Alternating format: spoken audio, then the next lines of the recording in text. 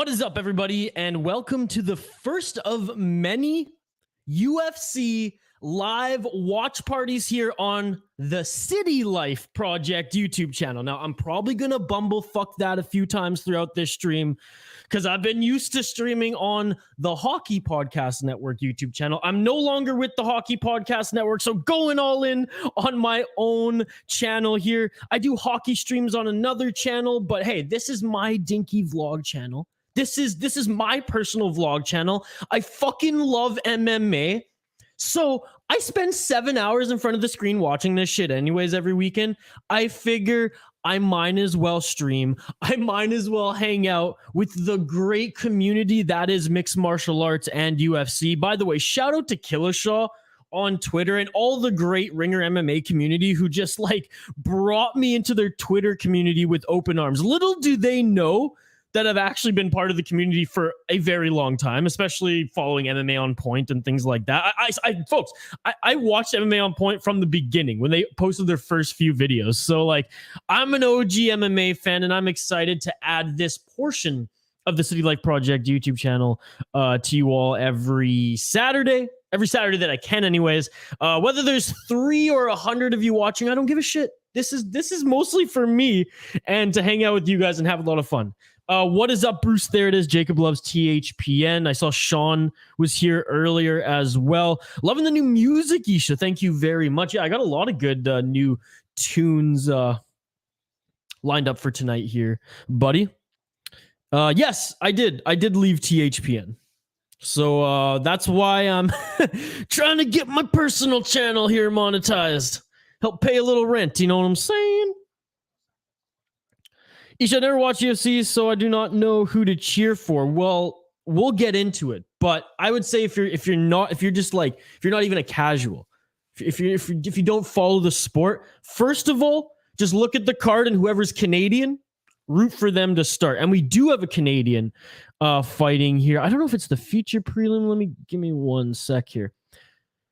And I will bring it up. Look, I don't know the entire roster, head to toe in the UFC either. I know the stars and I know more than the casuals, I will say. But I just love the sports. I just love martial arts. I'll watch PFL. I'll watch Bellator.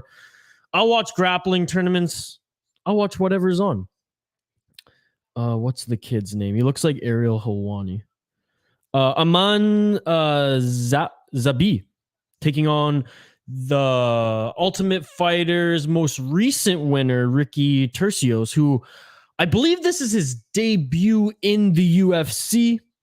Also from that same season, Tresean Gore. He was slated to win. He had an injury, had to pull out for the finals, and then he won his official first UFC match. He's also on this card too. I believe that was the season that was Volkanovski and Brian Ortega.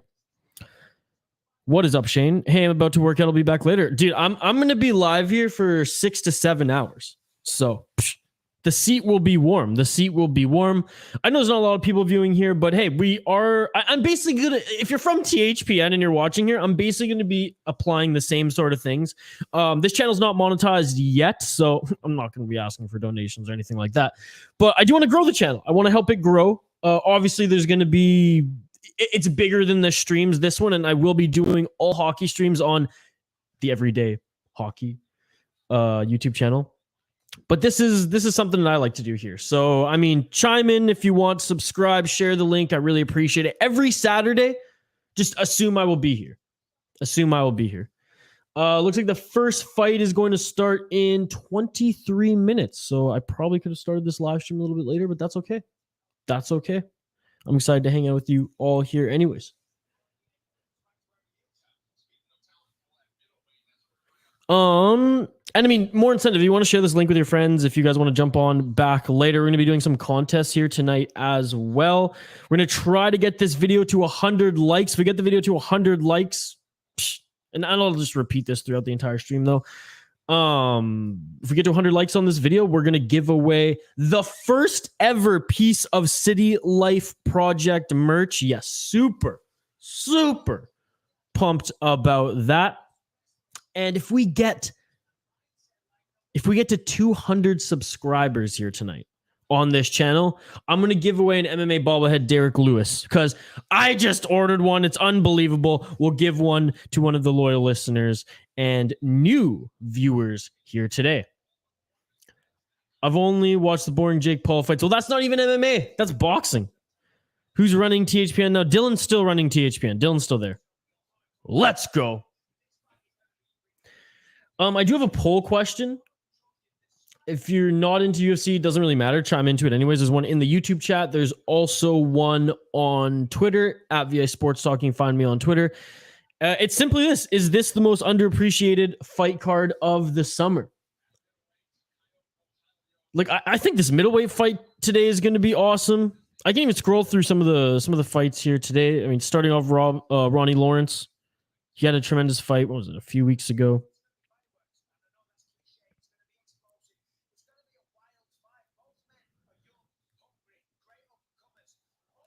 Karl Roberson, that's going to be a good one. Yeah, I'm just scrolling through. I mean, Shevchenko's older sister, she's fighting on this card. Like I said, Tresean Gore on the undercard as well.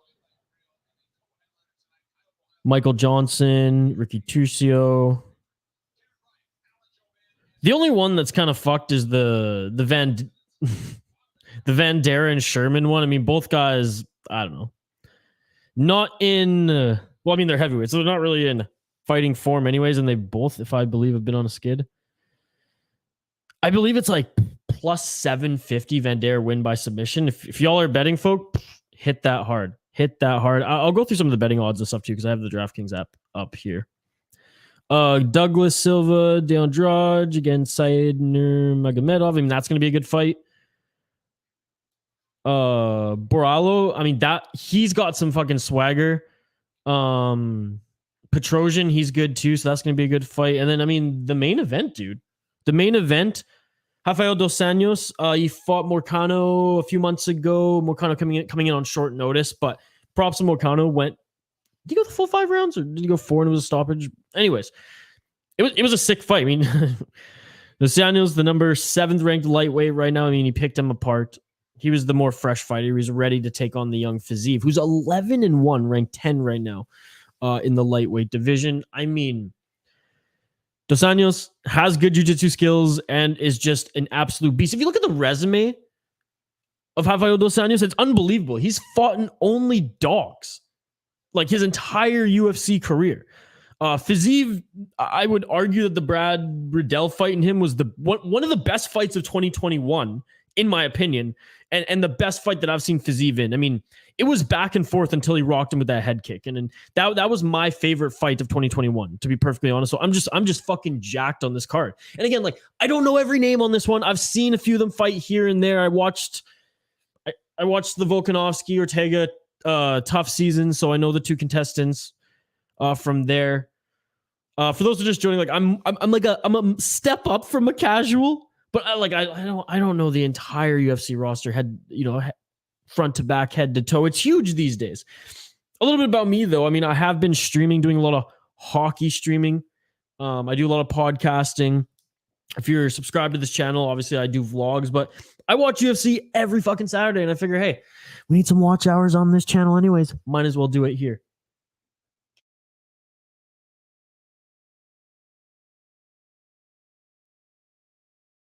Horrible allergies this time of year. Oh my God. I'm taking Lawrence to win this one in 4 rounds. Well, actually, this is something I guess I can teach you there. Jacob loves THPN. Other than a main event or a championship bout, they're 3 5-minute rounds. So only the main card tonight, because there's no championship fights on tonight. Only the main bout will be a 5-round fight. Conor McGregor is not fighting, or else it would be a pay-per-view, and it would be a lot bigger, and there'd be a lot more people watching this just based on the SEO alone. We're coming off a big pay-per-view. That's why I want to do a fight night here, maybe work out some of the kinks. Although, hey, like I said, I've been streaming for a while here. I do have the ESPN stats up here, folks. If there's a better live stat site that I can share here on screen, please let me know in the comments. I also have the UFC's here as well on screen. I don't have it, or just here on a tab. I don't have it shared yet. once the fights start, I guess we'll see how it goes. I personally never done a MMA watch along before. Done a lot of hockey ones, and I generally use Flash Score for the odd stats. But I like the ESPN ones here. I watched a few other streamers use the ESPN one, so we're gonna go with it now. But if you have a suggestion, please throw it in the live chat. Like the video, subscribe to the channel, and join the live chat here. So Conor McGregor, he's still nursing an injury. He broke his leg last summer, and it was like a year recovery. Do we still get to order you a crazy pizza when you're able to get donos? 100%, dude. 100%. Ooh, what's up? Poggies? Pogies? What is that? By the way, folks, you can find me on Twitter at VI Sports Talk if you haven't followed me already. And for those just joining, my name is Issa Jerome. I used to work for the Hockey Podcast Network. I help manage there and help run the YouTube division where, surprise, surprise, we did sports watch-alongs every single day that there was hockey, every single day throughout the playoffs. This is my personal dinky vlog channel, the City Life Project, that I do with my bandmate Kyle Mudge.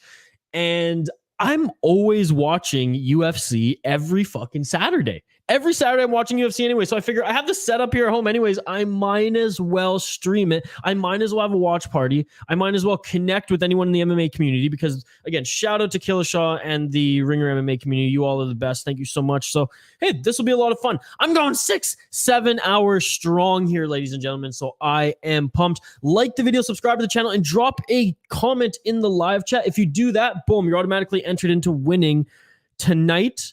If we get to 100 likes on this video and you do just what I said, subscribe, like, and drop a comment in the live chat so I can, choose you if you won and get in contact with you before we hang up the gloves here tonight.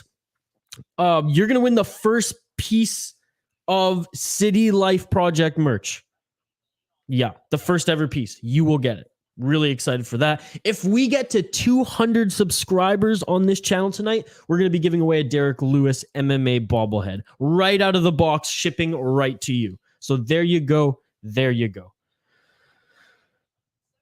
I'm great, buddy. I'm great that you're here. Thank you so much for joining. I appreciate it. I was telling Jacob, I'm no longer with THPN, so I do have a hockey streaming channel for those who know me from the Hockey Podcast Network. It's called Everyday Hockey.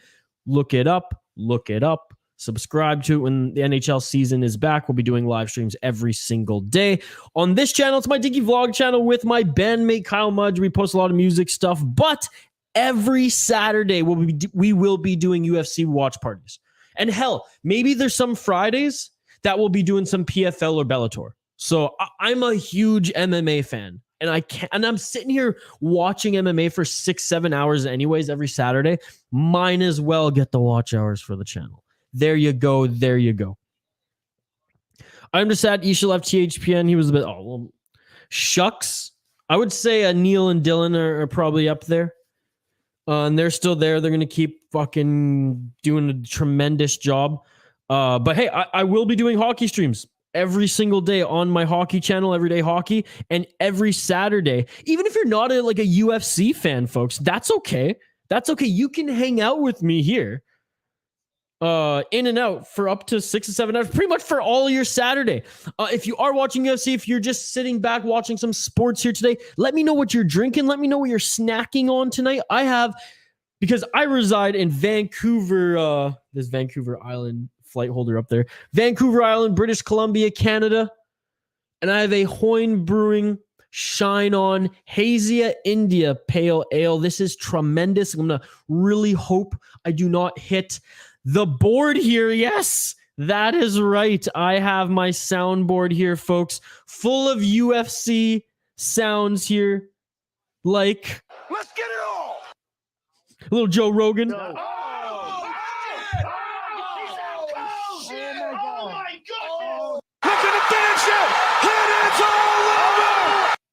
So there you go. There you go. Is Neil still streaming? Yes, Neil's still with the Hockey Podcast Network, as far as I know. But folks, you're going to have to ask him because I don't work with the company anymore. I personally have a relationship with Neil. He's a friend of mine. So I can tell you yes. But I'm just going to tell you flat out here. Any other questions about THPN? Is this I don't know. I really don't. I'm no longer with them, folks. So you're going to have to ask Dylan. You're going to have to ask Neil or whoever's streaming on their channel because I'm not a part of it anymore.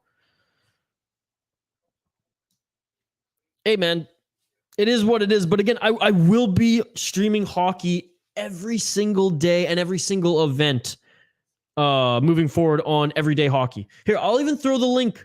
I'll throw the link in this chat for you folks. How about that? So it's not going to be the end to me streaming, and it's pretty much going to be the exact same. So there you go. And you know what? I like a challenge. I like building up YouTube channels. It was fun. So my goal this year is to try to get 1,000 subscribers on that channel, bring it to the same place that THPN was streaming every day. And as far as this one, like the City Light Project, this is the one where I just sit back, relax, hang out, drink beers, watch MMA.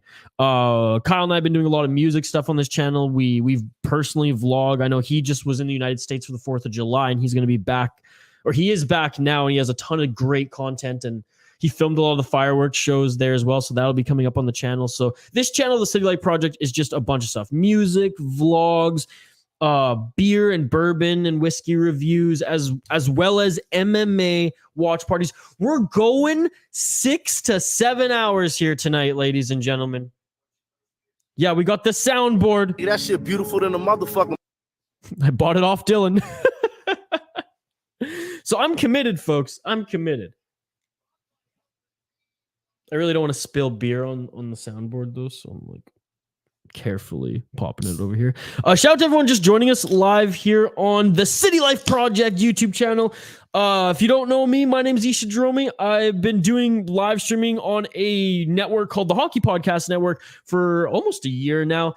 Recently left that network, and hell, this is my fun music vlog channel that I do with my bandmate Kyle Mudge. And every Saturday I'm watching UFC anyways. I love doing live streams. I'm experienced. I got the sick board here. Oh my God. So I figured I'd just sit back here, relax, and hang out with you all for the next 6 and 7 hours. We have a contest going on tonight, so don't forget to like, subscribe, and just drop a comment, even if it's hello, in the live chat for a chance to win some City Life Project merchandise, the first pieces of merchandise, and that's when this video gets to 100 likes. And if we get to 200 subscribers here on the channel by the end of the night, you will win a limited Derek Lewis MMA bobblehead straight to you, shipped right to you in the box. So there you go. We're still giving away prizes, even though we ain't even close to being monetized on this channel. How are you? Where's the beer bowl? Well, maybe we'll bring out the beer bowl later. I am going to be on for 6 to 7 hours. I have the nice soundboard here. I don't know if you can kind of see it right here. I don't want to spill. I'm a little scared. So maybe later I'll set up the beer bowl on the other side. Oh, this is incredible. But again, shout out to everyone just joining us live here on the City Light Project YouTube channel. This is my music vlog channel with my bandmate. However, every Saturday I'm freaking sitting at my couch or sitting at my desk here watching UFC, MMA. Even Fridays, I'm watching PFL one screen, Bellator the other. I'm a huge mixed martial arts fan. The first sport I ever did was Shaolin Kung Fu and did fighting competitions as a kid. I wasn't any good. It's kind of a sissy, but I loved it. Been watching UFC since UFC 1 with my dad. We got the DVDs somewhere on this shelf here. So that's a little bit about me. I used to work for a network called the Hockey Podcast Network. I used to help run the YouTube and streaming division of that network. So I've been doing live streams and watch parties, sports watch parties for almost a year now. I've been doing podcasting for almost 5. And I figured, hey, on my dinky vlog channel, I might as well just throw the camera on, press record, and watch these fights with you all. We'll be giving away some things tonight too. So if this video gets to 100 likes and you leave a live comment in the live chat, just so I can, interact with you and make sure if you win the contest that I can connect with you. All you have to do is like the video, subscribe to the channel, and leave a live comment in the live chat for a chance to win some City Light Project merch. And if the unthinkable happens, if this channel gets to 200 subscribers by the end of this 6 to 7 hour stream, I will give away to one lucky commenter in the live chat a MMA bobblehead, Derek Lewis bobblehead. So if that's not incentive to join our little community here, even if it's just once a week, even if you just join us once a week for MMA streams and watch my little Friday fight reaction series, that's okay. That's okay. I really appreciate it. Sean, thank you so much, buddy. You are an absolute beauty.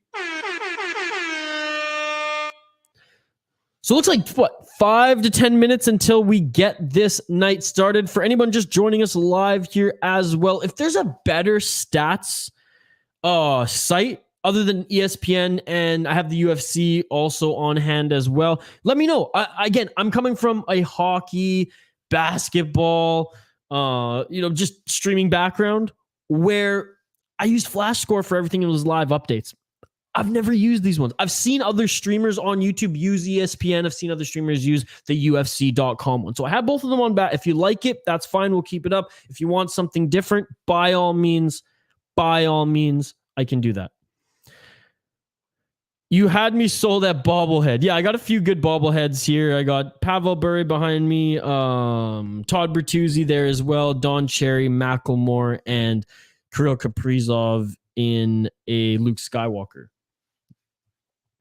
Shout out to everyone just joining us here on the City Light Project YouTube channel. My name is Isha Jerome. I come from a sports streaming background. I actually used to work for the Hockey Podcast Network, where we did hockey watch parties and live streams every single freaking day. This is my vlog channel with my bandmate, the City Light Project YouTube channel. And hell, I sit back and watch friggin' MMA 7 hours every Saturday anyway, so I figured I might as well just throw on the webcam, fire up StreamYard, and just sit back, relax, and watch it with you all. So if you like what you see, if you dig my vibe, sit back, relax, crack a cold one, like the video, subscribe to the channel, and just say hi in the live chat. Anyone here, just say hi in the live chat on YouTube, and boom, you're automatically entered into winning our contest. If we hit 100 likes on this video, we will give away the first ever piece of City Life Project merchandise. And if we get to 200 subscribers on the channel here tonight, I'm going to give away an MMA bobblehead, Derek Lewis bobblehead, right from MMA bobblehead, in the package, in the custom box, right to you. I have one coming right now, and it's incredible. I'm feeling festive. This is the first official MMA live stream on the City Light Project YouTube channel, and I want to give away some prizes. So there you go.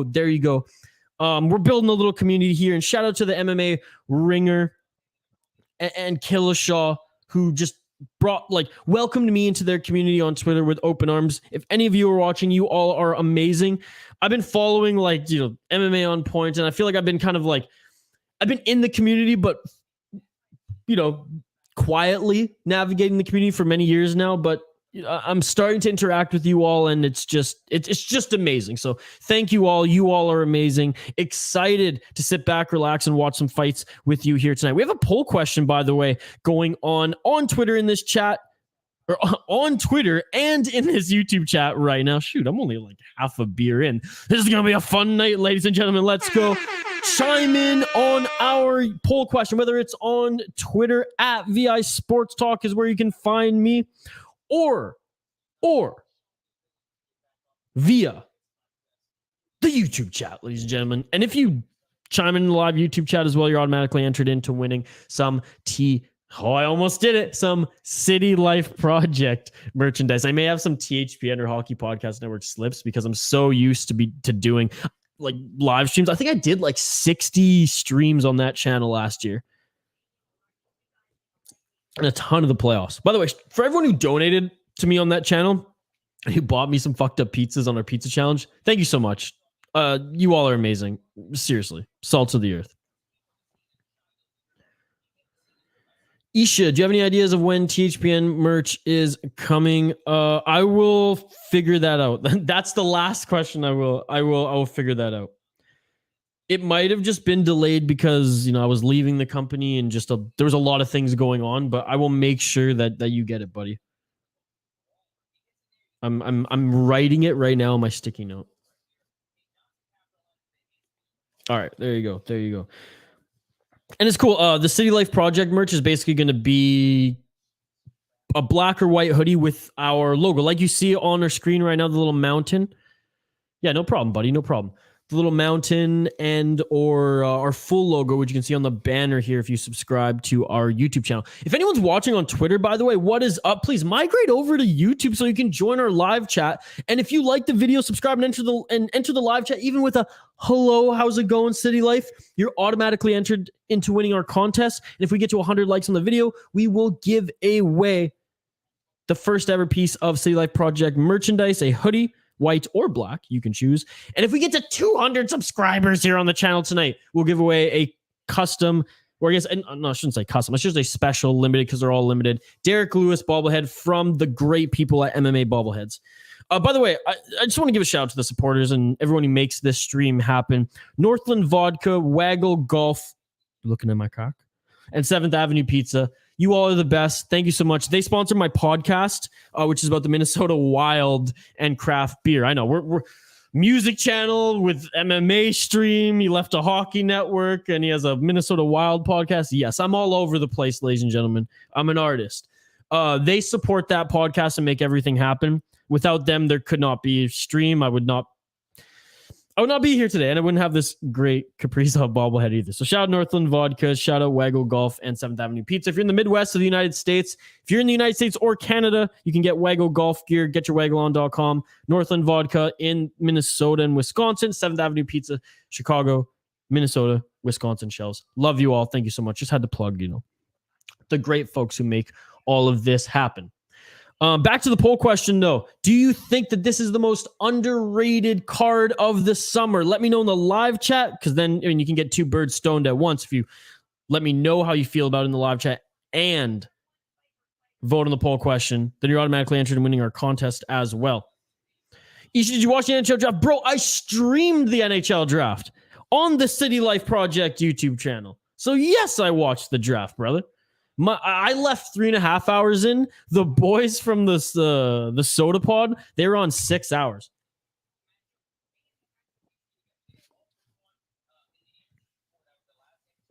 We addressed all the comments here in the live chat, folks. So thank you so much for joining. All right, and I'm going to give some updated DraftKings odds right here. Now, I'm no longer sponsored by DraftKings, but hey. That's the betting app that I use. Our first fight here, Ronnie Lawrence, a -120 against Kakharamonov, +100. That fight is going to commence shortly here, folks.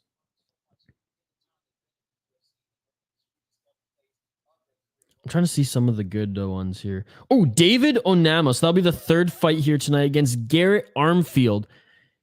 David Onama, -750, +550 for Armfield. So keep your eyes on that one.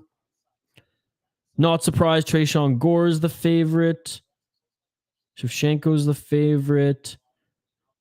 Ricky Turcios in his first ever official UFC bout, the favorite at -195. Zahabi. Yeah, Zahabi +165. Interesting. The Canadians would be that one. I love Turcios, but I got to go with the Canadian on that one. So that one's going to be interesting. I got the DraftKings odds up here. If you want to have a conversation about that, folks, by all means, let me know. Isha, what would you rate this year's draft class? I don't know, B. It's okay. It's nothing special. Put it this way: the lock at number 1 dropped to fucking 4? The lock at number 1 in an elite draft year. They're number 1, right? So there you go.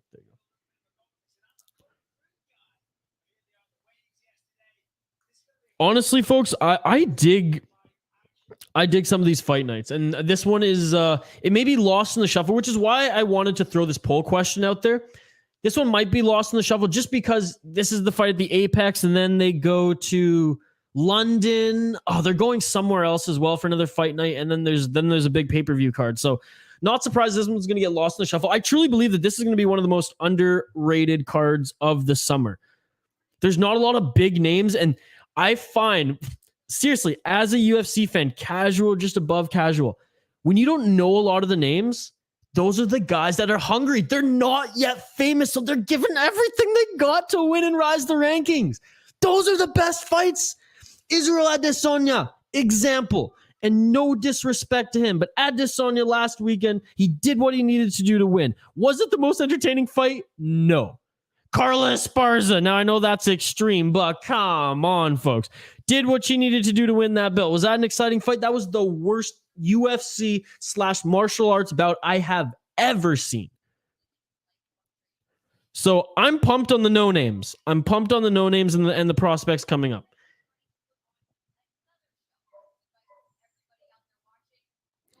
Has anyone figured out how Shane Wright went from first to fourth? First to fourth, no, but not going first, yes, because the Montreal Canadiens obviously made that trade for Kirby Dach, so they addressed their center, they got a winger, bang, bang, boom. He's a bust. Got some hockey fans in the chat. I absolutely love it. I mean, as you can see, I'm a hockey fan as well. I got freaking Don Cherry here on the table. I'm pumped. My Derek Lewis bobblehead will be here soon, and he'll take Macklemore's place. Oh, wow. Cynthia Calvillo against Nina Nunes is canceled, folks. There's always one. That's why we started a little late here. But it's on. It is on. Bantamweight bout. Let's freaking go, folks.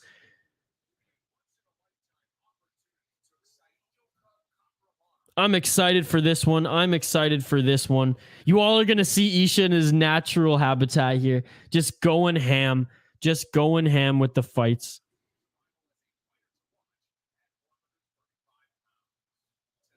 I hope there's some live updates on this. Do a little refresh here on ESPN.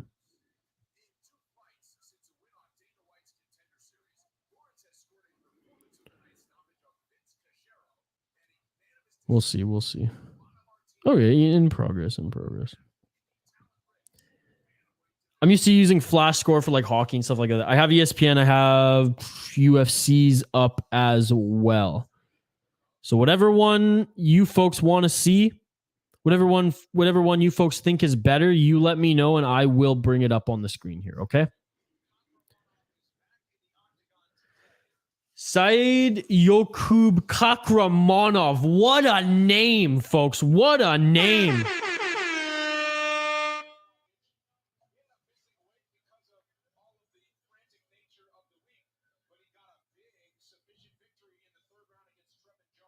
£135, both 5'8". Pretty much the same reach. Lawrence switches his stance. Kakharamonov orthodox. I mean, it's a pretty even bout. Lawrence with more of the takedowns. Kakharamonov, he likes to stand and bang. Well, stand and bang or submit. But I'm excited for this one, folks. Kakharamonov a 9-2 record. Lawrence 8-1. That is indeed a name. Yes, indeed. Hey, thanks everyone joining us right now for the prelims here at UFC Vegas 58 fight night on this beautiful summer Saturday. Let's raise a glass, raise a can. Thank you so much for joining me here on the Steady Life Project YouTube channel. Like the video, drop a comment in the live chat for a chance to win some Steady Life Project merchandise, and subscribe to the channel. If we get to 200 subscribers here tonight, we will give away a Derek Lewis, the Black Beast bobblehead, courtesy of MMA Bobblehead.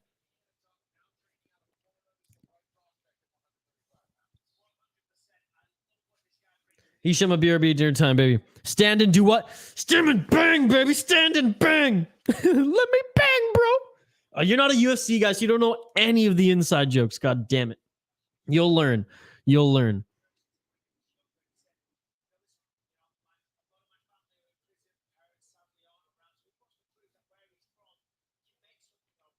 And every day we get a canceled bout. Every day we get a canceled, or every event we get at least one, a non-COVID related illness. And if I believe Cynthia Calvillo had trouble making weight yesterday. She was the last one to hit the scale.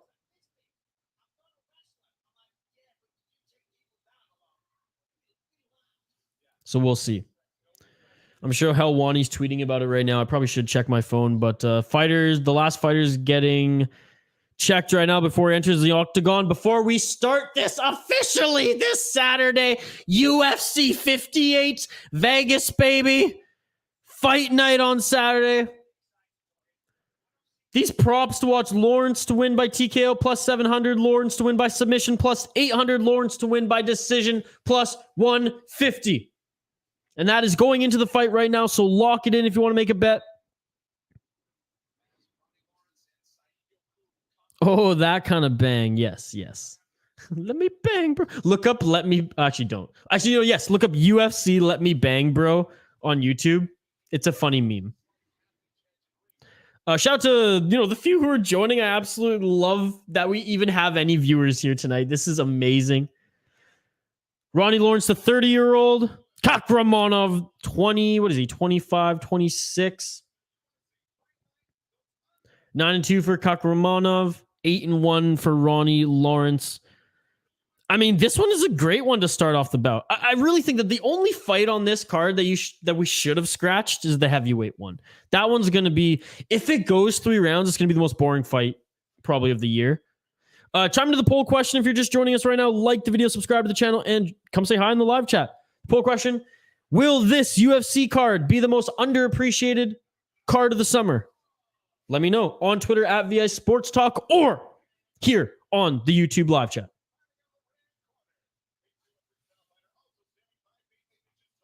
Again, Cynthia Calvillo, Nina Nunes fight canceled.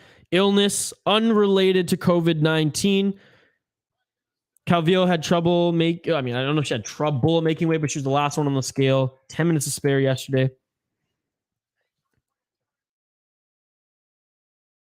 Chris Cognoni, first one, first referee. Let's go.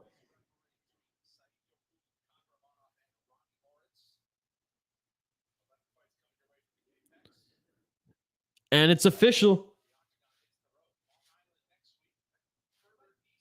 Let's get it on. Let's get it on, baby.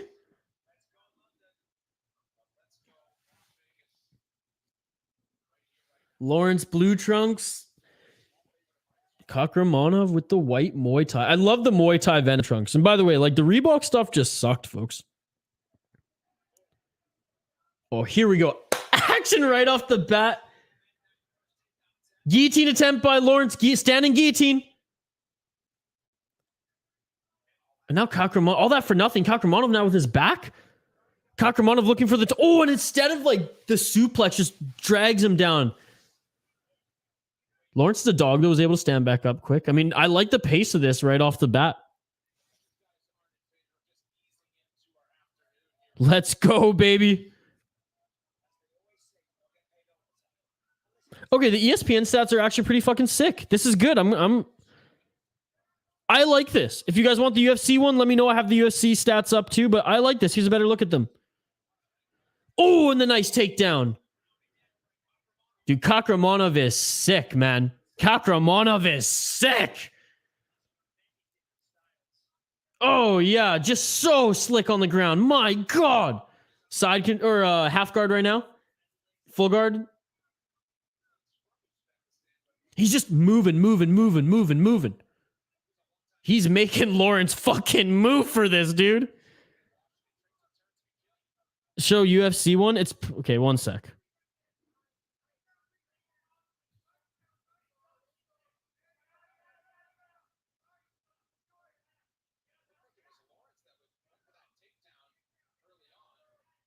Okay, I'll show the UFC one.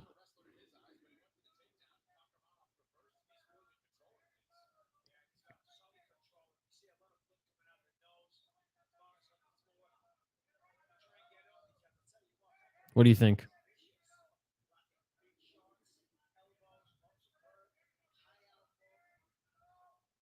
I think I like the other one better, to be honest. We're going back to ESPN.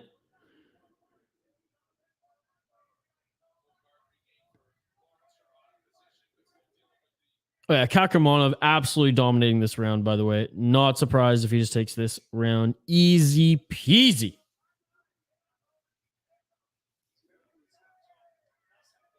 You like the UFC one better, really? I don't know.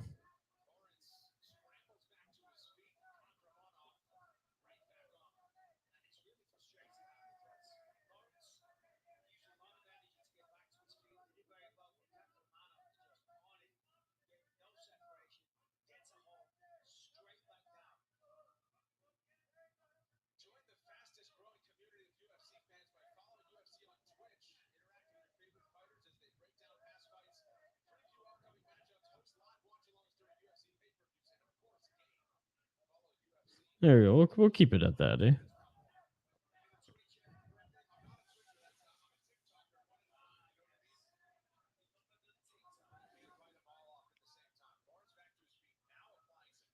Yeah, I mean, Lawrence is finally applying some pressure. There we go. That's better. That's better.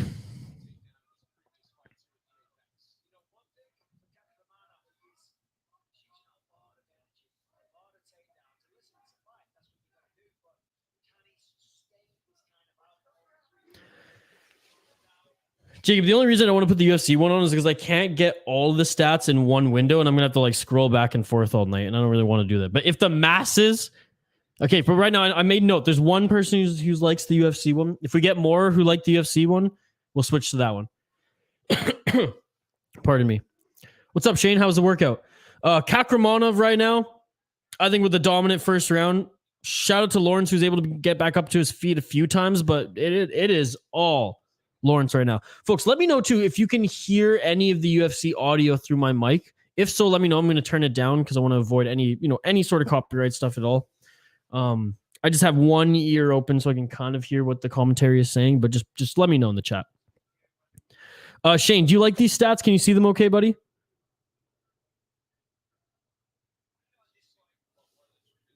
Shout out to everyone joining us right now. I know there's a few, and I can't believe there's even a few. That's amazing. 13 seconds left in this first round, the first fight here tonight.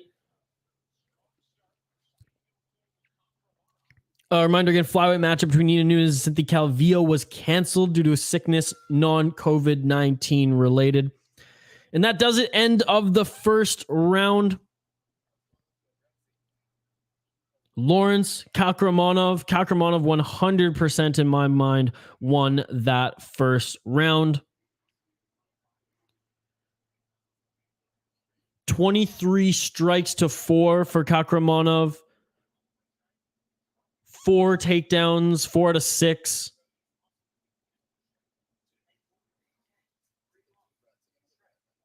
And 21 of those 23 strikes for Kakharamonov were significant strikes. So easy, dominant first round for Kakharamonov, in my opinion, folks. Let me know in the comments who you think won that round.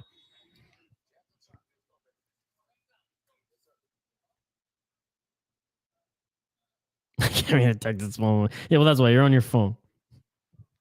But what I'm saying, the other one, it's not any better. It's just as small, and it's 2 pages worth. So that's why I don't have that one on there. But if you fire me up on your computer or TV, I'm sure you can see it just fine.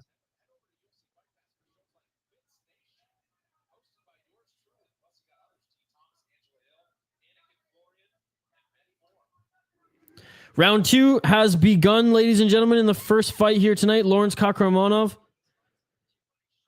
Kakharamonov fighting with an unbelievable pace, though, to start this one. Oh, there's another throwing kicks here. Lawrence's right eye is already bruised and battered from probably some of that ground. But both, I mean, Lawrence doesn't look like he's too tired. Kakharamonov, he used a lot of energy in that first round. So we'll see. Oh, nice right hand by Kakharamonov. So interesting to see the gas tanks of these 135ers. I beat the game I was playing today. It was called Hades. Cool. Congrats, buddy. Anyone with TSN here in Canada, ESPN Plus in the States, or Fight Pass can watch this live fight night here tonight, Vegas 58. Oh man, Kakharamonov, it's just like cutting butter, his takedowns.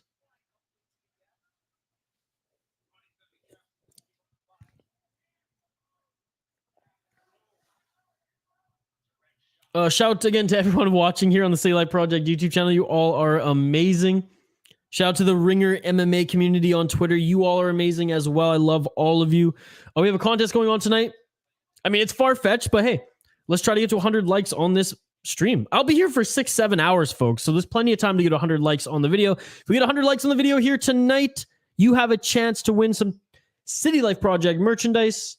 All you have to do to enter, like the video, subscribe to the channel, drop a comment in the live chat. If we get, and this would be amazing. This would be like, Oh my God. if we get to 200 subscribers here on the channel tonight, you will win or someone in the live chat will win a Derek Lewis bobblehead courtesy of MMA Bobblehead. Kakharamonov in Lawrence's guard again, but just doing a tremendous job in the wrestling department. Oh, and another good strike. I mean, just absolutely dominant here.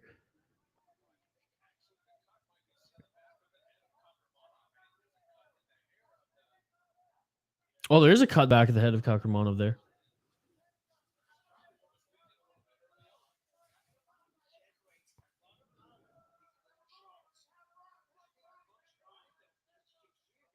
Kakharamonov, he like reminds me kind of like Chimaev the way he moves, eh? Just like low, easy, strong, long, not thick like the Nurmagomedov boys.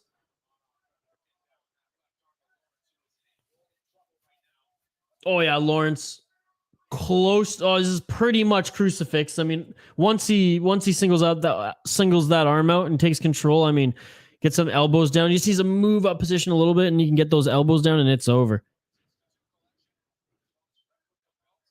1 minute 45 seconds left in this second round of the first bout here tonight. Lawrence against Kakharamonov. Oh man, Lawrence is a tough son of a bitch, though. Tough son of a bitch. Ooh. They're not like crazy big strikes, but he's taking a lot of ground strikes.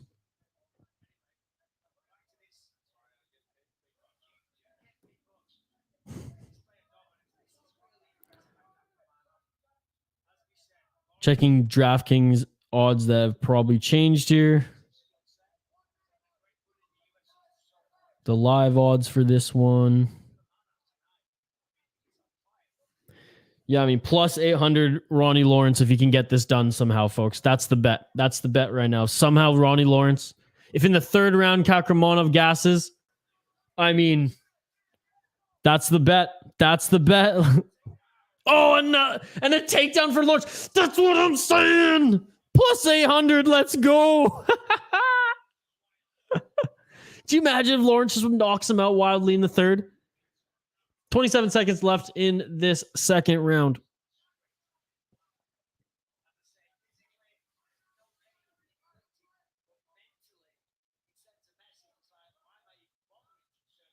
I mean, Kakharamonov right now, if Lawrence doesn't knock him out or submit him in the third round, it's pretty much smooth sailing in my humble opinion, folks. Oh, and a head kick, but he falls right at the buzzer. Dude, Kakharamonov is the real deal, ladies and gentlemen. He is the real deal.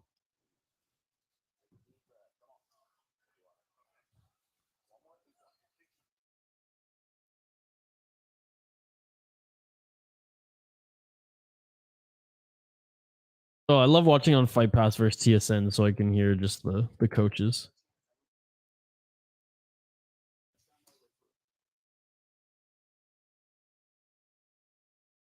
And shout out to everyone joining. This is awesome. I say this all the time on this dinky vlog channel of mine. I'm here sitting watching UFC for 6 to 7 hours anyways every single Saturday. I might as well just start streaming. Let's do it. Let's build a little community here like we did on the Hockey Podcast Network. We're one fight in. It's going to be an amazing evening tonight. Let me know what you're drinking. Let me know what you're snacking on. I'm going to have to order food eventually. Start of the third round. Let's freaking go. Kakharamonov up 2 rounds versus Ronnie Lawrence, in my opinion. Let me know your thoughts in the live chat. Yes, I did, Shane. I may have had some hippie lettuce before, too. It was tremendous. Oh, see, there it is. Folks, get on your betting app right now. Place some money on Lawrence.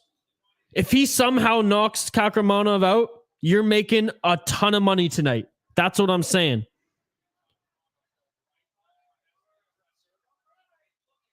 What the fuck type of grab is this? Looking for omoplata?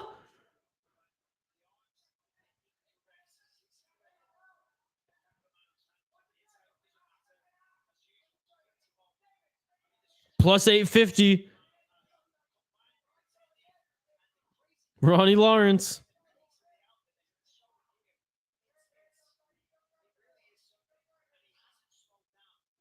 Plus 1200. 4 minutes. He's on his back. I can see that.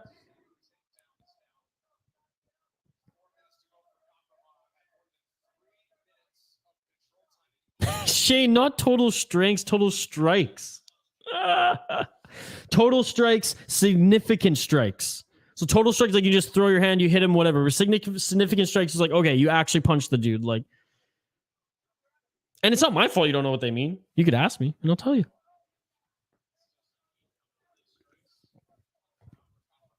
But like total strength, how do you measure strength? And I know I can picture you laughing at that comment right now. You can't, you know what I mean? Like you can measure it, but like it's fighting. Doesn't matter. Is that a real stat? Total strikes, bro.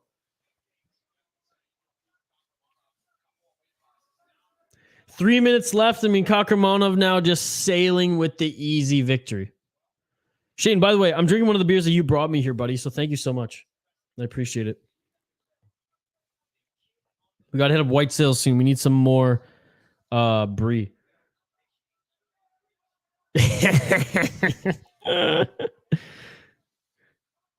Those like Pokemon cards, health points. My grandpa would always say horsepower. Kakharamonov, yeah, just kind of, you know, making this third round a little bit of a boring fight now.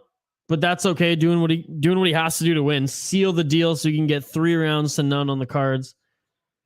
But again, if somehow in 2 minutes and 20 seconds, Lawrence can just somehow get a submission, because I don't think he's going to be standing up with this guy. If anyone's betting on that, you're making a lot of money tonight. But, I mean, Kakharamonov has his back, standing up, brings it back to him. I mean, Kakharamonov, he's looking like Chimaev right now, minus the quick submission. Kakharamonov, I might even tweet that, looks like Chimaev. That's crazy. Shout out to Ronnie Lawrence. He is an absolute beast. But I mean, Chimaev-esque, bro. Kakharamonov. This guy is a beast. I'm tweeting right now. Kakharamonov doing his best Chimaev impression.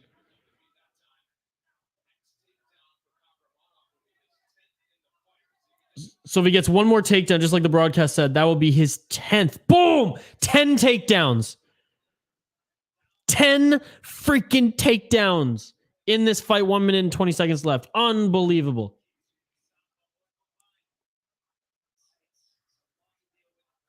That's amazing. What a fight. What a fight.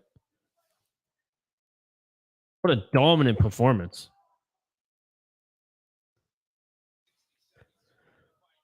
Yeah, these are some incredibly dominant stats for Kakharamonov. Unranked Kakharamonov.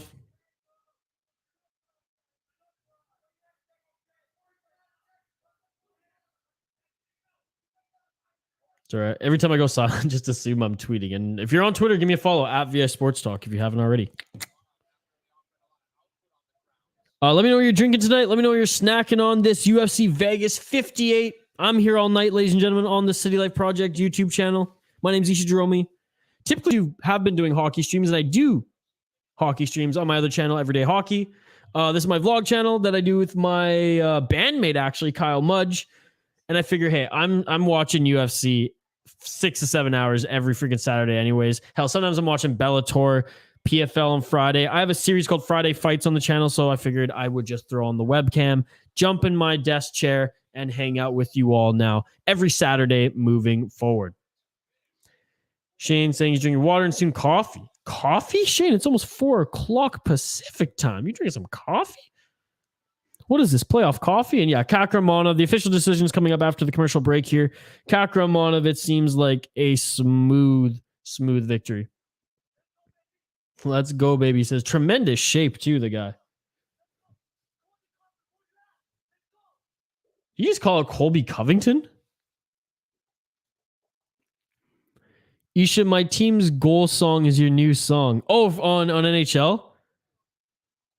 The new intro song. One sec. This one.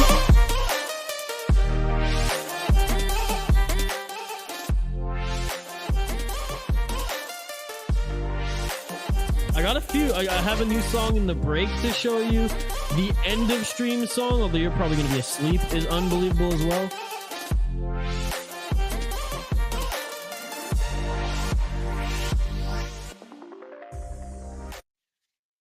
But anyways, yeah.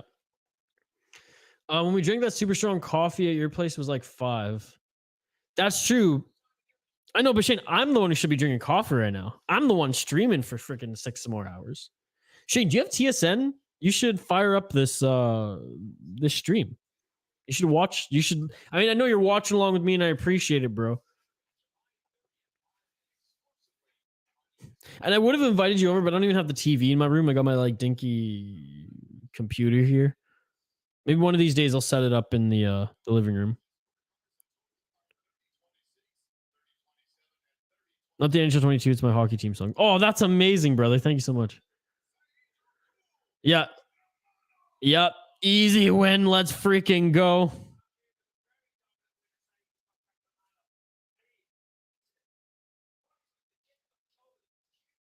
Wow. What a fight by Saidyokub or Kakharamonov. How many takedowns is that? That's amazing. 9-2 record now for the young man.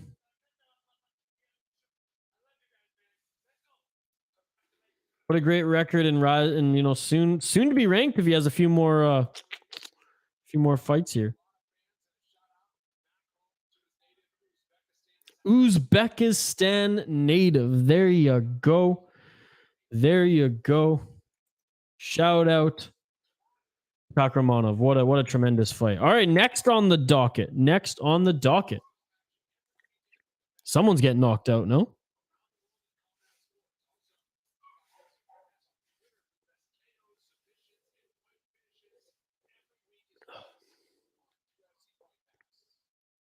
I canceled my cable after the NBA finals. But Shin, you can, if you go on tsn.com, it's like $11 a month and you get all TSN events, you get all the ESPN 30 for 30s, and you get every week free fights. Like Shane, there's only like 1 or 2 pay-per-views a month. The rest of the weeks are just free fights. So I'm just saying.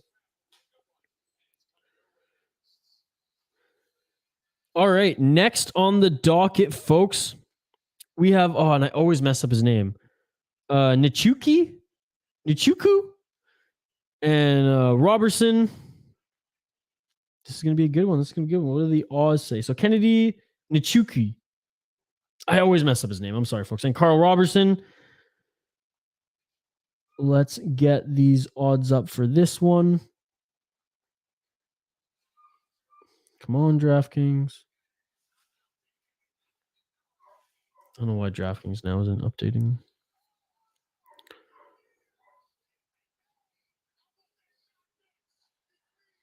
DraftKings is literally like, why is this not showing?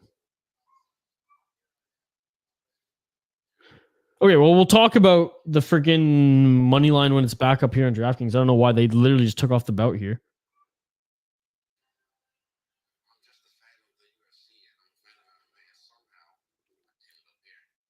Fee as you pay one-time fee, pay monthly. I think you can do either or. You can choose. I just did year because I knew I'm watching UFC all the time, but I think it's like $11.99 a month. Monthly. Yearly, it's a little bit cheaper, obviously.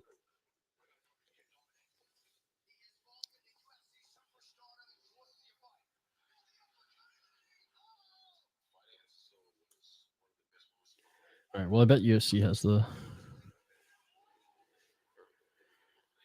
odds up here. But yeah, we got some light heavyweights on the docket. 6'5", Nzechukwu. 6'1", Roberson.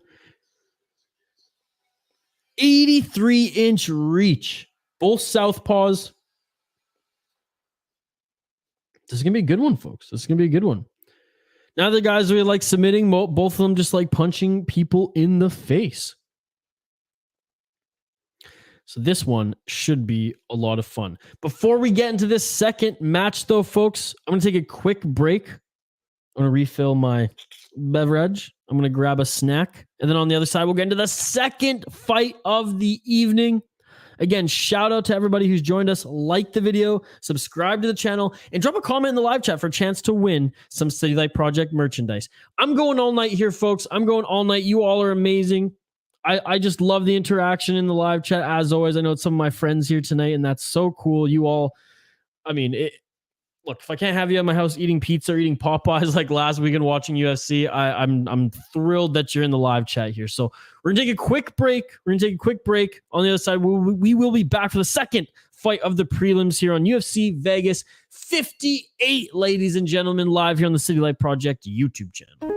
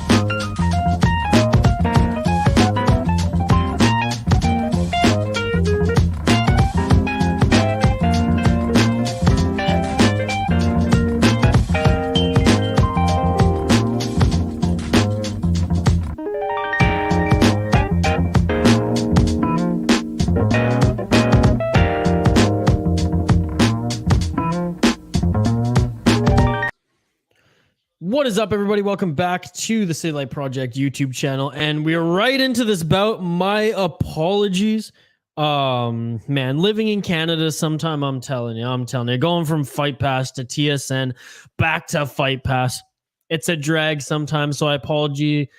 I was a little late coming out, a little unprofessional on the first live stream back here on the City Light Project YouTube channel. 1 minute and 30 seconds left in this first round, in the first official prelim bout.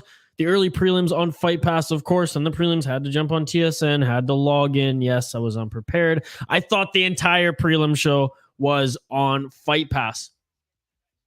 So let's review the stats together then, ladies and gentlemen, and thanks for those who are still here. I know it's just my friends, my boys, hanging out here tonight, and that's okay. That's okay. I'm going all night here. I'm watching these fights anyways, and look, I thought that these two are going to stand and bang. It's a fucking submission show. And we're about to get a rear naked choke with 50 seconds left. Oh, it's not under. It's not under. And he's out of it. Roberson's out of the choke. Thanks, buddy. You're an absolute beauty. Nzechukwu with a decent ground game. Wow, he's so freaking lanky. Oh, I was close to the nuts. He almost need him in the nuts there. Nzechukwu has Roberson's back. Oh, what is up, Cody? My boy Cody Jansen of the World Hockey Report. Folks, go follow the World Hockey Report either on the THPN YouTube channel or on their podcast feed. Ice Wars 2 is coming up. Yes, I'm so fucking pumped. I'm going to be watching it. I'm going to be tweeting about it like a motherfucker. I'm going to be riling up the MMA community to watch it. Hell, I might even live stream while I'm watching it too. Who knows? But really excited for that. They made Friday Fights last week on that funny little series I'm doing. So what's up, Cody? Thanks for stopping by. Drop a like on the video. Subscribe to the channel if you haven't already. I'm pretty sure you have. Really appreciate it, dude. Cody. Look at that. We're always going to have some THPN crossover here.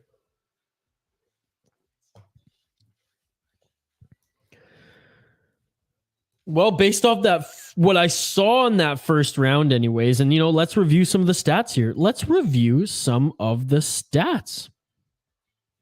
And it's funny because I really think that the ESPN ones, it shows better, 100%. But for me to read them out, I like looking at the UFC one. It just doesn't look good on the screen. And it's fucking hard to navigate anyways on the fly here. Because it still thinks we're in the last fight.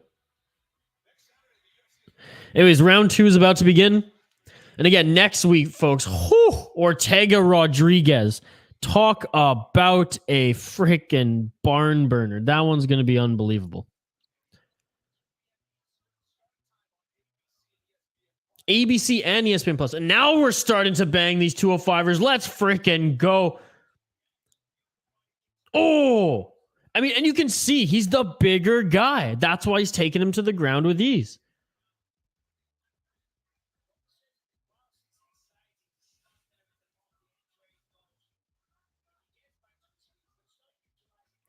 So total strikes, Nzechukwu, 18 strikes to 12 for Roberson, 10 significant to 7, 3 takedowns out of 5.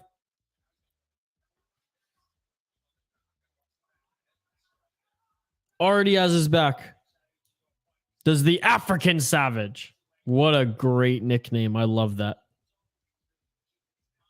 Absolutely. 3 minutes and 40 seconds left in this round 2 and his absolute dominance right now. Absolute dominance. Nzechukwu. What a sweet name. Kennedy Nzechukwu, the African Savage. I mean, putting on an absolute clinic here right now. Clearly the bigger guy.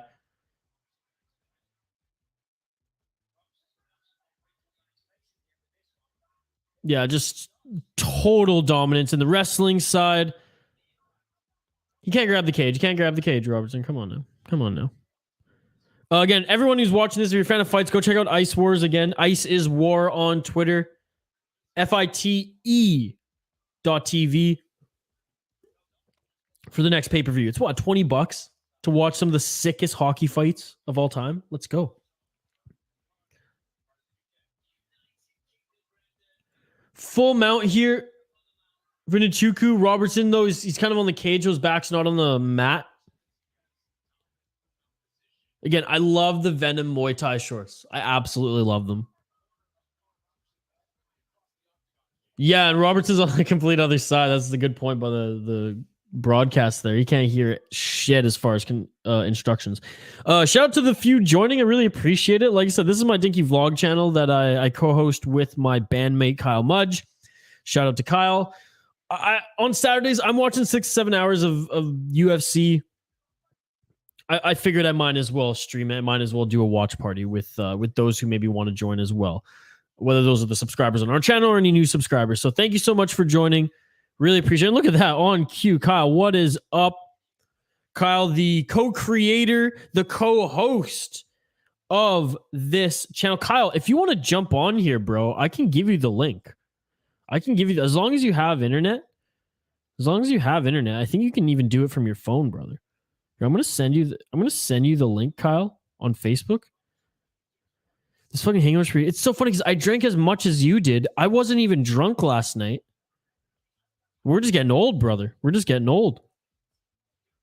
I can't wait to talk about that on the vlog. Kyle, are you with Tim right now? Are you watching on the nice new TV? UFC Vegas 58? No knockouts yet, but just utter dominance thus far in 2 fights. Like one-sided so far. Here, Kyle, I'm just going on Facebook right now. I'll send you the invite link. And if you just straight up want to join this stream, you can. This is your channel, dude. I am streaming on your freaking channel. So, of course, you can jump on the stream. I'm going to be here for 6 freaking hours. 6 more hours, probably, because this was delayed an hour because a fight was canceled. So click this. I just sent you a Facebook message. Click this. If you have headphones, it's preferred, Kyle. But by all means, if you have headphones, jump in. Me neither. The stout is unreal. Yeah, we're into the barrel age. By the way, if any UFC fans, MMA fans, and 30 seconds left in this round, it's been all Nzechukwu, just utter dominance. With the ground and pound, with the wrestling, with everything. Oh, a couple strikes there as well. Yeah, just the bigger boy. If you're into whiskey, if you're into beer, try a hybrid barrel-aged beer. Now, it ain't hipster shit because it's not hard to drink, but it's rich. Highly recommend you drink it.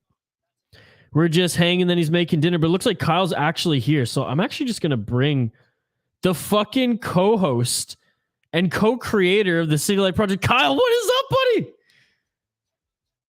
What's going on? I can't hear you, so you might have to, jink your mic settings there. I can't hear a word you're saying, brother. Chat, let me know if you can hear Kyle, because it might be on my end. I might just have to like plug into my my computer, or Kyle might have to just do some settings there on his phone. But let me know in the chat if you can hear Kyle. I'm plugged into my soundboard, Kyle. That's why I'm not plugged into my. Says my mic is good. Okay, give me 1 sec. This is what we're gonna do, Kyle. Oh, we got a comment in the chat. Okay, Shane says you can't hear him. Uh-oh. Are you on your computer, Kyle, or because I can see Kyle in the chat? Are you on your computer or on your phone? Don't type it. I can't hear you. All right, round 2 is about to begin, folks. Phone. Okay, interesting. There's settings. Click settings. If not, I don't know what to tell you. If you have your laptop handy, it's easy peasy, but no pressure, no pressure. I just said, hey, I might as well throw you the link since I'm here. Third round about to begin. Oh, wait, BRB getting his computer. All right, I'll remove you. I'll see you in a bit.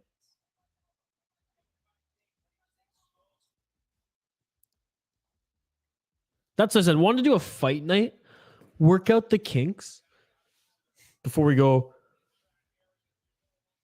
full on John's moms moving forward. I just don't think StreamYard likes phone, Shane.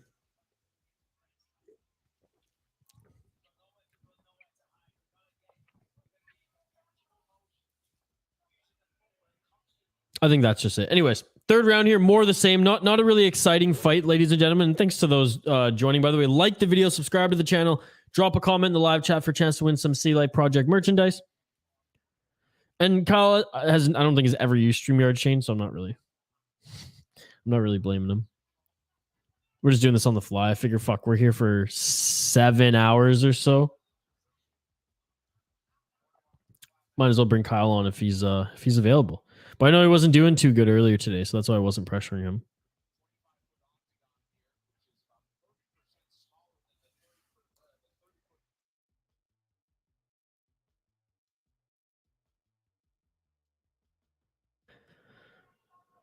Again, shout out to those who have subscribed to us. And I see we got a few subscribers, so thank you so much. I really appreciate it. Really pumped to be able to do more of these UFC watch parties every week. Hell, even Friday, sometimes I'll do PFL or Bellator. I know there's a PFL event coming up. I know there's a Bellator event coming up. Douglas Lima's fighting.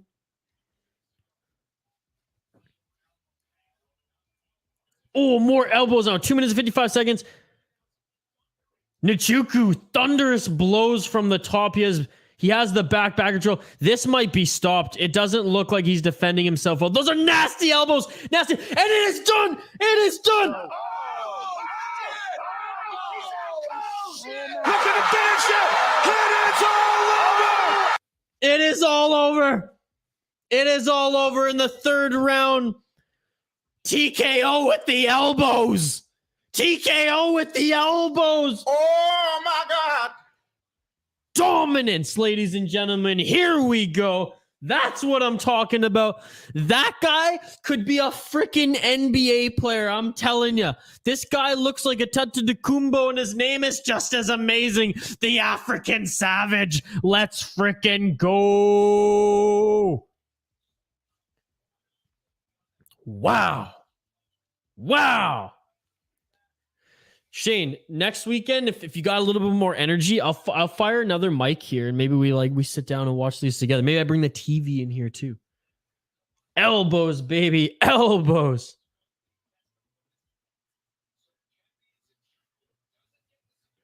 Kennedy, Nzechukwu, no submission, but the TKO official decision coming after the break. Hopefully we'll bring on Kyle here, co-creator and co-host on this channel, the City Life Project. He's, pardon me, grabbing his computer. StreamYard doesn't like phones, and I tell that to all the guests too when I was working with the Hockey Podcast Network and when I do podcasts on the City Life Project YouTube channel. Here we go, official decision. You know when you get text from TSN, you know the decision's in, baby. But again, appreciate the few viewers who are watching here. Like the video, subscribe to the channel, and drop a comment in the live chat for a chance to win some prizes. If we get to 100 likes on the video, I know it might be far-fetched. We're a small channel. This is the first stream. Once we get into a rhythm of it, it'll be a little bit easier. But if we get to 100 likes on the video, we'll give away to a lucky commenter in the live chat. We'll give away some City Light Project merchandise. If we somehow get to 200 subscribers, which is, I mean, it's crazy talk at this point, folks. But we're going 6 hours. If we somehow get 200 subscribers at the end of this, we'll give away a limited The Black Beast. That's right, Derek Lewis, bobblehead of MMA fighting. Dude, I swear this guy's a super athlete. The African Savage is literally a mix of the 2-star athletes in their own sports, Atata Kumbo and PK Subban.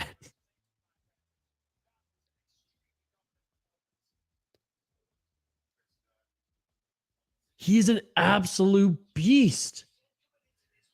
He's huge. All right, again, Kyle might be joining us soon here, folks. I know. The anticipation.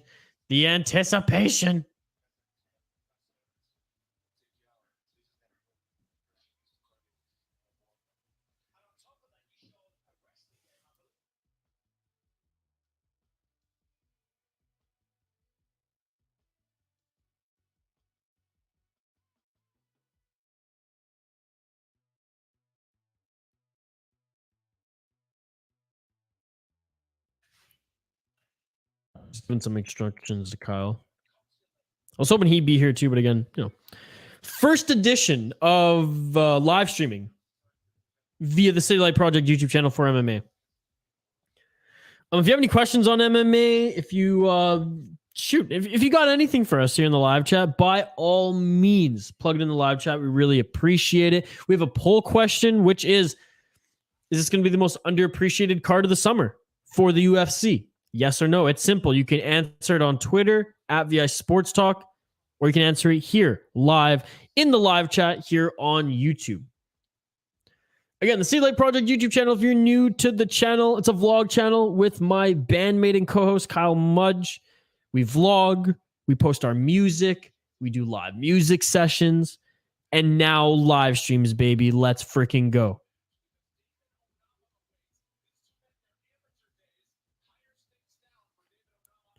So here we go. David Onama coming up now, taking on Mr. Armfield. Garrett freaking Armfield. Garrett Armfield, a plus 550. So David Onama, baby. David Onama is set to take this one, despite... Armfield set to take this one today. Onama wants to be part of that next, African wave of talent in the I almost said National Hockey League, in the UFC, the Ultimate Fighting Championship.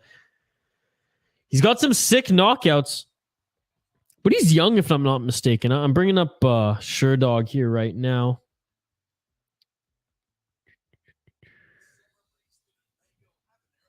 Give me one sec. Oh, here it is. Sherdog.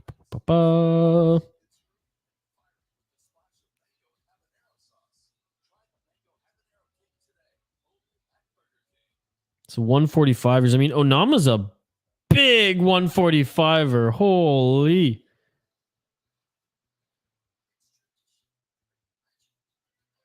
All right, let's check him out here. David Onama, I got him on Sherdog. The Silent Assassin, 28 years old, 9 wins, 1 loss. Beat Gabriel Benitez Walker Hill, UFC Fight Night. Lost his debut in the UFC to Mason Jones. Garrett Armfield, 25 years old, 8-2. The heavy favorite here, making his UFC debut, coming from the FAC, the Fighting Alliance Championship, Shamrock FC. All right, here we go.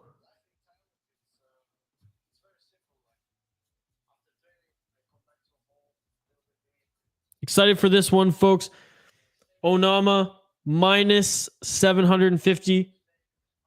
Armfield plus 550. Who do you got? Let me know in the live chat. Ish, are you Dylan doing Canucks lunch next season, or that is done? Yeah, man, I'm not part of the Hockey Podcast Network at all anymore. Unfortunately, that show, if it's going to start again, would be under that umbrella. So not going to be doing that show again. I'm going to be going hard on everyday hockey. Personally, I'm going to be streaming every single day that there's hockey. I'm going to be trying my hardest. And then every Saturday, I might be doing it every day except for Saturday, or I might even bring in somebody else to do Saturday. But every Saturday, I'm going to try to do UFC on the City Life Project YouTube channel. Did that guy that liked Naruto win his fight? Yes, he did. It was kind of a boring fight, though. I mean, he did what he had to do technically to win, so props to him. But it wasn't... The fight before that, Shane, was an absolute banger.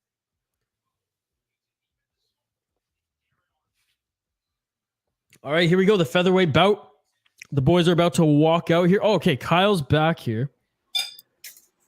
Kyle, I can hear you. So that is good. What is up? Oh, this is great. This is great because, like, I was just saying, and I know there's not a lot of people here tonight. There's just the boys. But you are the co-creator, the co-host of this channel. You know, one of these days we'll be sitting in front of Tim's TV just like hanging, doing these, because I was telling everybody here we're gonna be doing these like every week. But bro, what's up? What is up? It's weird. Usually we're making vlogs. Now we're doing live streams. Live streaming, dude. I don't even know what channel UFC's on, so I'm watching nature shows right now. TSN. Yeah. But turn the volume down a little bit so that YouTube doesn't copyright us. Okay, here, one sec. But anyways, it's a good one here. So far, only been one stoppage. The last fight, big 205er with the elbows coming down. That one was sick. And now we got a UFC newbie in Garrett Armfield. Yeah, he's the favorite here tonight. Well, he better win then. Actually, my mistake. He's the underdog. That makes more sense since his UFC debut. Then he still better win then.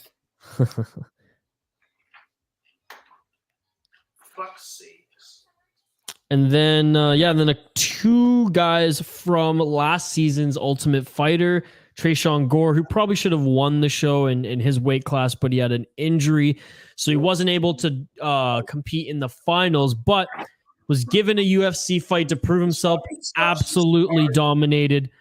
And then the boy who won, Ricky Turcios, he's fighting tonight too, his debut in the UFC. So there you go. Big balls. It's like higher. All good, bro. Don't worry about it. Just you muted my mic anyways. Oh, that's awesome. So Kyle, how you doing tonight? Or how you doing today?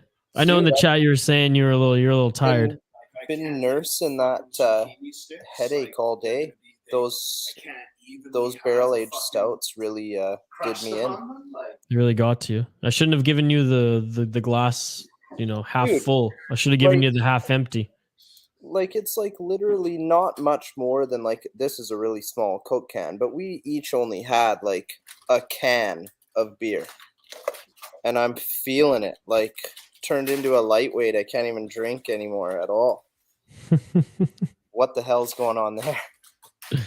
Hey, barrel aged. And if people don't know what barrel aged stouts are, they're stouts or ales, because we had one.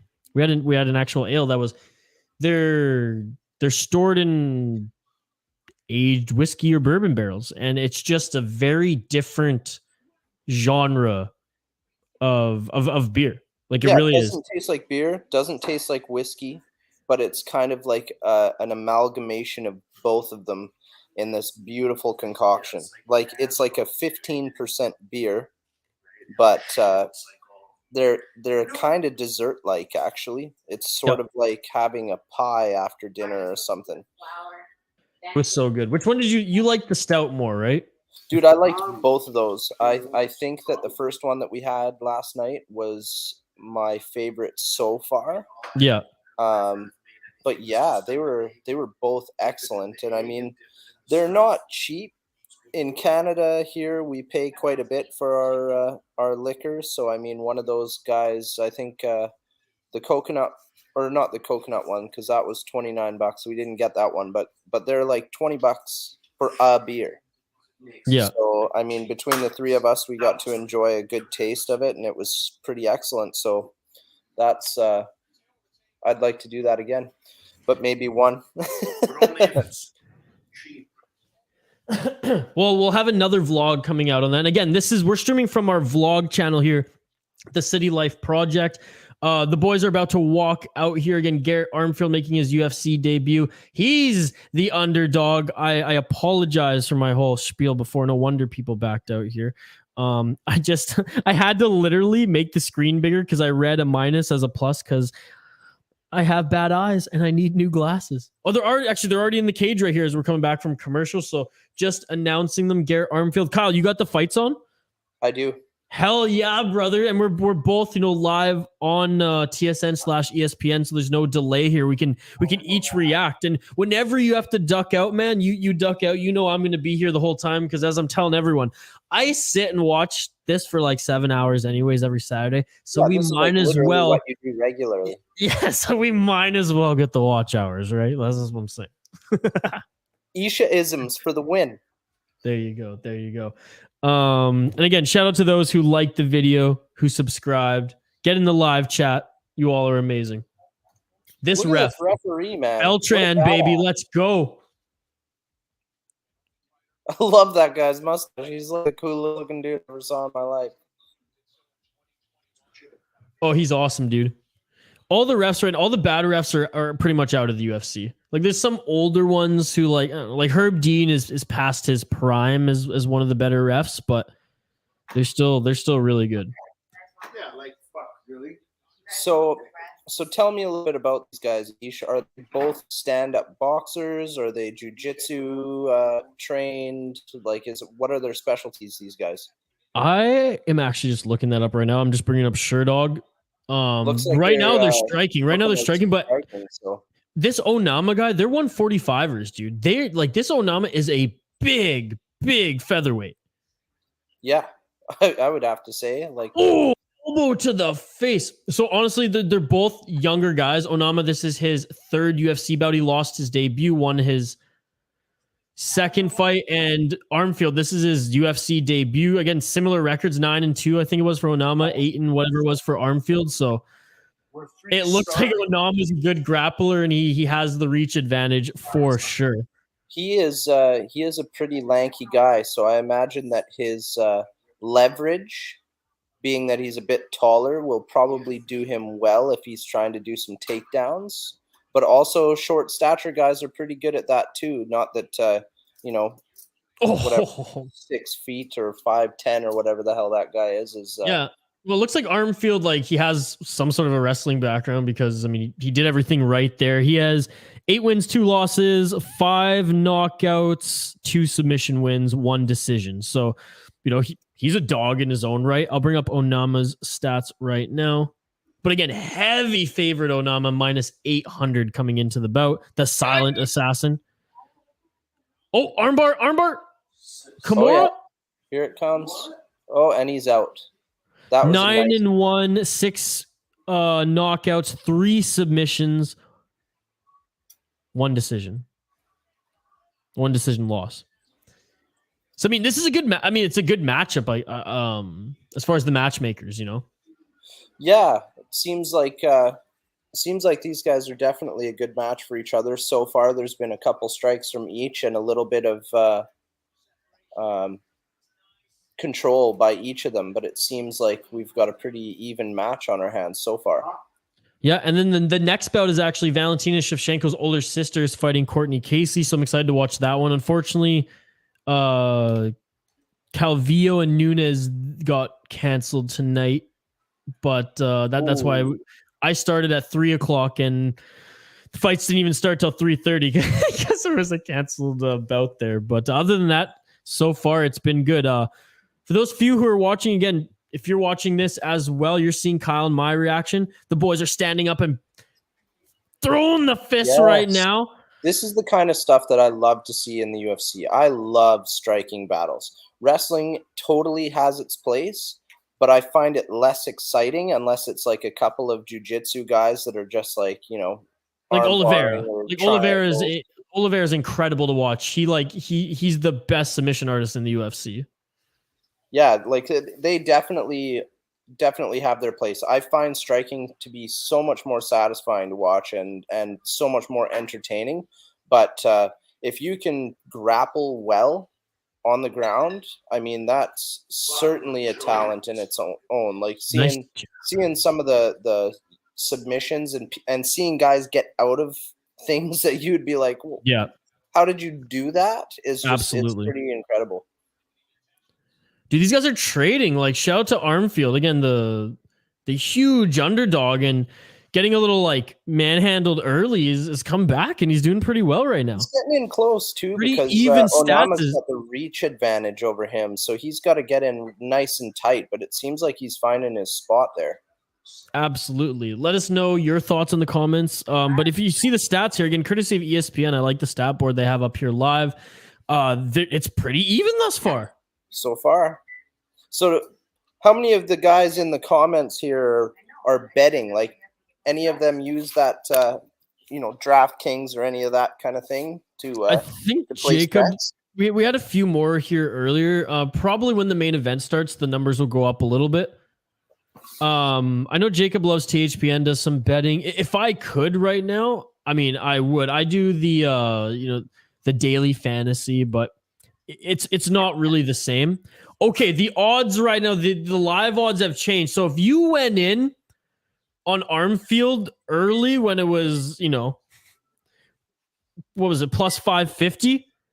If he wins this, you're fucking, you are laughing. You are rolling in dough, because right now, folks, David Onama, it's only minus 370 versus the minus 800 was before. And Garrett Armfield is rising a little bit more, plus 255. So, hey, right now it's starting to even out. If you bet early, I mean, Armfield, you're smiling right now that Armfield came out of that first round with a little pep in his step. If he gasses, though. Solid first round. Yeah, solid first round by both guys. And they were showing each other love at the end. I always like to see that. It's pretty cool when, you get these two opponents and it's just straight respect from both of them. I love to see that. Absolutely. So, Kyle, I want to introduce you officially to Jacob Loves THPN. Bruce, there it is. Jacob Loves THPN in particular. He's a huge fan of the Hockey Podcast Network YouTube channel. He was there from day one, and he's now supporting the City Life Project YouTube channel. He's saying this is low-key kind of fun. Well, I'm glad that you're here, Jacob. But, Kyle, I'm just giving you a fair warning. Prepare to be trolled. So, dude, might have to step up your Twitter game, or this guy's going to come at you. I'm trollable. So the more you call me out, the more I'll try and do the Twitter thing. I haven't been like a social media guru like Ish is, but I'll get on it. Hardly, but I would bet if BC had sports, but probably not on this, but basketball. Absolutely. It's coming. It's slow, but it's coming. We know you love your basketball, Shane. You love your basketball.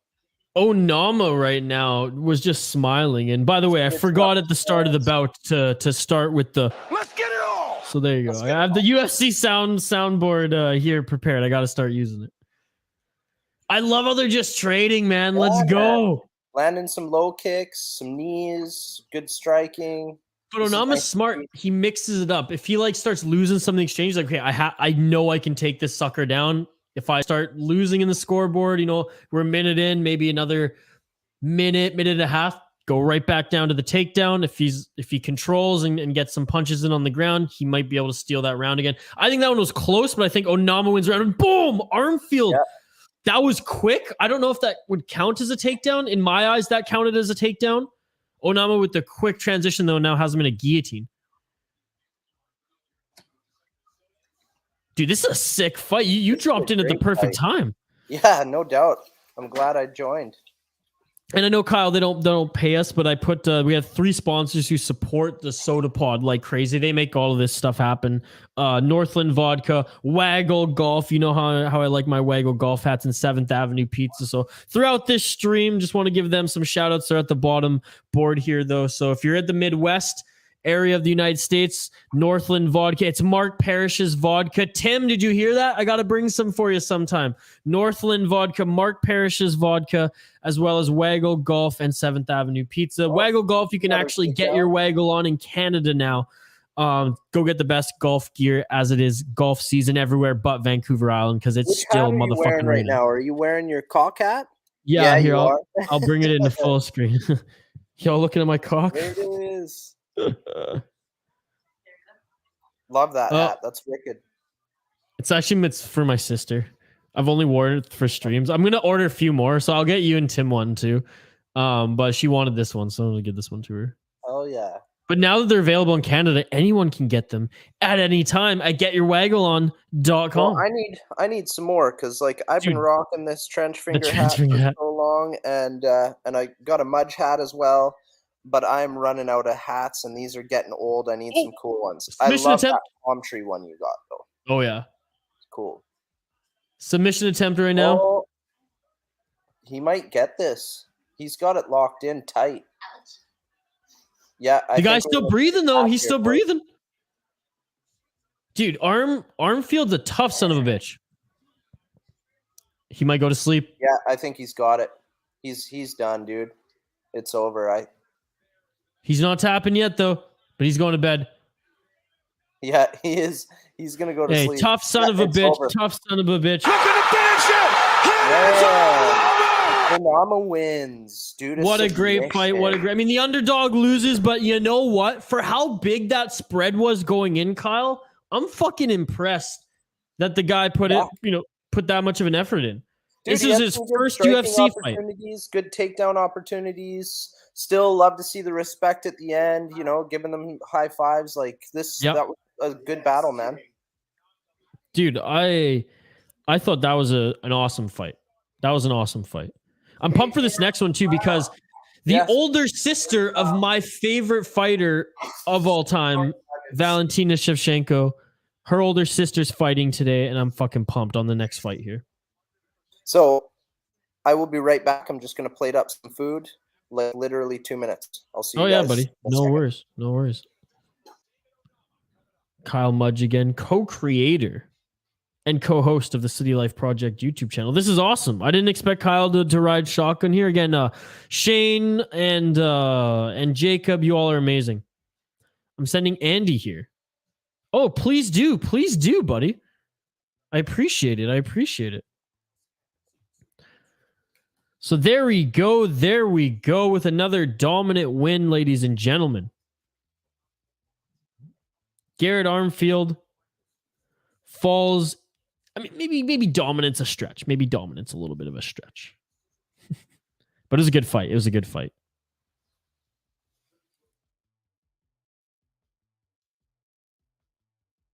Again, shout out to everyone joining us live here on the Hockey Pod. Oh, I almost did it. The City Life Project YouTube channel. I knew I'd let a few slips. I knew I'd let a few slip.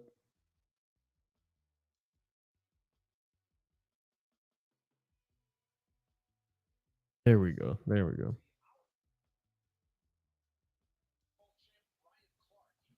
Oh my God.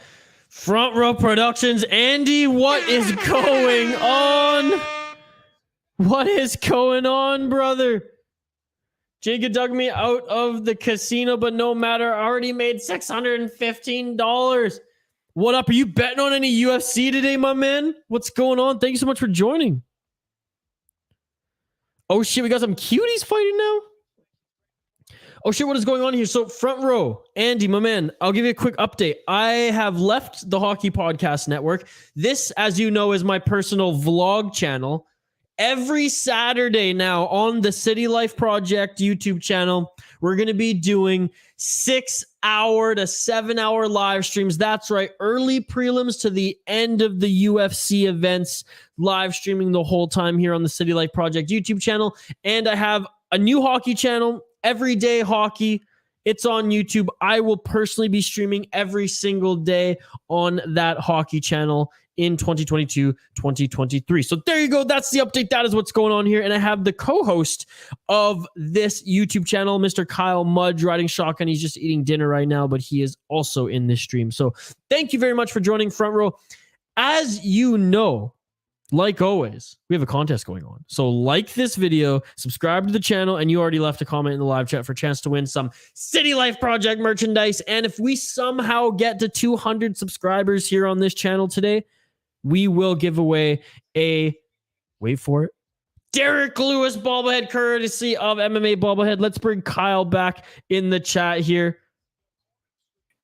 What's going on? Dinner. What's for dinner? Right now, you guys. So we're having some chicken and some zucchini that Tim cooked up, and yeah, it's awesome. And by the way, yeah, totally subscribe to our channel, dudes. If you guys like this kind of stuff, Ish is all about UFC. So am I. We'll jump onto some live streams. We're going to be doing probably some live stream couch concerts eventually. Yes. Got all sorts of musical content. Whatever you like, even vlogs. So there's a little bit of like adventure vlogging as well. So if you're into that kind of stuff, click that subscribe button. We're doing lots of stuff all the time. So Front Row Productions, our boy Andy, who, I mean, this guy, like Kyle, this, unlike you and I, this guy comes out of the casino every time with hundreds, sometimes thousands of dollars. He's already up $615 tonight out of the casino. What? He's another, just loyal follower of the Hockey Podcast Network and on the YouTube side of things. And actually, Jacob loves THPN just dragged him out of a casino to the live stream. So Front Row, you're an absolute beauty, sir. Thank you so much for joining. Thank you guys for joining. That's really cool.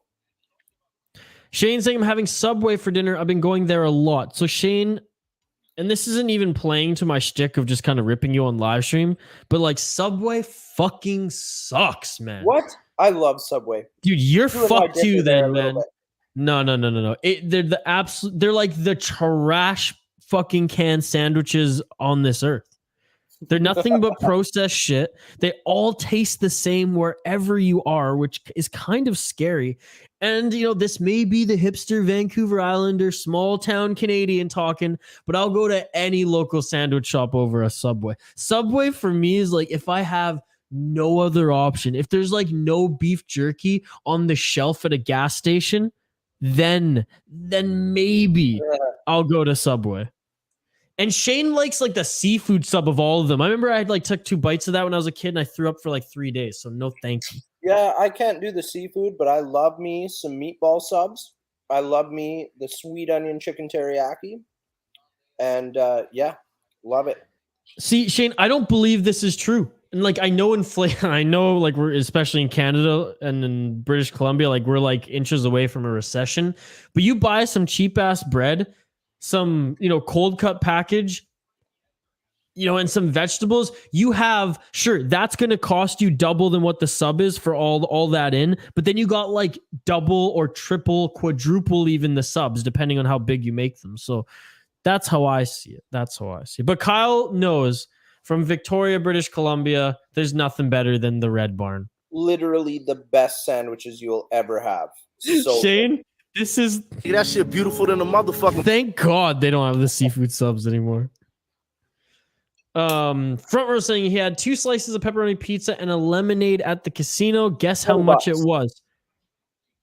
$20. This is an American casino too, Kyle. Keep in mind. $5. No. I mean, but it's still a casino. No, it would cost us probably $30 with the exchange rate. But I'm betting you're probably for 2 slices of pepperoni pizza. I'm betting they're like $5 each, maybe. I'm saying 20 all in. Is that right, Front Row? 20 all in. $20 for 9 chicken thighs. That's a good deal. That's all right. Yeah. Oh, Subway meatball and Italian bread, pepper jack cheese, green onions bread. Okay, fine. Like if you go all out to make it perfect and you toast it with the onions and green peppers on it first, but like you shouldn't have to like go to Subway and you prepare how to do it. It's almost like, you know what? Step aside, you sandwich artist wannabes. Let me make the fucking sandwich. If they let me do that, I would be satisfied. But no, they don't let me jump the counter. $18 American. So what is that? Actually, I'm going to do the exchange rate right now. I bet you that's $24 Canadian. 20, almost on the dot. 23 and 34 cents. Pretty close. Pretty close. Yep. It's expensive for us to go down there, man. Like, I just got back from the States and it was awesome. And liquor is really cheap, but liquor is only cheap if you're American using American money. If you're Canadian and you go down with American money, now all of a sudden $19.99 is still like $25. So Kyle, you always have to just every time you go there, you got to just like get a little bit of extra American money just to always have, because then when you go down there, your next trip, it's like you've already like pre-rated it. You know, you're like, oh, I have this already, and whatever the exchange rate is, and at this point, you're probably saving because I don't think it's ever going to be par ever again. Might not. We'll see. Shane's saying he. Sorry, Kyle. Shane's saying he thought $20 for 9 chicken thighs was highway robbery. Absolutely not. I mean, okay, sure. In 2015, maybe it was, but right now you're getting more than 6 pieces of chicken for $20, and even if they're thighs, I think that's a good deal because usually chicken breasts you're getting 4 chicken breasts for $20. Now you're getting 9 thighs for 20. I think that's pretty good value. I know we're talking chicken thighs here, but still, we got fights coming. We got fights coming. He's joining in on our stream here. Who is Tim or Rufus? Mr. Tim. Oh. Mr. Tim is right beside me. What's going on, Tim? I'm gonna give it to him while I eat the rest of my chicken. You just talk whatever you want to say, Tim. All right, give me a second here.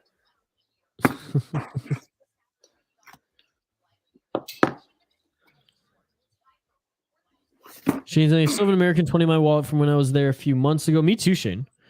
And as Tim joins us now, for those who are subscribers to the City Light Project YouTube channel, you know Tim well. He's the one with all the tarantulas. He's the one where we do the bourbon tastings at. Tim, how are you feeling? Kyle was hungover as hell from like a couple sips of beer last night. How are you feeling today? Dude, I felt great. Yeah, me too. Which normally I don't. But yeah, no, I mean, but that's the thing. We didn't overdo it. We had what, like literally 2 fucking glasses, like that deep of barrel aged stout, and 13% each. Yep. Yeah, super good, you know. But I was saying to Kyle, fuck, man, those impurities, right? Like the darker the alcohol that you drink, kind of the worse a hangover you get, right? Yeah. Well, and there's so much flavor. There's so much. I don't want to say there's a lot of sugar, but there's a lot to it, right? Whereas you drink like a light lager and you're probably not getting that hungover. You drink 2 glasses of light lager, but you go in with the heavy barrel aged and yeah. Front row saying at Burger King, a double cheeseburger meal and fries and a drink, medium size in Washington, D.C. is $9. So here it's about $15 to $18, depending on where you go in Canada. How much is a moose? World coming to? Holy crap. Dude, it's absolutely insane. It's absolutely insane. So Tim, the next bout coming up, and this is cool that you guys got the fights up on your new TV, so you can watch along with us here tonight. Shevchenko's older sister fighting next on this card. We're almost out of the prelims, but not quite yet. I mean, pretty much similar fighters. Shevchenko with the southpaw stance, Casey with the orthodox stance. I mean, if you're a Shevchenko, you know that you can. I mean, we know that she can brawl. But the first women's bout on the card tonight. Are you pumped for this one or what? Oh yeah, man. I'm just looking here, and they look size wise and reach and everything like they're both pretty even there. So yeah, I'm really looking forward to this. I have to say, honestly, like. I've been watching UFC since its infancy, and man, I never ever would have imagined what all women fighters brought to the UFC. Oh, and they're so good. Oh, it's unbelievably entertaining, and man, do they just get after it. Like some of the best fights and some just the tenacity that a lot of these women bring to the octagon is just incredible. I got to jump in here too because we watched that documentary last night on Christy Martin, and holy fucking shit, that woman bangs, dude. She was knocking chicks out like they were nothing. So cool. Yeah, like if any of you guys haven't seen that on Netflix, the Untold series, there's like a bunch of them. Yeah, definitely check that one out because yeah, it's wild, wildly entertaining, and like I found the story behind it was incredible as well. But definitely check that out. Yeah, Yeah, you should so turn to those things, and they're pretty cool. I think we've watched 2 of them now. We've watched the Christy Martin one, which was absolutely fantastic. Totally enamored by that whole thing. Easy watching, good stories, and they almost always so far throw like a curveball in there. So like the first one that we watched was on a hockey team owned by the mob, which was unreal. Like a 17-year-old general manager and everything for that. Like unbelievable. So totally worthwhile to check out. The guy that they based Tony Soprano off is actually at the root of the story. Hey, the hockey fans in the chat, they know the Danbury Trasher story well. Front Row Production saying 7-Eleven is free Slurpee day at 7-Eleven. Damn, I'm going to stop at River 7-Eleven. See y'all every day. There you go. There you go.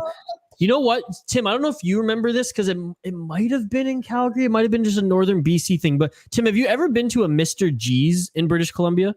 Do you know what even that franchise is? It might be a northern BC thing. Okay, so they had a thing. They were called Screamers, and what they were was soft ice cream at the bottom, Slurpee, then soft ice cream, Slurpee. Oh my god, that's what I would kill someone for that as a kid, honestly. Like that was the mecca of Slurpee that I honestly can't ever go back. Now you kids don't go killing anybody for no Screamers, okay? Well, I was like 8 or 9. I don't know how much damage I was gonna be doing, but yeah, Mr. G's, exactly like that. It might be completely different now. I don't know. I haven't been back up to Prince George, British Columbia in a long time. But yeah, when I was a kid, man, Mr. G's, that and getting the Screamers, and you only could get them in large. It was diabetes in a cup. Right now, I would have one for sure. Oh, dude, yeah. Right now, like just a few puffs of that Canadian legal hippie lettuce, and that's all I can think about. Hello. Didn't Max used to have like Frosters that had ice cream and stuff, or what? They were probably similar, yeah. By the way, Max in Canada got bought out by Circle K, which is hilarious. It just reminds me of Bill and Ted. Okay. Crazy stuff goes down at the Circle K. Again, shout to those. Yeah, it was just instantaneous. No worries. Again, shout out to everyone joining us here. If you haven't already liked the video, subscribe to the channel. I mean, we do vlogs, we do music stuff, and now we're doing live streams every week. You know, if we can, we're gonna try to do watch-alongs here for the UFC. We're gonna really aim to do the big pay-per-views, but we figured, hey, we'll do a fight night tonight, work out some of the kinks. I was home anyways. I had all my shit set up. I wanted to get some of these sounds on the soundboard, especially like the Joe Rogan. Things like that, and it was cool to bring Kyle on as well. We have a whole night full of fights left. Like, we have another hour until the freaking we have an hour worth of fights before the main card starts, folks. So I'll be here with you all night. Really appreciate all the fans from THPN migrating over to the City Life channel now, joining us in the chat. You all are amazing. We have the first women's bout on the prelims here tonight, and then we have 2 fights on this card, Kyle, that are 2 fighters from the previous season of The Ultimate Fighter. In my opinion, the last good season, because this season is absolute trash. Not that the other season was really good anyways, but it was just some of the characters are really cool. Tresean, Gore, and what's his name? Ruscio. I just gapped there on his name. See that comment from Front Row Productions? Rats flying into the deep fryer? That must suck. So I'd go to Wendy's for Frosty Milk when he's had a viral video. What a shitty demise for that animal. Holy Front cow. Row, please, if you have Twitter, can you send me a link to that? Or even in the chat here? And by the way, Kyle, where can they find you on Twitter? You can find me at Kyle Mudge1 on Twitter. And I am trying to be more active on there. So if you tag me in some stuff, I will reply to you. I check it a few times a day. And Isha's been on my ass to start sharing some stuff. So I'll be on there. I'll see you there. Well, that's the thing, Kyle. Like we built a pretty awesome community at the Hockey Podcast Network. Now, I'm doing everyday hockey. We're here doing live streams, watch parties for the UFC. Thanks to the wave of people who just joined us right now. Like the video and drop a comment in the live chat for a chance to win some prizes here tonight. Every Saturday, we're going to be doing live streams here. We have a fun channel. We'll bring Kyle here in person. Next time, we'll both sit at the desk or at the couch, or maybe we'll all set up at Tim's and we'll watch all together. But this is awesome. So I appreciate all you joining. And Kyle, the more we do these, the communities are going to grow, man. It's going to get nutty. And this is awesome. So thanks to everyone who joined. Again, like, subscribe. And all you have to do to enter to win some prizes here tonight is drop a comment in the live chat. But okay, front row, you have Twitter. That's right. Hit me up at VI Sports Talk or Kyle's Twitter account at KyleMudge1. I want to see that video as we are underway. Shevchenko right to the center of the octagon. In the black trunks, Casey in the white. Battle, man. Oh yeah, and they look pretty even actually. Like both height wise, there's I think Shevchenko is 1 inch taller. Pretty similar reach. Their striking accuracies. Like it seems like one is a little bit better at wrestling than the other. One is better at striking, but it's probably going to be a pretty close match. Yeah, dude, absolutely. And Shevchenko, again, the older sister of my personal favorite fighter to watch, just technique-wise, and that's Valentina Shevchenko. Also, I may have a crush on her. It just is what it is. Like, I would let her beat me up. That's all I'm saying. Yeah, I don't know if you'd have to let her. These girls are pretty tough. She'd probably beat both of us up for fun. Did she judo throw me and I'd be like, yes, do another one. That was awesome. Here we go. Looks like Shevchenko. They're both kind of feeling each other out, downloading the data, for lack of a better phrase there, gauging the timing, the space. Oh, it looks like they both traded on that one. Yeah. Here we go.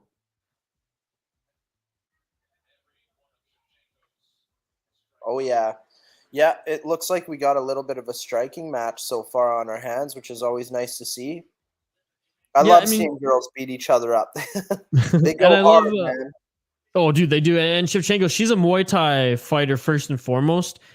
Definitely has a decent ground game like her younger sister, but I mean, Muay Thai first and foremost. So she's going to be throwing kicks. She's going to be throwing punches. You can see that stance of hers is a little unique there. Yeah, and she's got the reach. She's got the reach. Yeah, she just landed a couple nice ones there. Seems like she really has the timing dialed in so far. It looks like Casey's going for the shots, and she just waits it out until she's got her reach fully extended and then plows in two real quick ones. Yep. Yeah, both of them evenly striking at this point. Doesn't look like they want to go to the ground at all. No, and that's nice to see. Though I wouldn't mind seeing a little bit of what their ground game is all about at some point. I'm sure when they get tired, that'll be what happens. Or when one really towards the end of the round, how much energy these people expel when they're fighting. Like, oh, it's crazy. It's unreal. Really is. And it's one of those things too, like late in the round too. If you feel like you're losing, it's like, okay, maybe do a level change, try to maybe get a clinch and get some control time, or a takedown and score big points. Because what I've been seeing with the UFC these days is takedowns are really worth a lot in the judges' minds. Mm-hmm.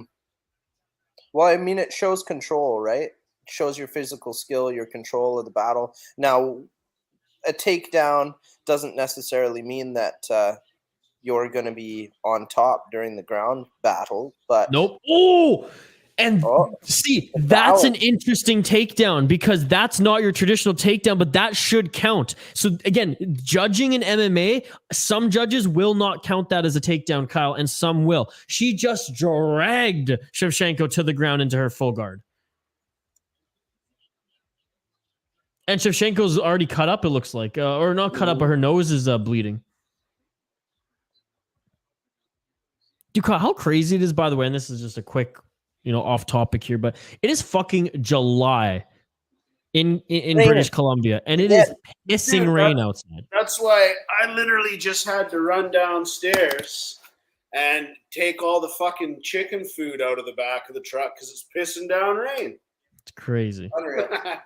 Doesn't look like we're going to get a good summer here, folks. But you know what? In August, usually it's so cooking hot here that we have forest fires and all sorts of stuff. So it's actually very beneficial for the environment to have all of this rain because it usually does get pretty dry by now. Everything's brown and dead. So, I mean, there's some positives to come of it, but we would definitely like to do some fishing soon. And we're the kind of guys that'll do it rain or shine, though. But it would be nice to get some hot days out here. Last 10 seconds here. Some nasty elbows from the bottom. Shevchenko gets up. Downward elbows there. She wants to stand up. Shevchenko with just some, not significant strikers, but some taps to that ass there. Look like. All right, so let's go over the stats here, boys, from this first round. Total strikes 27-32 in favor of Casey. Significant strikes, Shevchenko 15-13. 0 takedowns. So according to the UFC.com as well as ESPN, it doesn't look like that takedown counted. Interesting. I wonder why they felt that wasn't worth counting. Maybe it just wasn't traditional, like belly takedown or whatever. Well, it was a defensive move, if I'm not mistaken. It looked like kind of a downward, like an axe kick. And then it might have been the takedown, happened because of that, but it wasn't necessarily like she didn't shoot for a takedown. No, but Tim, she grabbed her head and just dragged her down and then dragged her to the ground, and then it was a ground game. I mean, again, I know, and I said it right off the bat, I don't think the judges are going to call that a takedown, but it should be because she fucking took her down literally. Yeah. Well, here we go. It looks like we're ready to tee off for another round. Yep. Round 2 here. Those chicks would so beat you. Oh yeah, those chicks would beat the shit out of me. Dude, the Shevchenko sisters would they're like assassins, man. And they're so cool. They travel all around the world with their trainer who's like a father figure to them. Because their mother, who's like president of I think like the Muay Thai fighting in their native country, didn't want to train them because she didn't want to be biased. So she got like her like friend who she respected to train them from like 6 years old, when they were just wee little girls, and they've been fighting all around the world. They travel, go to different fight camps all around the world, not just Tiger Muay Thai. Unbelievable martial artists, just both of them. Incredible to watch here as we're just about a minute into this second round.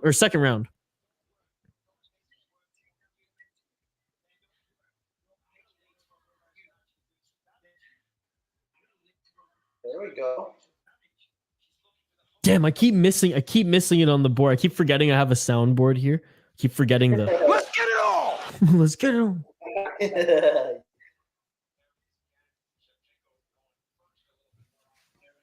Yeah, it looks like they're getting a little bit more comfortable, a little bit more caution maybe because they felt a few strikes from each side. That's pretty even thus far. Yeah. Well, pretty even thus far. Like I said, coming out of the first, Shevchenko had the more significant strikes. Casey had more strikes. If it continues to play out like this, though, boys, and someone gets a takedown, whoever gets the takedown is gonna come out with the round. That was solid.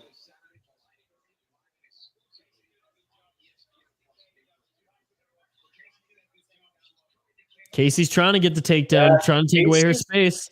That looked like a pretty hard punch there. Ooh. Oh, Yeah, Casey, I swear she must be a wrestler and has just that right hand power, eh? Mm-hmm. That's what I'm thinking, anyways. We'll see. Shevchenko has been landing that kind of side kick lower though. Like she's finding her mark often with that. She's keeping distance, which is what you want for a wrestler, and then she's threatening with her knee because she's Muay Thai. I mean, any person going in for a takedown, I mean, the knee is going to be threatening. It always is. Again, if anyone's seeing us on Twitter right now, migrate over to YouTube so you can join our live chat.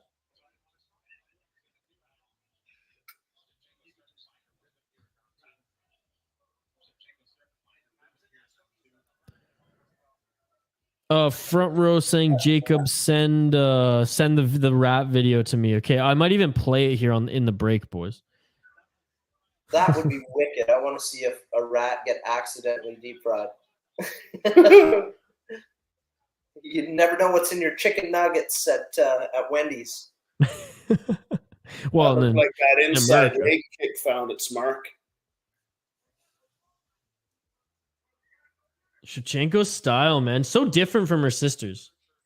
I feel like she's really trying to set up for the big one here. Absolutely. She's really enjoying the kicks. Seems to like just hitting right above the knee with that front kick. Friend was saying he's got COVID again, so don't come visit until Wednesday. I thought you were just at a casino, or is that where you got the COVID from? Well, I hope you feel better soon, buddy. By the way, front row again, thanks for subscribing and supporting our vlog, man. Kyle and I mean, we do this for fun. It's our little passion project. Tim's been a part of it, and the support goes a long way, man. We can't thank you enough. Yeah, it's been kind of cool doing all of this stuff, you know, like Tim has a passion for his tarantulas, and through him we've all been able to kind of vicariously live, because if you're afraid to carry them, Tim's got a good bit of experience in and is quite knowledgeable actually in the tarantula world. So if you like that kind of stuff, you can check out some of our videos there. And yeah, it's been pretty cool. We get to do a lot of stuff, and soon, if you're into fishing, there's going to be a lot of fishing vlogs, because the salmon retention opens up here pretty quick, and we're going to be going for some Chinooks. To you Americans, those are called king salmon, and we are going to be ripping lips in no time. So you can follow us on that journey as well. Things opening up at the end here. Man, Casey may have won the round just with the end there. That was a big right hook by Casey. Wow. Yeah, she really closed it out strong there and landed some significant blows. All right, let's take a look. Thus far, we're looking at total strikes. Antonina Shevchenko is now leading that 51-41. Significant strikes. She's still leading 38-22. No takedowns yet. But I will say, though the strikes are up, it looked like Casey may have pulled that round out in the eyes of the judges late. But based on the stats right now, Shevchenko's up a little bit. She did pretty good Got in the about last end there. 4 of 8 of those significant strikes in the last 10 seconds of that round. And then there's that Casey slipped and Shevchenko made the most of her getting up and went for the head kick. Didn't cleanly land, but you know, I heard the slap through my little speaker here. So I mean, it's something. That could have been over right there if it was like just a bit. Boys, I forgot to tell you, Kyle, Jacob Loves THPN is a huge fishing fan. The guy was on a fishing trip a few weeks ago. Dude. Look at, oh no, your comment has awakened Jacob. He says he will be waiting. I actually found some old fishing footage of Kyle on his old GoPro that I was going to edit up and post. Yeah, we've got lots on the way, man. We're going to be doing some halibut fishing. We're going to be doing some salmon fishing. We may be traveling up island at some point to go up to Port McNeill, where the fishing is excellent. It also sounds like the fishing has been pretty good down here, though we typically don't get the huge salmon like we do on the north end or the west coast of the island through the inlet here. But yeah, we're going to be doing lots of that stuff. So if you enjoy it, we'll get some GoPro footage. There will be vlogs. We're going to be doing all kinds of that stuff coming up here. So that opens up in 6 days, I think. Casey's got some bombs, man. She's landed a few good ones here. I love this matchup. So credit to the matchmakers for this UFC one, guys. This is a good one. I mean, honestly, the women usually don't disappoint. I mean, other than that fucking championship belt match a few weeks ago, that was an absolute waste of time. But oof. Yeah, some of these girls are tough, man. Like they can take, like this is opening up right now.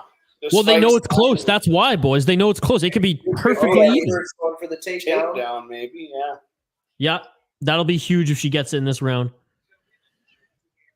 Here you go. I don't know, Kyle, if you can see this comment. I got over 30 fish 3 weeks ago. 5 over a pound, and the rest just under a pound.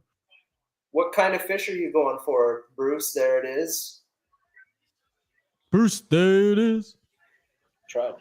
3 minutes left in this third round, folks. Those watching this fight live, who do you think has it? Tim, Kyle, who do you think is winning the fight thus far? I think Shevchenko's got it right now.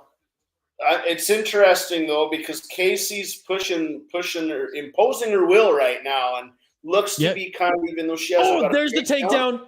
There's the takedown. Oh, there it is. I love fish and trout, man. So I grew up in Alberta, and Alberta is all prairie land. So, well, prairie land and mountains. We kind of hug the mountains just like Colorado. I'm from a place called Calgary. He's in Halifax, so he knows. Oh yeah, okay. So like the Bow River is like a world-class fishery, right? And there's brown trout, there's bull trout, there's rainbow trout in there, and it's a wicked fishery. So awesome that you guys are catching trout out there. That's definitely been my go-to for most of my life, but now I am all about the salmon. This is pretty significant here for Casey. Dude, if she wins this round, she potentially could win this fight because the first and second, very, very close. This one's hard to judge. Holy. She's able to post up and get a couple more elbows in there. Well, and she wants to stand up again.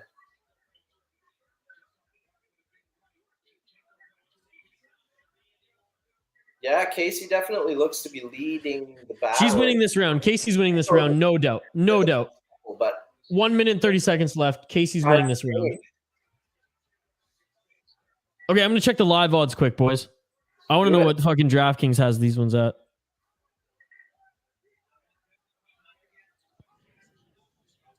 Ooh, that was a tasty uppercut. Shevchenko's still the favorite with the live odds right now. Minus 475. Oh, right on the head. Did you see that? So Shevchenko got the takedown, though, but Casey ended up on top. So this is a crazy one to score. You know, I thought Shevchenko was going to take it, but it's looking like things are changing a little bit. Well, I mean, this is just one round, though, Kyle. It's just one round of 3, so, you know. Oh, she's going to go for an arm, maybe. Yeah. Oh, 30 seconds left. There you go. Shevchenko's tie clinch. Get those knees. I'm literally rooting for Shevchenko just because I have a crush on her younger sister. That's that's the truth. Oh, another takedown. Man, what a round. Wow. Yeah, Cortney Casey, dominant round.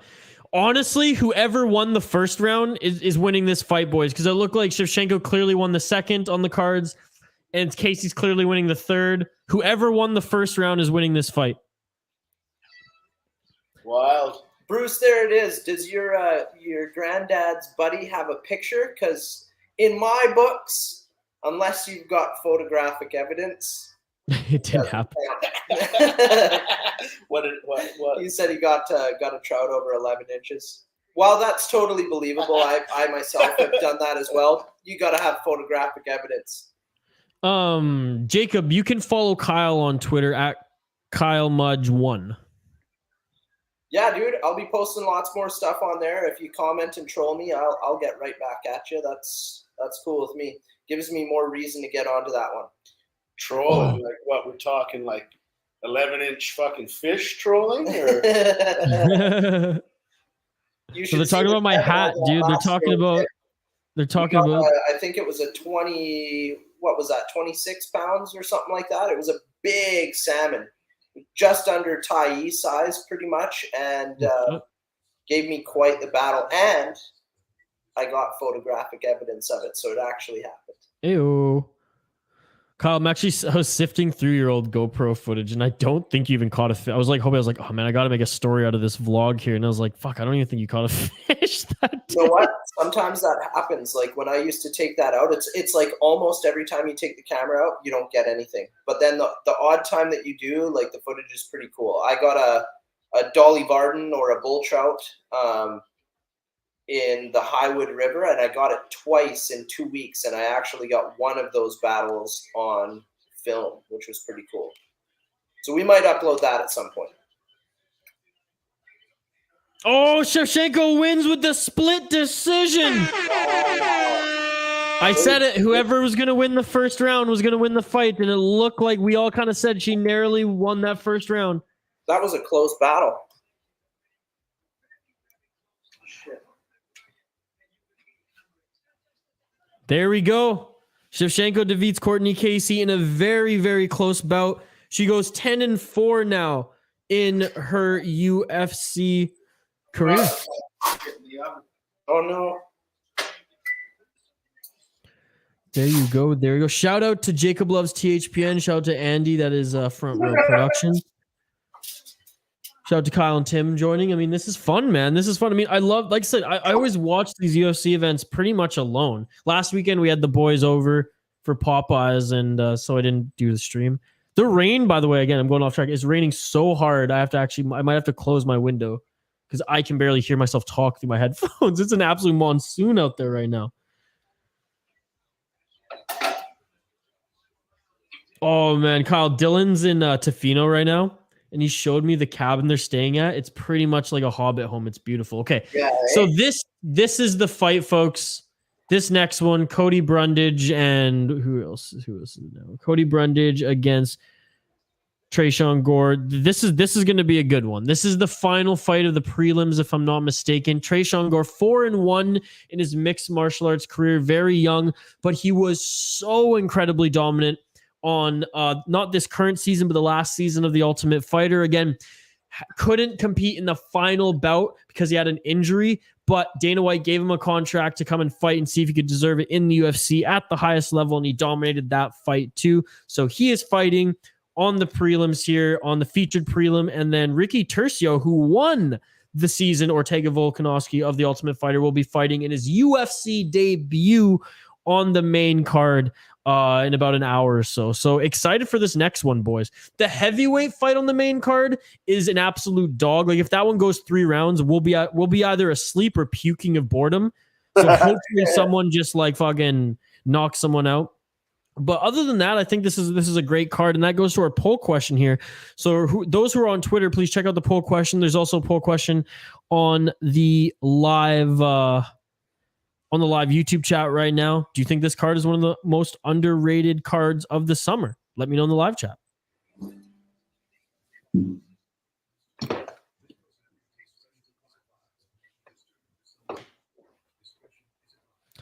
Again, shout out to everyone who's coming in and out of this live stream. This is a lot of fun. We do a lot of live streams here starting to do a lot of live streams here on the City Life Project YouTube channel.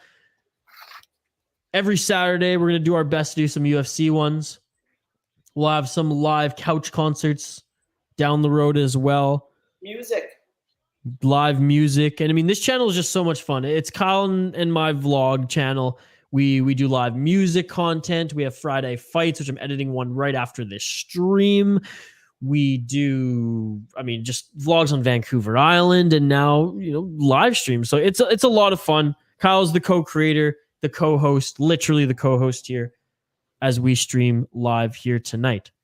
So you can shout out to everyone else. Thanks for joining. Comment in the live chat. Like the video and drop a comment in the live chat. Like I said, folks, if you like the video, subscribe and drop a comment in the live chat. You have a chance to win some City Life Project merchandise, which is coming out very, very soon. If we somehow get to 200 subscribers here tonight, we will give away a custom Derek Lewis bobblehead. So there you go. Tell your friends. Tell your friends. Incentive to subscribe. I shared to everyone I knew on Facebook. I expect you all to do the same. Now, I have seen this guy fight a few times before.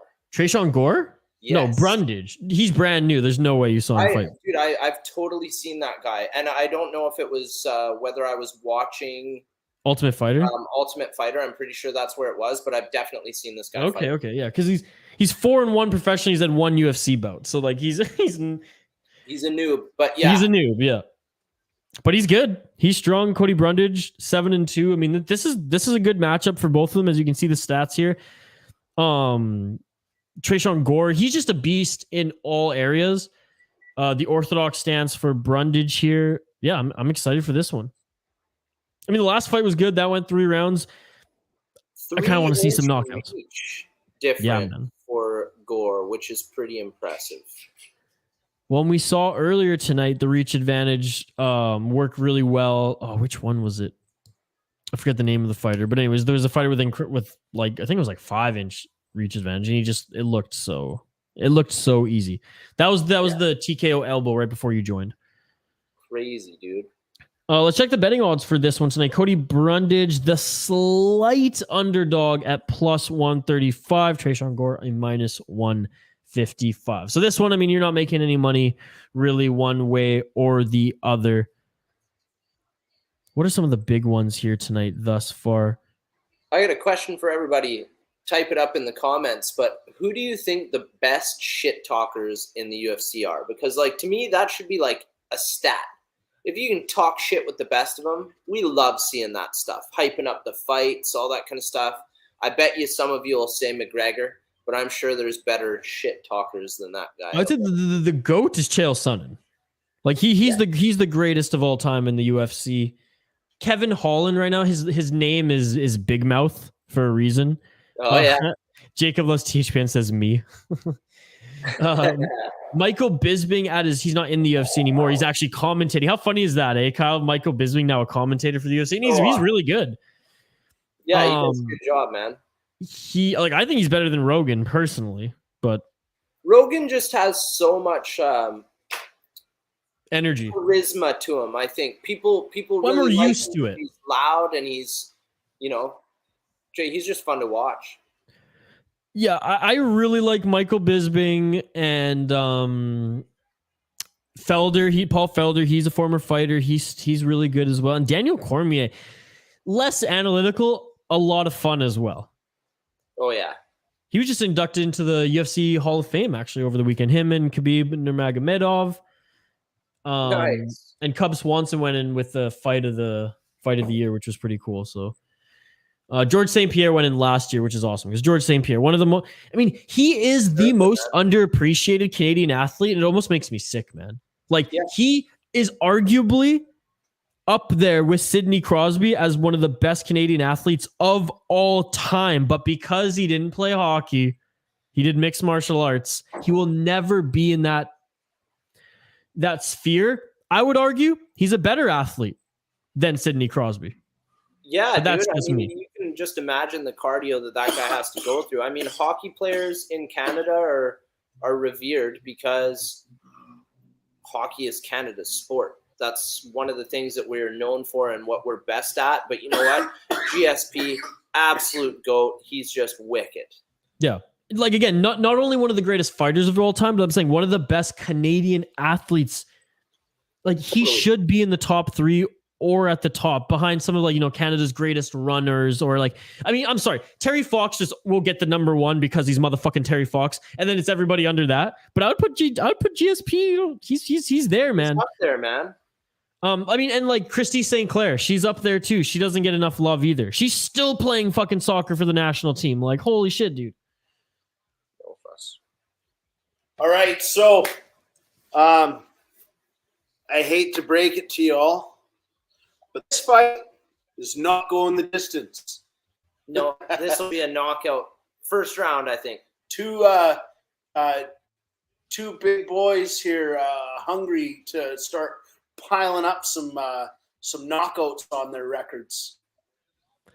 Yeah, both 28 years old, 6 feet tall. Both came in 185.5, but Tresean Gore, 3 inches more of reach advantage. Again, Tresean Gore from The Ultimate Fighter, Ortega and Volkanovski. And this guy, guys, he was the motherfucker on that show. Like, he was the most confident son of a bitch, night and day from the other winner, who was more of the Zen martial artist. The anime nerd. This guy goes in there to take heads off. I'm fucking pumped for this one. He's got ice in his veins right now, too. Yeah. Oh, yeah.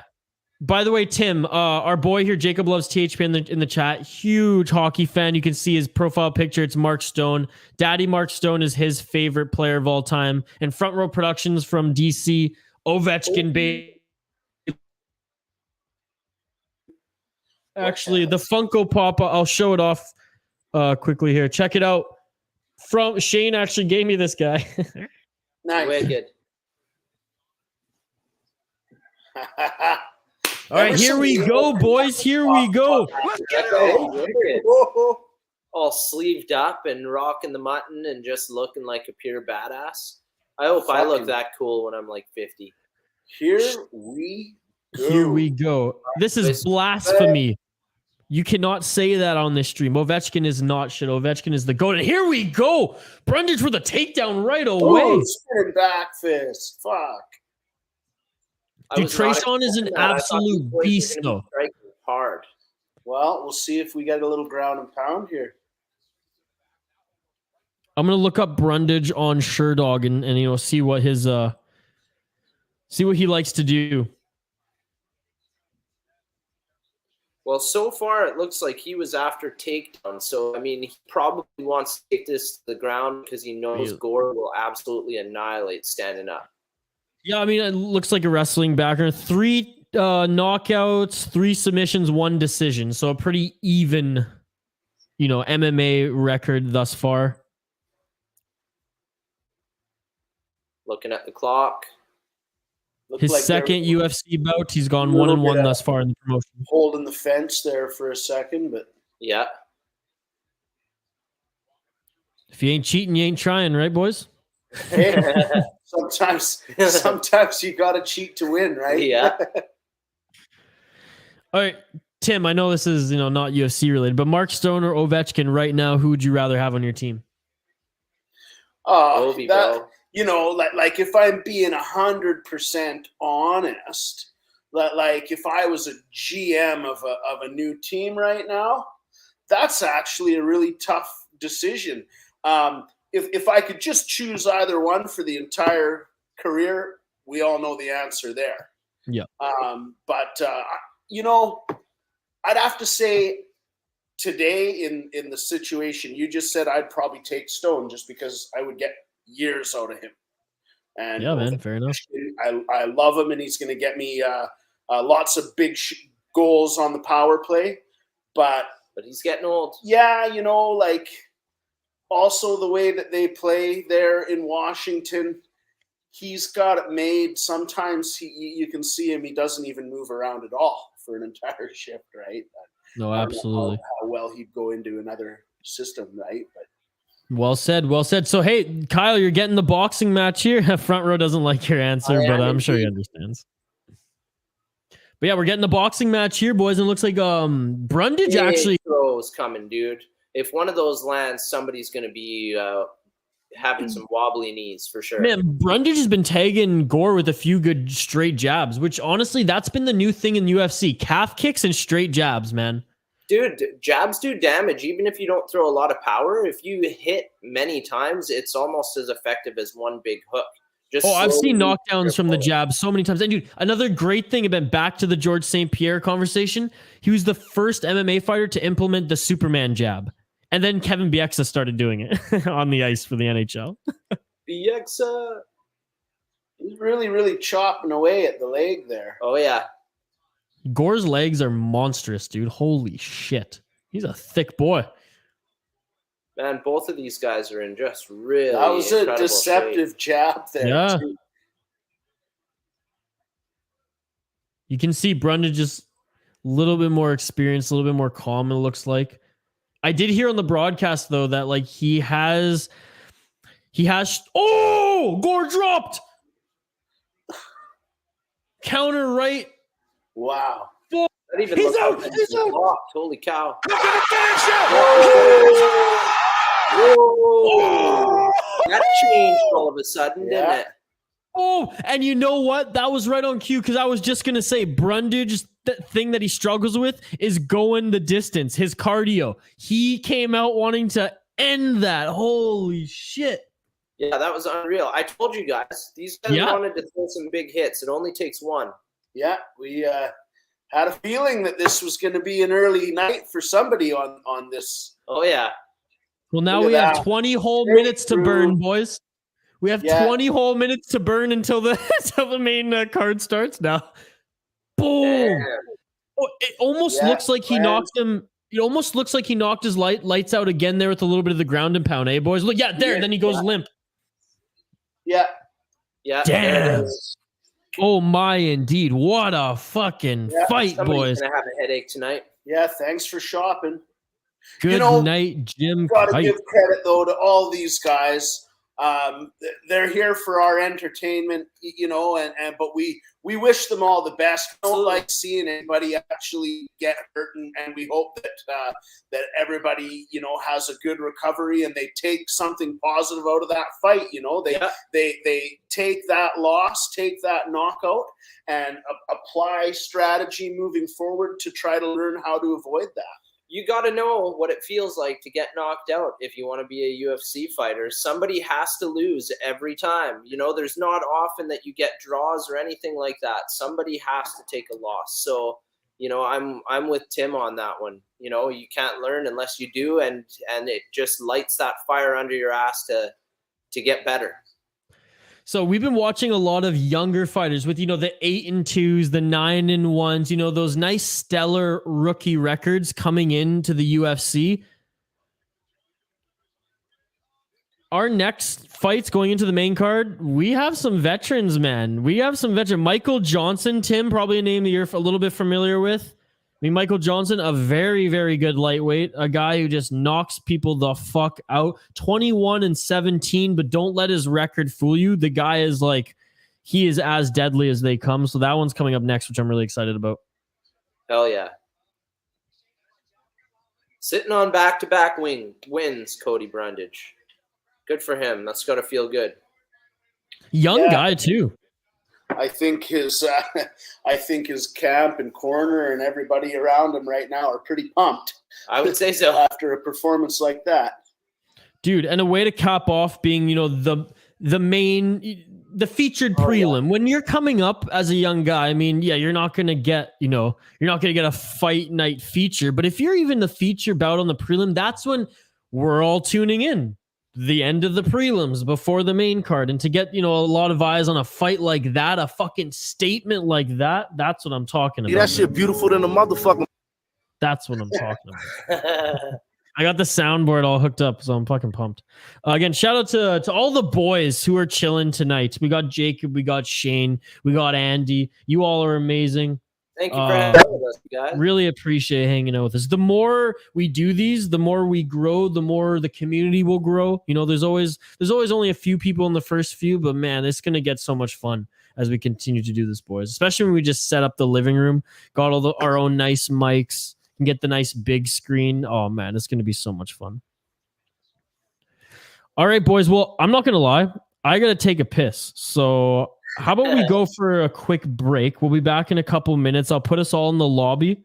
All right. And then you'll know when I bring you back. I'll send you a little message in the private chat here. But let's take a quick break. I'm going to grab another beer. I'm going to take a piss because we got a few minutes before the main card even starts on the broadcast. So we'll take a few minutes here, folks. Don't go anywhere, though. Like the video, subscribe if you haven't already, and get a comment in the live chat, much like Jacob saying I'm having a shitload of fun right now, and it's my first time watching MMA.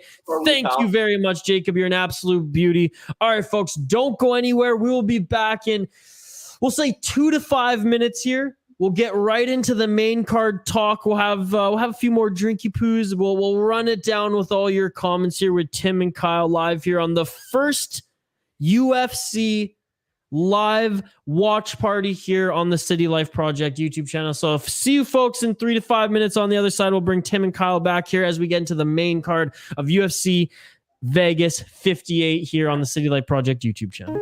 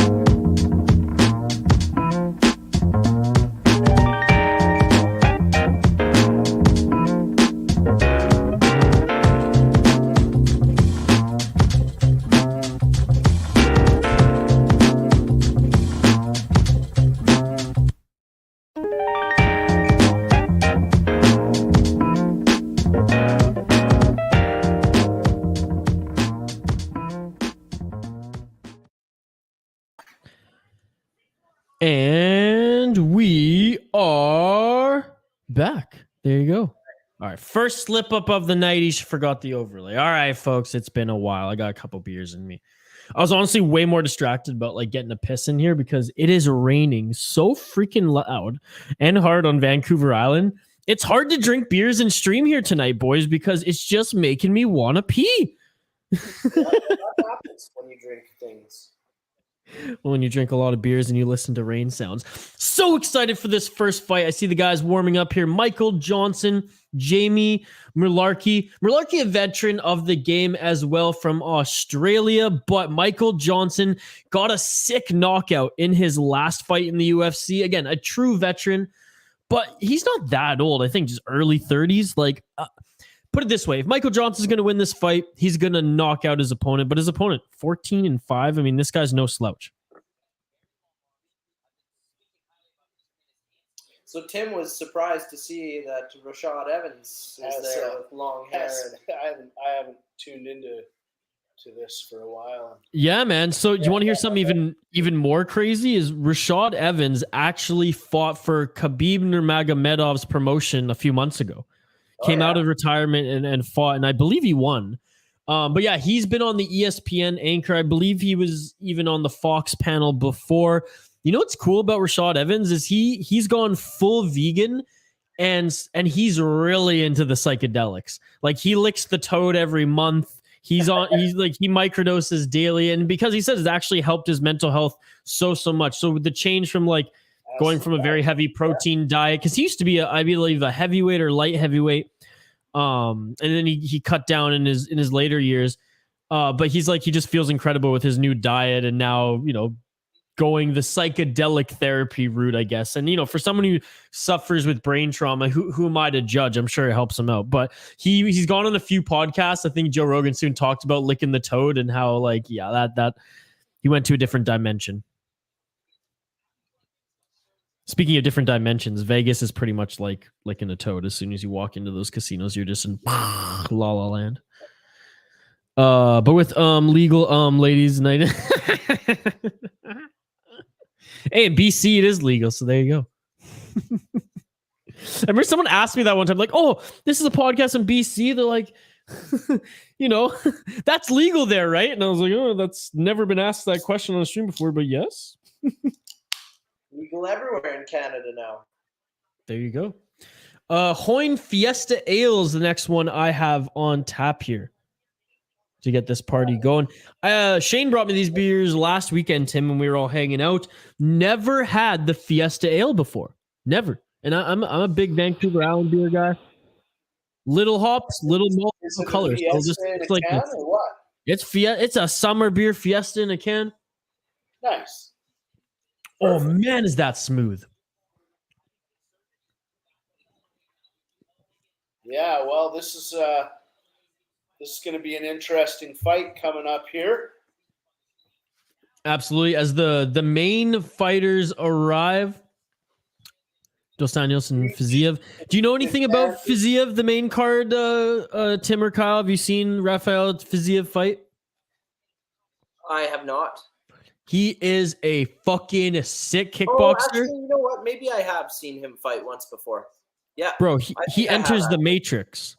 He enters the Matrix. You can look up Fiziev in the Matrix, and it's just him dodging shots like Anderson Silva. He's very good. In his last fight, he fought Brad Riddell, who unfortunately got knocked out last weekend. Brad Riddell.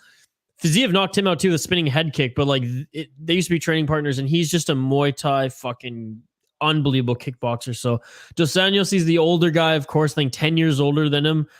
If this goes to the ground, Dos Anjos has the advantage with the jiu-jitsu black belt, him being Brazilian, but Dos Anjos is no slouch of just standing up and beating people up either. But this Fiziev guy is fucking sick, dude. Hell yeah. Yeah, this is going to be lit. 11-1 record, finished 8 of the 11 wins, 7 knockouts, and spinning wheel kick type knockouts, dude. This guy's sick. Yeah, man, that I was watching, that was a very impressive spinning head kick stoppage. I'd share some of the Twitter posts, but I don't know. UFC's pretty hardcore on YouTube, and I feel like if they even see that, even if it's via Twitter, I would have shared my screen and shared it, but I'm a little Look at I'm look scared. at his eyes when he was walking down there. Fiziev? Yeah, you don't get much more of a intense looking, He's serious. cold stare. Dude, I mean, that guy, he's going to be a star. He's like, you'll see, he's absolutely shredded, like most of these guys, but he's absolutely shredded. He's got these like almost like Vasilevsky goalie type crazy eyes. And I mean, he's a good looking cat. I mean, this guy is like, the UFC wants him to be a star. Because he's, like I said, good looking cat. He's sellable. He's got the 6 skills. Yeah. I was afraid of him there for a second. I wouldn't want to fight him. He looked pretty intense. Yeah, dude, this is going to be a great... And they were supposed to fight a few months ago. I believe the start of 2022. But Fiziev had COVID. And then Rafael Dos Anjos fought another guy, Moicano. Hell of a fight. Moicano took it on short notice. So he obviously lost after five rounds. He got beaten up. But I believe Dos Anjos is 36, 37 years old. Like he was fighting Conor McGregor for belts like almost 10 years ago. Yeah. But he's fucking sick. And he actually moved back to Brazil. He was in the US for 10 years and he moved back to Brazil. And he said it actually has helped him out. It like rejuvenated him, which is pretty cool. Going back to his home country. Absolutely. He's able to immerse into that culture there. Yeah, the culture he left for like that, best athletic training and knowledge that he got out of the United States. And now that he has that and a family, he's like, I'm just going to go back to Russia, play out my career. He wants, one last shot at the title, and he's ranked 7th. Fiziev's ranked 10th. I mean, this is a very important bout for the UFC rankings, which, by the way, I have the UFC rankings right now up for their division, which is the lightweight division, which is arguably one of the most deadliest divisions, in the UFC. As I scroll down here, lightweight. Where the fuck is it? Oh, here we go. Yeah, dude, I'm pretty sure I watched that fight. Okay. So yeah, the lightweight division is awesome right now. So just right above Dos Anjos, Benel Dariush, Michael Chandler, Islam Makhachev, Gaethje, Poirier, Oliveira. Between Fiziev and Dos Anjos, Tony Ferguson and Gamrot, who just won his fight and 2 weekends ago. He's an absolute beast and went up in the rankings. So like, this is just a crazy division, and this has implications on who's gonna probably fight the next fight that is for the top contender match. So it's gonna be sick, man. Yeah, I think there's gonna be some. I think we're up for a real treat here. Hell yeah, dude. Let's take a quick look at the betting lines here. Michael Johnson is the underdog at plus 195. Interesting. I'm guessing because Jamie's probably more of like and I hate to say this because Michael Johnson has so much experience, but more the well-roundedness, probably a better wrestler. Whereas like if it stays standing, Michael Johnson's probably going to knock you the fuck out. But if Jamie can implement other parts of his game, that's why I'm guessing that the odds makers have put it this. And I'm using DraftKings, folks. They're not even sponsoring me anymore. It's just what I've been used to. If there's a better sports book out there for UFC, please let me know. I know BetMGM's pretty good too. I really don't give a fuck at this point. Until BC gets one, then I'll be loyal to that one. It's whatever at this point. Shane, by the way, I'm glad you drank that Kolsch. It was really good. And again, we've been going 3 hours here. We're officially at the halfway point of the first UFC live stream watch party here on the City Life Project YouTube channel.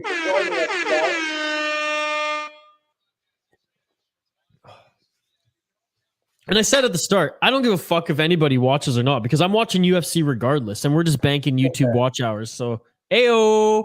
Right on. Well, got Bisping and Fitzgerald about to run things down at ringside.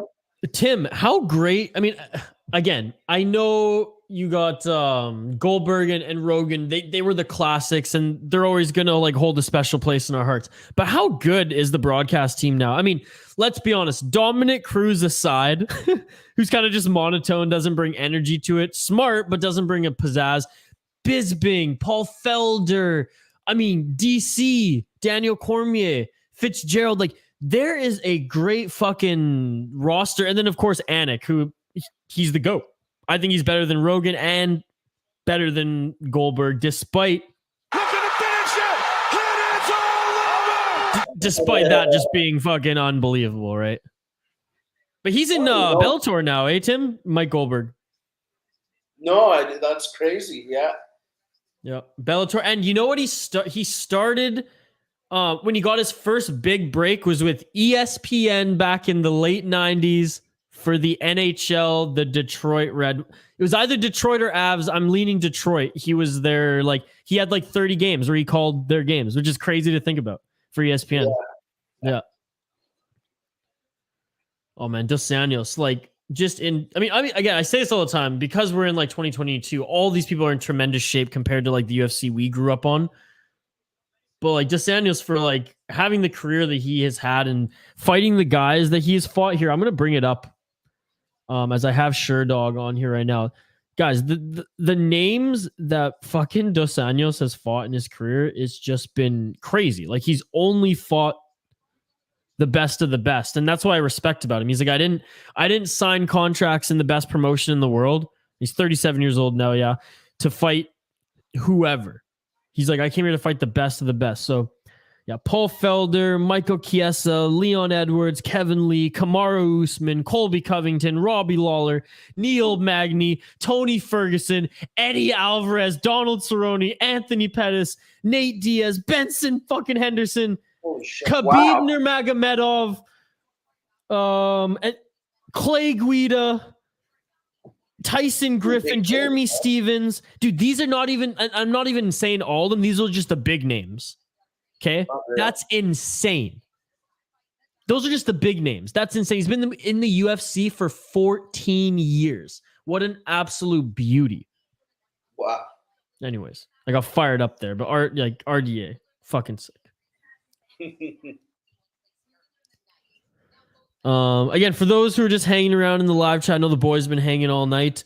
A lot of you ain't as, UFC nerds as I am, but if you're firing this up on ESPN Plus or TSN, I mean, give us your live reaction. I mean, Kyle asked earlier, like, who you thought your favorite UFC fighter was and best of all time, etc. Like, let us know what you're drinking. Let us know what you're snacking on. We're totally interactive here. As we grow, we'll grow our little, city life fight community. But hey, for the time being, glad to have those who are joining. Totally. Thank you, guys. Cheers. Man, this is incredible. This Fiesta Ale, so easy to drink. Good summer beer. I'm excited to see what happens on this card tonight. I can feel like the nervous energy right now. Oh yeah, totally. Waiting to see anticipation. Yes. Yeah, and the next few cards are gonna be sweet too, because I forget, and I should have noted this down. And that's just like Isha being professional talking. But I know the next two fight nights are not in the Apex. One's in London, which is going to be absolutely insane. I believe it's at the O2 Arena or whatever it is. Dude, guys, unbelievable atmosphere for fights. Like the last one I watched, it may as well have been a pay-per-view, honestly. It was fucking sick. And so, and a Brit's headlining, Tom Aspinall, a sick jiu-jitsu heavyweight. Kind of reminds me of Frank Mir, but better boxer. Kind of like similar build too. And then there is another fight night. God, I want to say somewhere in Texas, but I know that's wrong. It's somewhere else anyways. It's not at the Apex. And then we have the next pay-per-view. So the next three are going to be buzzing at arenas. Even just watching, it's a little bit different watching Apex versus Arena. What I do like at the Apex, and maybe I'm grasping for straws here, is that you can really hear the corner. You can really hear the fighters. I mean, right now my volume's down, so I can't really hear shit, but you know what I mean. Whereas you're watching a live event and it's just, you're hearing the white noise of the audience and then the broadcast team. But what I liked about the Apex, especially during COVID on like Fight Island, where like the broadcasters were still getting used to it, they would take long breaks and you would just hear the fighters go off. And actually one guy made kind of a new name for himself, Kevin Holland. His nickname's Big Mouth. And he took advantage of that. He knew that all the mics were live and that everyone could hear him on the broadcast, and he would constantly talk trash and just constantly talk to the fighter, constantly talk to the broadcasting, talk to like Dana, Khabib, those watching. And it was hilarious. And some of them were getting annoyed, but he was so funny. But anyways, I digress. Imagine being that dominant that you could focus on shutting down an opponent and like having a conversation with Dana White or Totally while you're fighting. Dude, like at one point he like heard DC being like, yeah, he's actually not really good at wrestling. He's like, so DC, say my wrestling's bad. You gonna give me coaching? You want to come in my corner right now? And DC's like, oh, he's talking to me right now on the broadcast. Yeah. That's unbelievable. There was some where he's like, man, you hit really hard. He's like, and you're a legend. You're a legend, man. And the guy's like, oh, this Brazilian. He's like, Jacare Silva actually was like, oh, okay. And he's like, no, you're a legend, Jacare. He's like, you hit fucking hard, dude. Yeah, and that's good to see. It's fun, yeah. But it's totally it's awesome because his name is Big Mouth, like that cartoon character, that Netflix show. I don't know if you guys have seen any of the episodes. I've dabbled with it a little bit, but like fits the character perfect. And actually, he's a living superhero right now because in the last 2 years, I think he's actually stopped. Like he's stopped villains. Like there was a carjacking. His neighbor's car got jacked. Him and his cousin jumped in his car, followed the car, eventually caught up, cut the guy off, pulled him off. He got him in a rear naked choke and held him until the cops came. Recently broke up a bar fight, saved a few people, and actually, I think got a gun or a knife out of someone's hand at a restaurant in Vegas just a few years ago. He's literally fucking Batman, dude. Crazy, dude. And he's so funny because he's like, I'm just doing what any like good human should do, but I don't recommend any good human do that. Just let someone like me do it because I don't give a fuck and I can probably beat anyone's ass up. No, but he's sick. He's a rising star. He's like 28, I think. It was a Contender Series guy. Dana didn't like him because he thought he talked too much, but now he loves him. Gone better wrestling, dropped down to 175 or welterweight. So what was it, 170 or 175 or whatever? And now he's crushing it. He was at 185 for a little bit, but yeah, he's fun. Kevin Holland. And he fights a lot, like 3-4 times a year. It's pretty good. Yeah. 3 is like the balance. Like usually you have you're nursing some sort of injury. 3 a year, you're good. 1 or 2 you're injured. 4 or 5, you're just like gravy train. That's like first round knockouts. Your hand's not broken. Everything's, easy.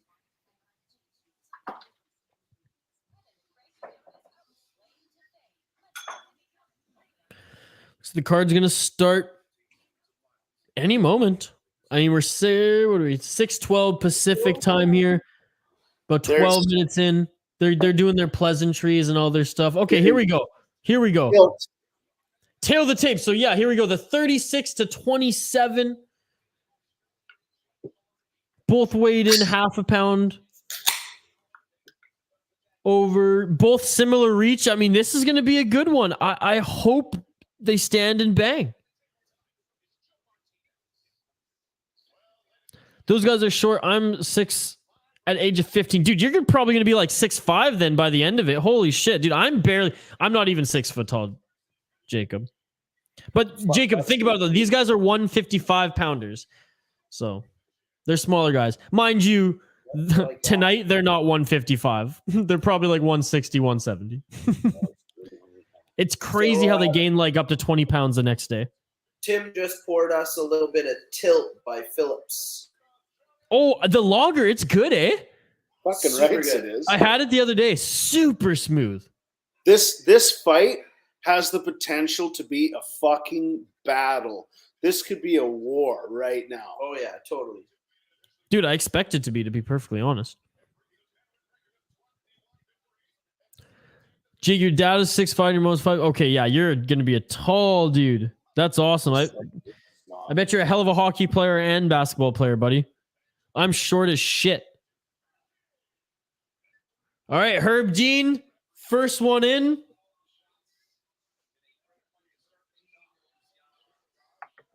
probably a channel I'll find after that it might be. Let's get it on. Let's get it on. Let's get it on. Respect. Michael Johnson. We know he has power. Mullarkey, though, I mean, he's a solid young guy. And he can take some, Big leg some kick there. punishment, too.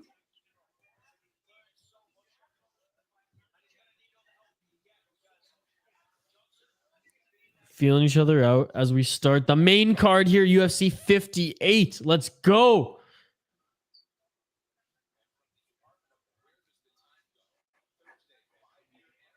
Both guys still kind of trying to find their range. Yep. Okay, so place your bets right now. Who do you guys think is going to take it? Honestly, man, I'm going with Mullarkey, and I think it's Mullarkey decision, because if it ends early, Michael Johnson's the one who's knocking Mullarkey out. So I'm going Mullarkey decision. Wicked. He did pretty sneaky little body shot there that we looked almost another one just like what he just did right there. Yeah, I don't know, man. Johnson I think, answered back with a right to the face, though. So far it seems a pretty even bout, but you know what? I'll be devil's advocate and I'll go with Johnson. Dude, I like his kind of just boxing style too. And you know, he's a mixed martial artist. His what did I say his record was? It was up there. Oh, that sucks. Do you see that? Mullarkey's shoulder hit the chin of Johnson. That sucks. Oh, that probably didn't feel good. Ooh. Shane saying he thinks Johnson will win. All right, yeah. Get everyone. For those watching, get your predictions in. Let us know who you think is going to win this fight. Mullarkey Johnson, UFC Vegas 58 live here on the City Light Project YouTube channel. Join the watch party. Get in the comments. Like, subscribe, leave a comment in the live chat for a chance to win some City Light Project merch. The first wave of it coming very, very soon.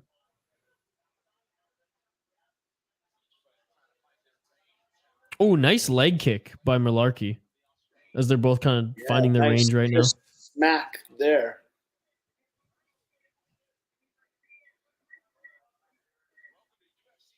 They haven't had a lot of exchanges, but it already looks like Mullarkey's got something going on his forehead, bridge of his nose.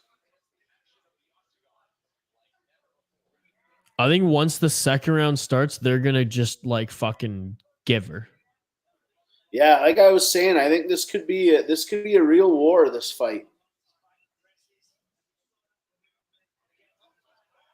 Oh! Oh, yeah. Oh, what did I say, Kyle? Johnson's after it, bro. Is he going to choke him out? Get out of that. Question is, how dry or how sweaty are they this early in the fight? Yeah, very true. Right? If they don't have a lot of sweat, he might be able to lock that in. Dude, 36, and he's still got fucking power and speed in that shot. Did you see that? Mm-hmm. That was a big boy shot. There we go. That was smart. That was smart. Don't waste energy trying to get that. He's got the timing. He feels he's got the timing anyways.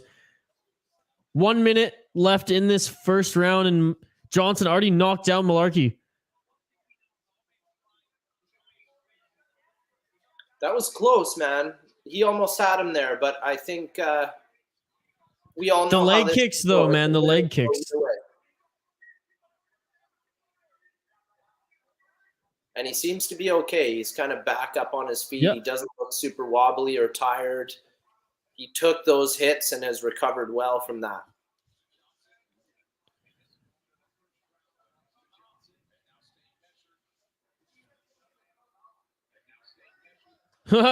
Johnson, there's someone was swearing in there because TSN just cut the audio for a bit. Oh! Mullarkey rocks Johnson now! Oh, with 15 seconds left. Elbows. Oh! Oh. Hey, props to Johnson, man. What a fight! Hold it through. There we go. Oh, wow. Wow. Epic first round. What an end to that round, dude. That was wicked. Holy shit, man. I am buzzing right now. Yeah, Yeah, that was off the hook. That's the potential that this fight has. That was awesome, man. Let me know in the live chat if you're watching this live. What is your reaction to end of that first round? I mean, 2 knockdowns, eh? Johnson clean knockdown of Mullarkey. Mullarkey knockdown Johnson. Either way in the first round, man. There were some big hits by both guys. Yes, those guys both got to taste each other's power like that. Yeah, they both. I'm interested to see how they come into the second round.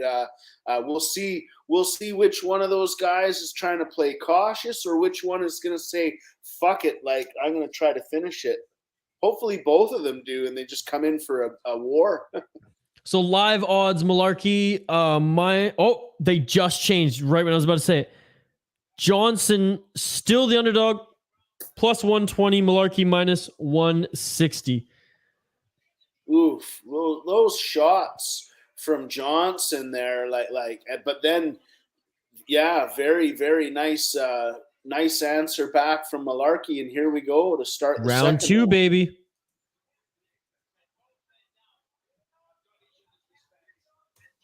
I'm telling you guys, skill-wise, the UFC has never been better than it is right now. It has evolved. It really has. It is almost a professional sport. You know what I'm saying? And that's no disrespect. I'm just saying, like, looking at it as in, like, the big 4. These guys are swinging again.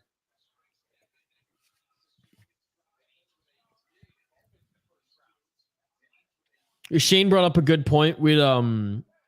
I went over the live odds, so I didn't have a quick second to go over the stats, but I'll quickly run them down here. Let me bring them up. Ooh, big body shot. Ooh, yeah. So 30 strikes for Johnson, 27 for Mullarkey, 30 significant. That is significant. That all 30 of them have been significant shots. Good body Johnson shot with the knockdown. Johnson there.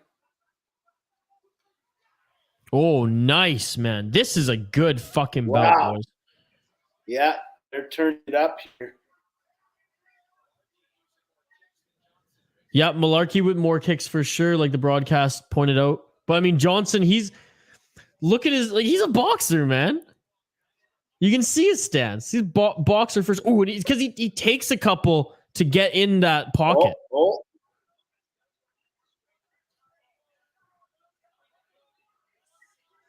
Oh, nice head kick. Nice head kick by Mullarkey. Oh, another one. Yeah. Again, Mullarkey almost 10 years younger than Johnson. Get tagged here. They're both starting to really go for it. Oh, yeah, big knee. Oh, he's wrong. Man. Oh, my knee. Man, Mullarkey is on it right now. He is. Oh, big. Oh, how is he still standing? Dude, he's tough as shit. Johnson. What I'm still standing. Oh, hanging in there, man. What a fight to open this main card. Vegas 58, baby. Let's go. Oh, big shot back from Johnson. I saw that one connected. We got a little bit of blood out of Johnson's eye there. His right eye there, yep. Look at him still coming forward, though. He eats that big shot, but he's still in this. Like, Johnson's got power. Man. He's still in this big time. Oh, you see that uppercut attempt? Oh, yeah. Oh, Johnson's wincing a little bit there. I mean, he needs the cut man's help. Mullarkey's really playing it smart right now. He's trying for that eye to keep opening it up, man. You might look into doctor stoppage if that gets bad. You know, we'll have to take a look. I can't quite see how bad it is. You guys got the bigger TV. I'm just on another computer screen. I can't. But he keeps bad yet. But Mullarkey keeps hitting it. He's smart. Yeah, and he's not. I would say he probably has impaired vision at this point. Definitely. Oh yeah, for sure. And those leg kicks are going to get more annoying. So after a few more repeated shots, he may be in trouble. Johnson only needs one, though, man. He just needs that one clean one. Yeah, and I mean, he sometimes when you've got somebody in trouble like that, you have to finish them, right? And Takedown. Right, Johnson. Johnson with a takedown. That's huge for this round because I was just gonna say Johnson won the first, Mullarkey looking like he won the second, but that takedown, I know he didn't stay there long, but fuck, that gives him some points. What a fight! What a fight! Comment in the live chat, like the video, subscribe if you dig these walk-alongs. Let us know your reaction to this fight. This is an absolute war. 30 seconds remaining in the second round. This is big elbow. Fuck. I love this fight. Yeah, this is, and they're both smiling. They're loving this, dude. Yeah. Did you see Mullarkey smiled? He was like, "This is what it's all about, baby. Let's fucking go." They know, dude, that everybody's watching and everybody's into it. I have a feeling though, Johnson looks like he's not all. He's a little tired now. He's a little older, boys. He's a little bit older. Another solid round by those boys. Dude, that was a great round. So, what do you guys think? What else could you ask for in a fight? Really? What do you guys think? As there's a quick commercial break, you know, they're at their corners. I think it's dead even right now, to be perfectly honest. It's pretty damn close, man. I'm still gonna take Johnson because I'm gonna stick to my guns on that one, but it is like button to button, like they are close. I would have to say the flying knee and then the trouble that he was giving, that Mullarkey was giving Johnson against the fence there. I gotta go with Mullarkey. Like that was shades of Michael Bisping and I love that flying knee. He had some really, really spicy combos there. Like, it's actually surprising that neither one of those big knees that Johnson took really, I would have thought he was a little bit more wobbly at the knees, but he looks like he's still got it. He's definitely slowed down a bit, but they've been going hard. So here we go. Round 3 start of the second round. Boys, listen to their nicknames. Michael the Menace Johnson and Jamie the Hooligan Mullarkey. It's the menace against the hooligan, baby. 67 strikes, all of them significant for Mullarkey. 47 all significant for Johnson. 1 knockdown credited for Johnson. Mullarkey, actually, he wasn't credited for that knockdown. Mullarkey, boys, wasn't credited with a knockdown in that first round, which is huge. Just pointing that out there. Shane, if you're still in the chat, who do you think's taking it now? You thought Johnson would win at the beginning. That was your prediction, like Kyle. But as the fight's going on right now, where do you think it's at? Do you think it's tied as well? Anybody watching us right now, let us know in the chat. Dustin Poirier's thinking that it's 1-1 right now. Yeah. Smart man.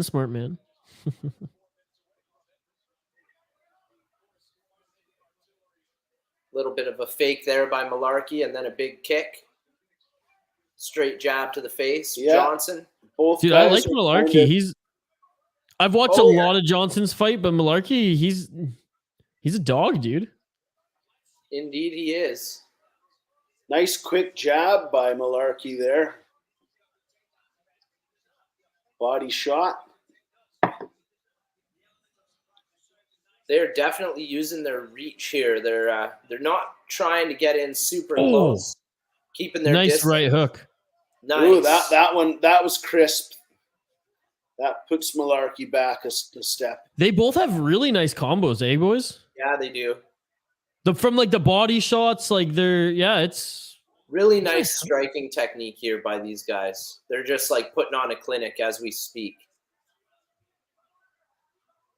Yeah, and Johnson there doing a great job just keeping Mullarkey outside, popping him with that jab, making him have to move around and think.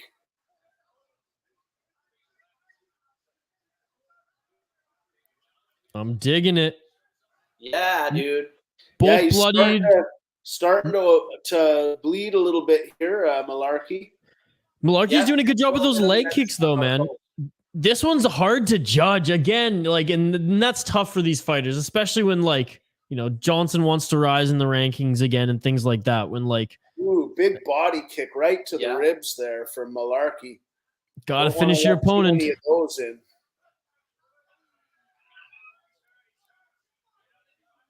Nice counter there. Oh, did you? Drops Bisbing? Bisbing literally was like, he should have just pounced on him. Bisbing fucking That dick. was a big shot landed by Johnson there. Thanks, Jacob. Jacob, honestly, if I fought Kyle or Tim, they'd both just destroy me. And they both know it. I know it. Kyle would knock me the fuck out. Tim, I mean, You know what, fuck, though, Tim man? could. You'd probably have me in the wrestling game. Well, I mean, if I could even get you to the ground, I could. If we started on the ground, I could maybe submit Kyle, but I don't know. And Tim literally could just like throw me through a fucking window. So. I'm pretty docile as I don't get hungry. Right? As soon as I get hungry, you never know, right? But Hangry Tim is a scary Tim. Dude, what a fight. 1 minute left. Here we go. These guys are definitely worked hard, both of them. Just doing a little refresh of the live odds here. I'm going to see what they're at right before this ends. You know, they haven't moved. Mullarkey able to back out and get off of the fence there. Yeah, Man, nice this landed. round is so hard to score. Like, I don't know. That was almost a head kick connection there. Yeah, I got to check Twitter. I got to check like the insiders here and see who the fuck they're even scoring for this one.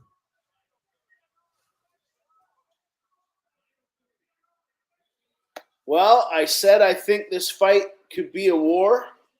Dude, you called it, man. I think that I was right. Yeah, what a great showing by both these guys. And you know, we're 15 seconds left in the round. Let's see what they go. Who's gonna go for it here? Oh, big head kick. Oh! Oh, Let's fucking go! Let's go! Wow. Yeah, dude. Those guys. What a fight! That is What a unbelievable. fight! Like I said, that is how you do it. I wouldn't want to be a judge on that panel right now. No, And no. you know, win or lose, how do you not want to see both of those fighters come back? Right? Like that's what you want to see in the UFC. You want to see that drive to win. You want to see those guys that are willing to meet up in the middle of the ring like that and just fricking throw bombs. You know, that was a great fight, and That was incredible. I'm excited to see who wins. I was kind of leaning towards Mullarkey there. Johnson really came back in the end and kind of regained composure. He was in trouble in the second round there. So I think, one. yeah, I think Johnson won the first round. Again, tight though. Mullarkey the second, and dude, it's a fucking toss up for the third. So whoever wins this, like, I don't think it's going to be a bad scoring either way. It's like whatever the judge, was, preferred. Okay, let's go through the stats quick before we hear the official decision. 91 strikes, 91 of them significant for Johnson, 88 for Mullarkey. One knockdown for Johnson. Where the fuck's the takedowns? Okay, here we go. 10% significant strikes by the clinch position for Mullarkey, and 6 takedowns to 4 for Mullarkey. Official score now.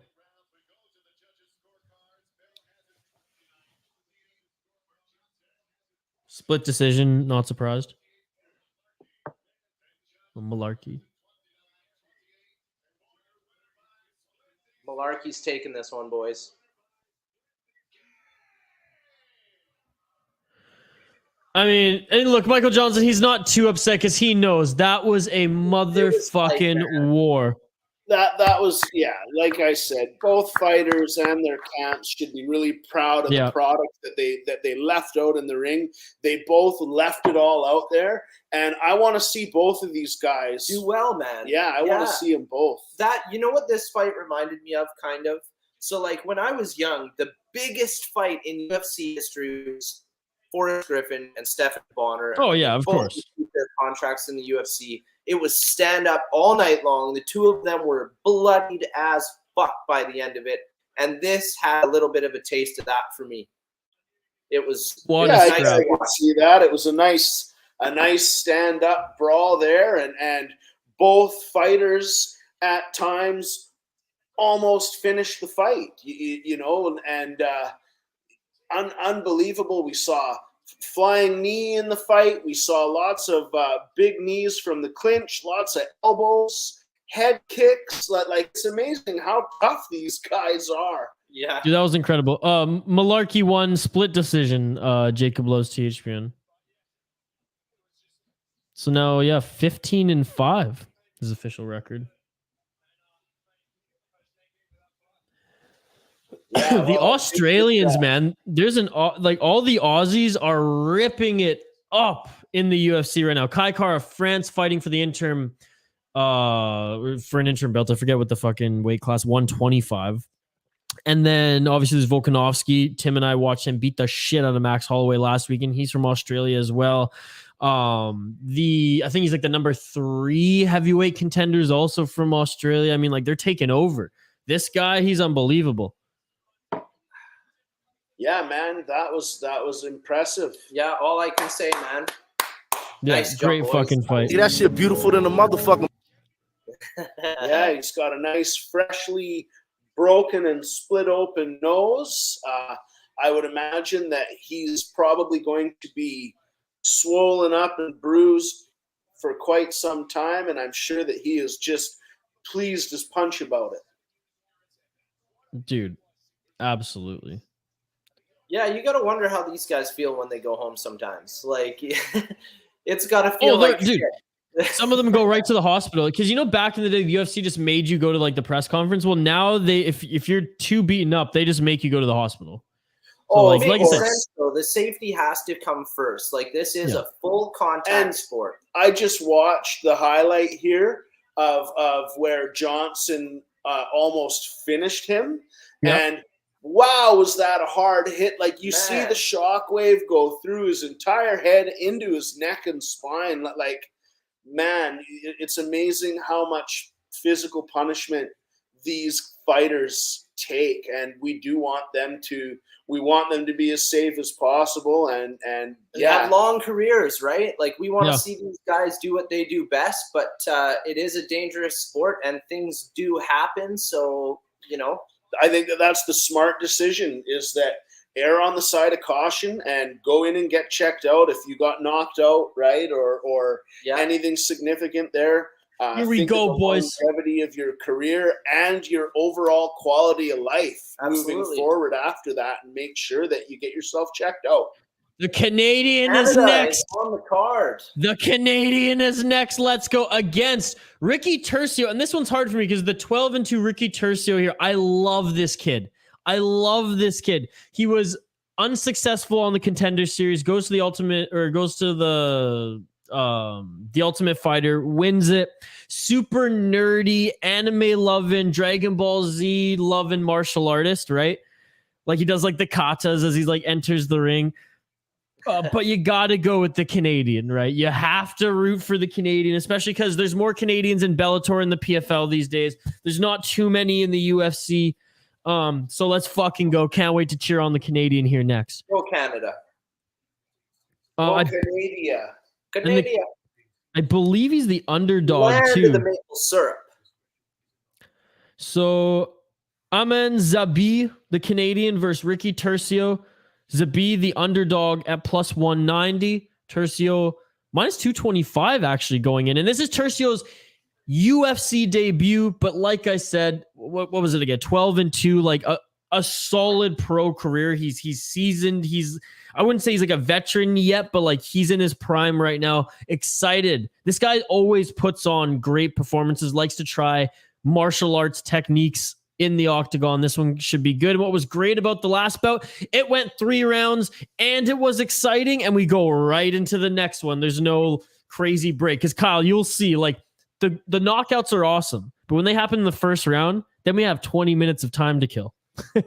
Yeah. Front row, And let's go, baby. Oh, Canada. Man. Dude, Zabib is solid, though. And he's basically Ariel Helwani's doppelganger.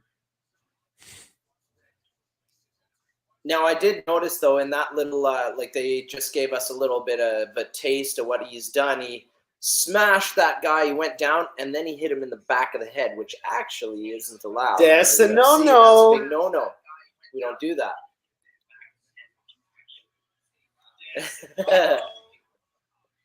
Zahabi.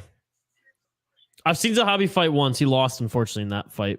Turcios, he was my favorite on the entire season of The Ultimate Fighter, so that's why I was just fucking pumped, man.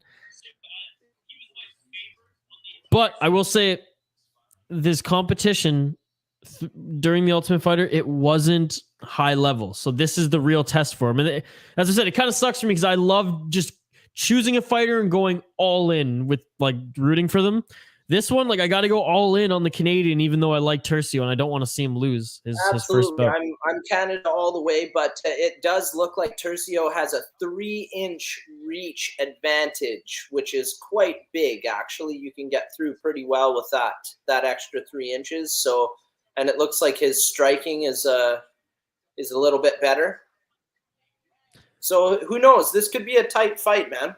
But the difference is, Zahabi's been in the UFC for a few fights where Turcios hasn't. The Ultimate Fighter is not the UFC. I'm sorry, right? Zahabi's 34 years old too, so he is the vet, more the veteran. Like I said, he's just in his prime right now. 8-2 his record, so haven't had as many fights. But this will be his 5th in the UFC. He's 2-2 right now. 1 in his debut. And then won his last fight as well. So, yeah, this is going to be interesting. Again, interesting that Turcios the favorite in this one. That is interesting. But he's good. He's fucking good. I'm just interested to see him with this. I mean, this is great matchmaking. This one's good because if Turcios wins, it's like, okay, he can fight guys on the UFC roster. Let's give him the next guy. And if Zahabi wins, it's like, okay, you beat the winner of the Ultimate Fighter, who is the best, quote unquote, rookie on the prospect scene that Dana White hand kind of selected. But anyways, I digress. I miss the old Ultimate Fighters, man. The Chris Liebens, like the. Oh yeah, of course. When they just trashed the house and fought each other. I mean, even up until like 2008. Yeah. Oh yeah, I would say up until 2015, it was still old Ultimate Fighter vibes.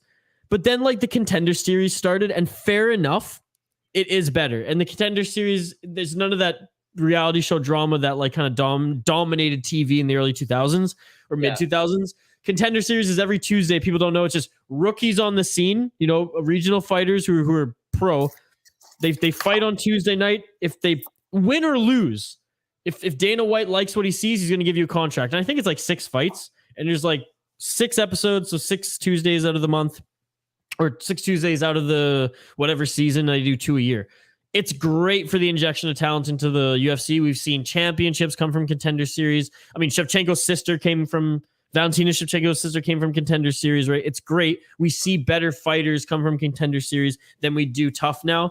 But still, I mean, the classic Tough fighters. That's what got me into the UFC, boys, was watching Tough 1 on DVD.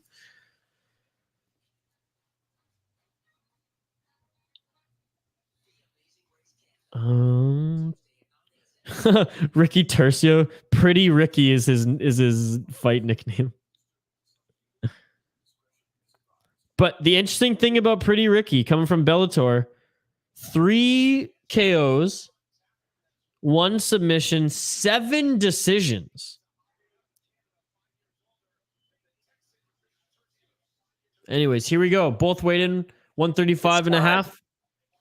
Trying to find one that would be in HD or 4K. Tim just got a new TV. It's sick. I bet it's amazing to watch fights on. We're not watching the 4K. Can't find a 4K channel, so we're just going to deal with it the way it is right now. But super stoked for this fight. Can't wait to see what happens. Canada all the way. There is a TSN one, Tim, but it's like way up there. It's in like the 900 something. Yeah, I was just trying to find it. I don't want to miss the fight. All right, here we go. Oh, Canada, baby! Woo! Yeah, looking determined. He looks determined. Oh, look who's in the chat. JD joins the chat. Let's go. Right from the Canadians about to fight. What's up, JD? Everybody joining. Go check out JD's channel.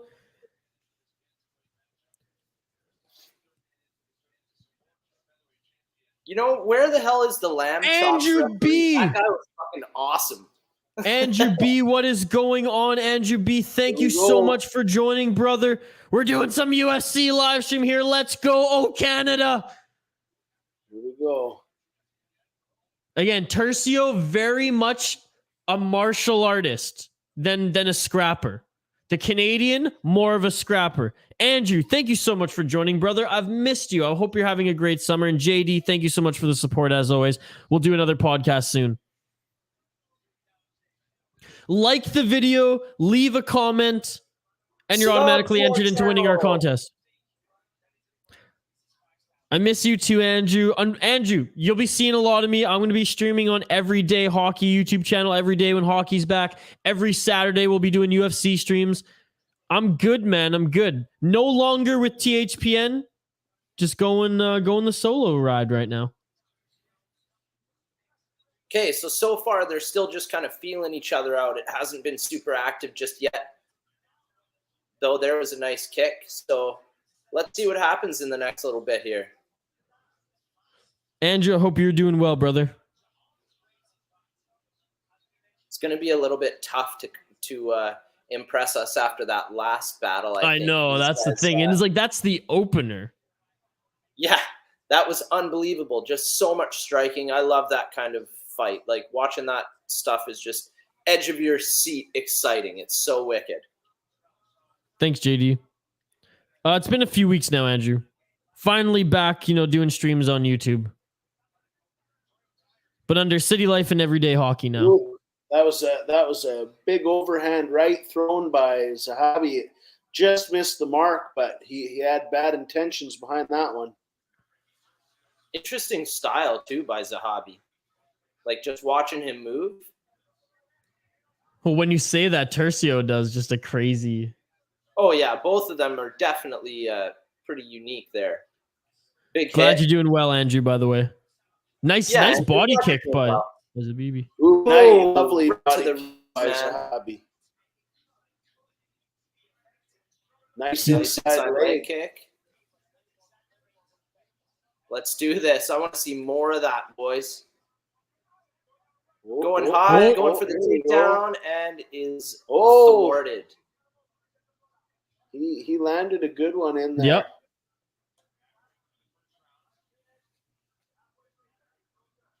Andrew, are you a UFC fan? Do you watch MMA? And again, JD, thanks so much for joining. And yeah, man, this is awesome. We're going to be doing these every Saturday. Go ahead and put it into the comments who you think is going to win this battle.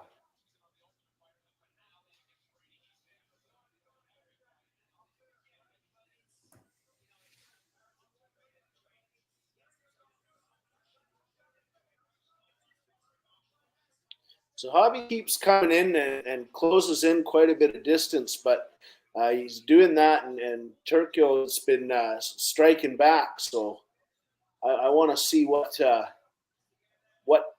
Zahabi has to answer for that. He's not able to impose so much of his will as he was in the first minute of the fight. Yep. I think Zahabi's probably just got, a little bit more old man strength, as we see there with that leg kick that just took him down. Whereas Turcios is a little bit more technical, it seems. Or maybe even technically wild.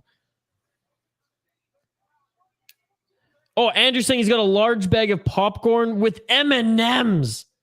Oh my God, those are so good. And Andrew says sometimes he watches UFC. That's awesome, buddy. Yeah, dude, Zahabi, the Canadian, let's freaking go. Oh, Canada, baby. Got a little gamesmanship going here. I'm noticing a little bit of chirping going on from Turcios. He talks, man. That's his thing. He's just like, he's a walking anime character. That's the best way to describe him. He just wants to be like a. Whoa, that was a big wild kick. You know, you land one of those and it's pretty much game over. That'll do you in real quick.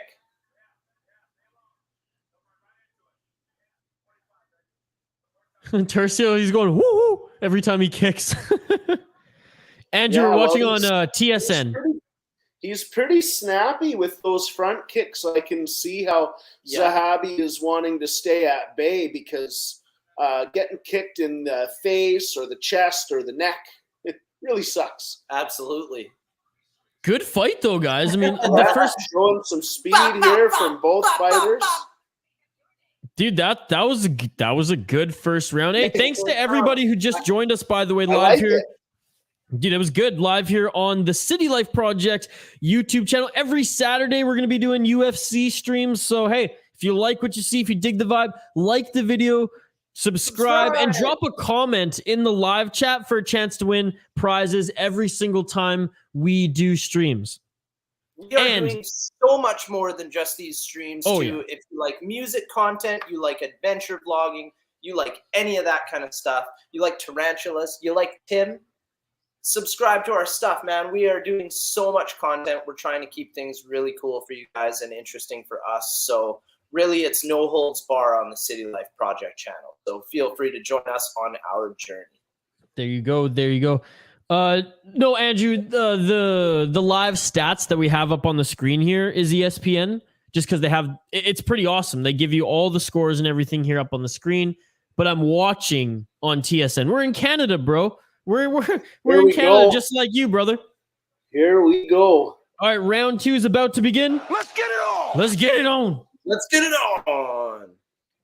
You know how fucking long it took me to find that? Harder than you think.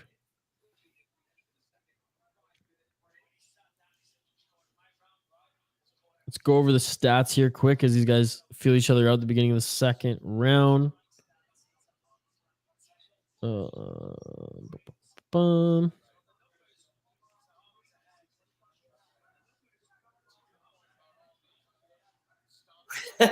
Dude, I love how like little jumpy that guy is. Turcios. Oh, I know. He's like a little spider monkey. Roddy. Yeah, you don't know what he's going to do, and that's good. That's beneficial when you're shifty like that. Totally. And it's entertaining as hell. It is. I love seeing him like bop, bop, bop, bop, bop. I hope he pans out and develops into just even a solid roster fighter for the UFC, because I feel like the fans will fall in love with him, and then he'll sell tickets, you know, and he'll sell pay-per-views. Ooh, this is his first UFC event. Isha, can you drop their stuff? What do you mean, buddy? What do you mean drop their stuff? Like Kyle and Tim stuff? It's the City Life Project. We are all, this is it, bud. We are the stuff.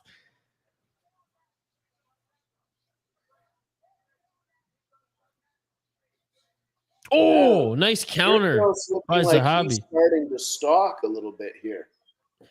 As far as stats go, maybe that's what you're talking about, Andrew. Zahabi, 15 strikes to 6 for Turcios. This is coming out of the first round. No knockdowns.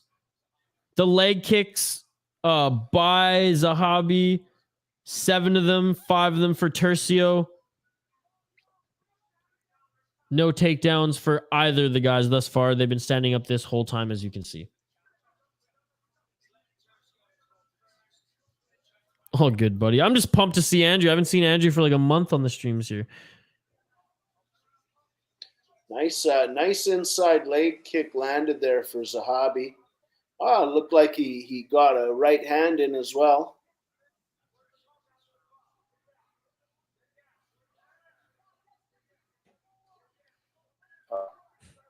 Yeah, this guy's fun to watch. Turcios just is like mop of a haircut too. That's like, it probably doesn't help when it's all just in his eyes. All sweaty. Yo, I have like a funny question for everybody in here. If you were in the UFC, would you wear the briefs like Turcio, or would you wear the shorts like Zahabi? Because I think that there's a fine line between who would wear what. Like for me, I'm long shorts all day long. I don't know if I want to be like showing off my little package in there like some of these guys. Well, I'm Muay Thai shorts because I don't want to show off to everybody. So we'll just say that. No, I like the Muay Thai shorts, and I said it actually earlier in this stream. I love so the Muay Thai shorts are like here. That was nice. The Muay Thai shorts are like kind of like Turcios size, but they have they're baggier because they have a slit down the side, so they have like almost like the spandex under, but then just like actual thinner shorts on the outside, and so you can do leg kicks and shit like that. Right. JD Speedo, full damn pseudo. Yes, JD, that's actually wicked. Because that happened.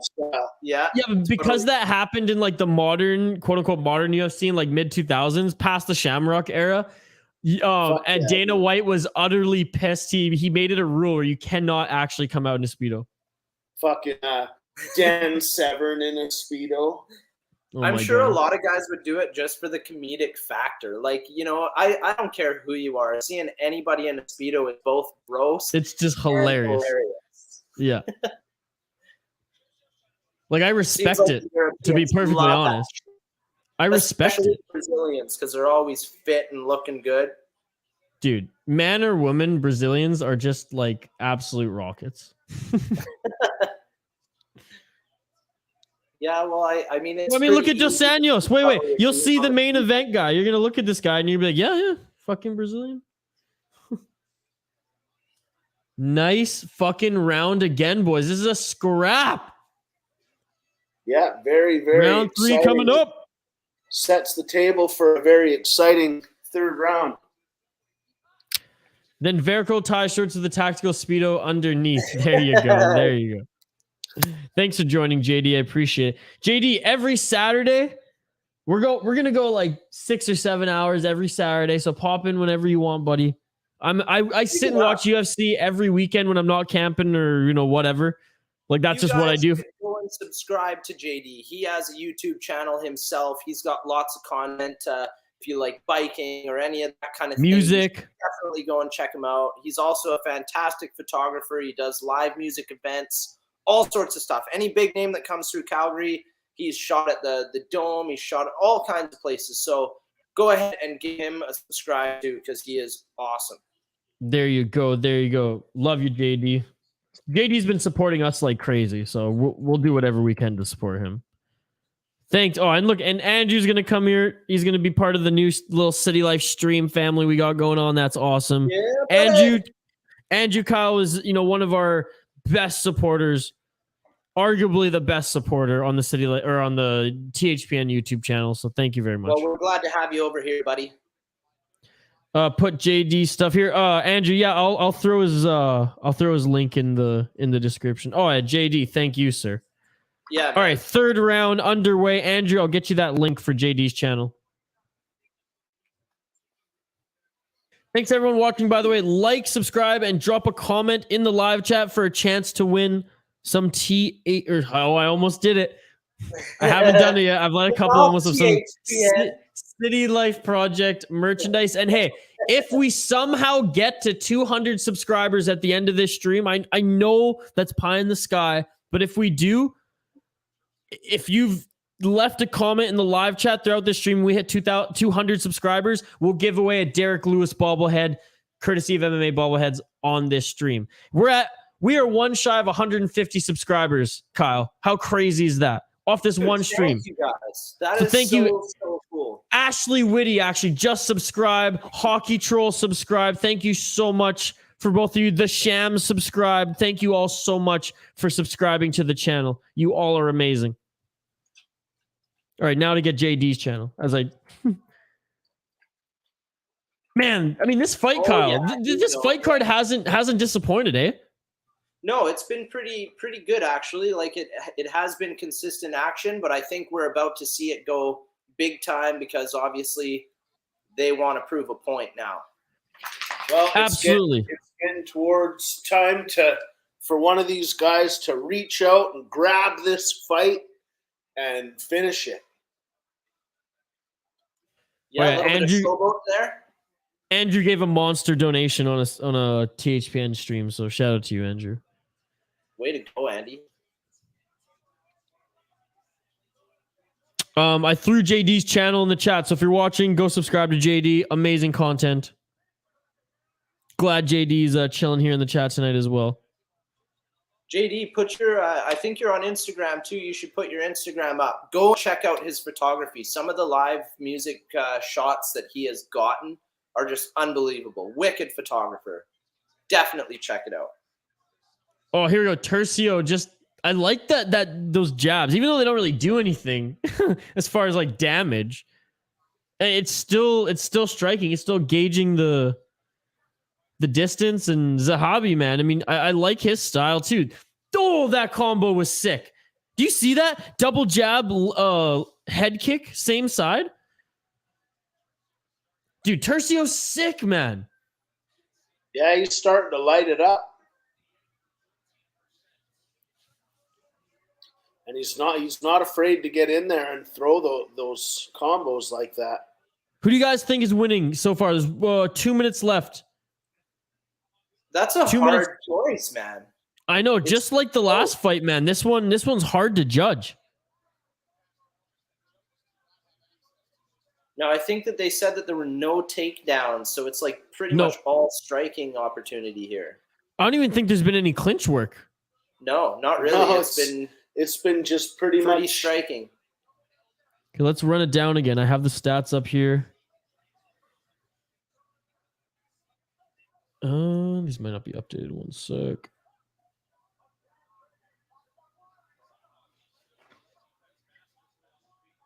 I mean, Zahabi's playing good defense game, yeah, as the broadcast just said. But I mean, at this point, you gotta strike. Okay, now the UFC stats. Okay, here we go.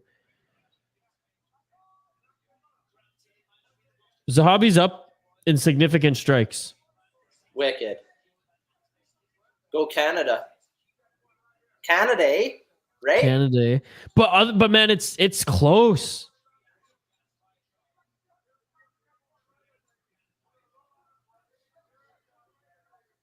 All right, Yeah, I don't 44 know. seconds, you guys. Time to blow us out of the park. Oh, look at that. Andrew subscribed to JD. Yeah, buddy. Thank you for doing that. You won't regret it. He's wicked. And those watching us, don't forget to subscribe, like, and comment for a chance to win some prizes. This is what we're going to do every stream. If we get 100 likes on the video, and I know it's far-fetched tonight, so let's say 50 tonight. If we get 50 likes on the video tonight, you'll win some merchandise. If we get 200 subscribers tonight, we'll give away a Derek Lewis bobblehead to someone in the live chat. You want that bobblehead. It's nice close out of the fight here. And that's it. Look at Turco. Dude, like, I told you, if he goes on a winning streak, he's going to be a star in the UFC, whether he fights for the title in his career or not. He's got wicked. swagger. All right, let's run down the stats again one more time since we're in commercial break. I mean, significant strikes, 55 from Zahabi, 30 from Turcio, but Turcio threw 205 strikes. So double strikes from Zahabi, but less significant strikes with those, jabs and things like that. 20 shots to the head, a bunch of them leg kicks as well from Turcio, 23 from Zahabi. But again, Turcio threw 189, dude. How crazy is that? He threw 189 headshots and kicks. that's crazy. The leg kicks, though, Zahabi, 28 out of 30 leg kicks. That might be the difference maker in this fight, to be honest, boys. Oh, yeah. If you look at just the stats, Zahabi wins this fight. If you look at the whole fight, it's hard to tell. It's hard to judge. I don't know. I'm saying Zahabi wins, and then that's hard. And I say that while I'm like biting my tongue because I'm like, I don't know. Canada, bro. Canada. Yeah, but put it this way. Even if the Canadian loses, I won't be upset because Turcio, I mean, he's already won over my heart. I love this kid. It was a good battle, man. I don't think anybody could have gone wrong picking either one of this fight. He's All fighting. right, official decision.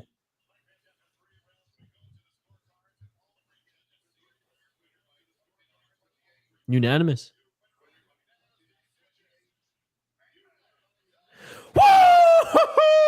Oh yeah, Zahabi for the win. Zahabi, the Canadian. Yeah, dude. Love to see that. Love to see that. It was close though. Again, wouldn't want to be one of the judges. A lot of flair there, Turcio. Like a lot of embodied everything that you would hope to see in a young, vigorous, energetic fighter like that. Yeah. And I hope that he comes back strong, which I believe that he will. And put on a great fight that went the distance, and he seemed to get stronger as the fight went on as well. Absolutely. And you know what? Turcios' performance, like, this wasn't those where, like, you make your debut and then Dana White goes, oh man, like, why did I sign this guy? He's actually not good. No, he went 3 rounds. He threw more strikes than Zahabi, but hey, the veteran pulled it out, and it kind of looked like that throughout the fight. So that was a good one that went to the distance. I hate when they're boring and go to the distance, which I fear with this next one, boys. And I'm going to say that right now.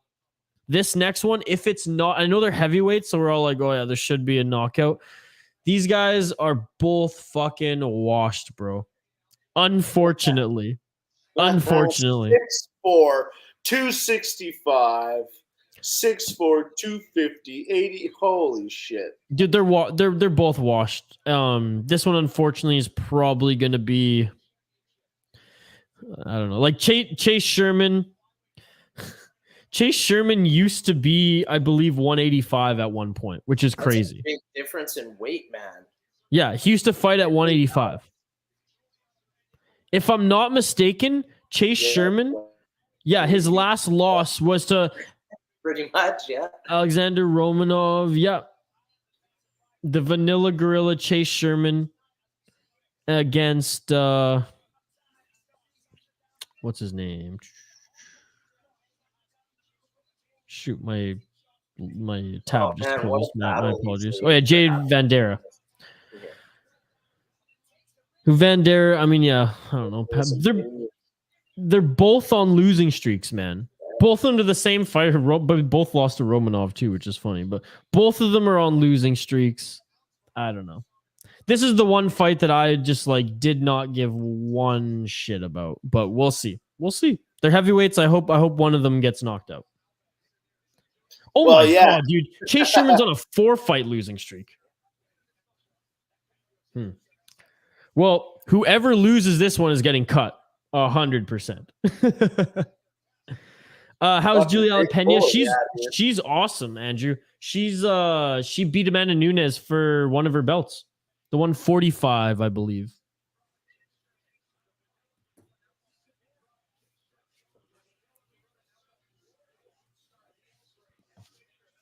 Chase Sherman. I'm going to go to heavyweight to revitalize my career. Okay, bud.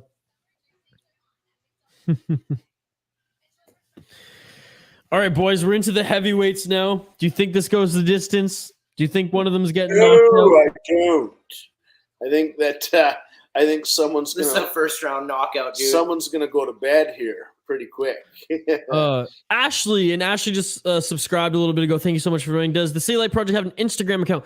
Kyle's been posting a lot of City Life stuff on his Instagram account. We don't have like a banned one yet, but we'll probably get one fired up soon. Right now, we just have a Facebook account and a YouTube channel, but then kind of like both tweet a lot about the updates. But Kyle, what's your Instagram account for Ashley? Because you've been posting a lot of our one take session reels and things like that. I think it's Mudge. 1 second. Give me a minute. Okay. Kyle will find If you look at Mudge Music, you'll find me on there. At Much Music or Mudge Music? What's your handle? My handle? Yeah, your Instagram handle. Oh, my Instagram handle is Mudge Music. Okay. You just gotta look me up on there. You'll see any of my photography. There's a bunch of City Life stuff that's going on there now. We're trying to post reels because we have this thing going on called one take sessions where we go out, We shoot cover in one take in beautiful locations on Vancouver Island, so you can see where we live and the beauty that surrounds us. So it's pretty wicked. Mudge music, but I like the play on words. Mudge music. All right, Chase Sherman. Here we go. The vanilla gorilla. Against Vanderaa next. Well, I'm pretty tired right now because I think that's my psychic premonition saying somebody's going to be knocked out. This way. They're going to be doing this. A little bit of snoring. Bedtime. Well, when you get guys that are, 250 and 265 and whatnot. Doesn't take much, man. 6'4" with 80-inch reach, like those are big boys, and anybody up in that weight class with that type of stature, all they got to really do is land one clean, land one clean one, and you're in trouble if you're able to stay conscious. Sorry, I backed. I literally, I went to click like the DraftKings tab and I just clicked close on mine. And I was like, oh shit. Ashley is saying, I watched the World I Know cover by Kyle. It was incredible. So Thank Kyle, you so props much. to you. And thank you so much, Ashley. I'm glad you liked it. Ashley, we filmed 2 more yesterday and I think they're the 2 best ones yet. Kyle, wouldn't you agree?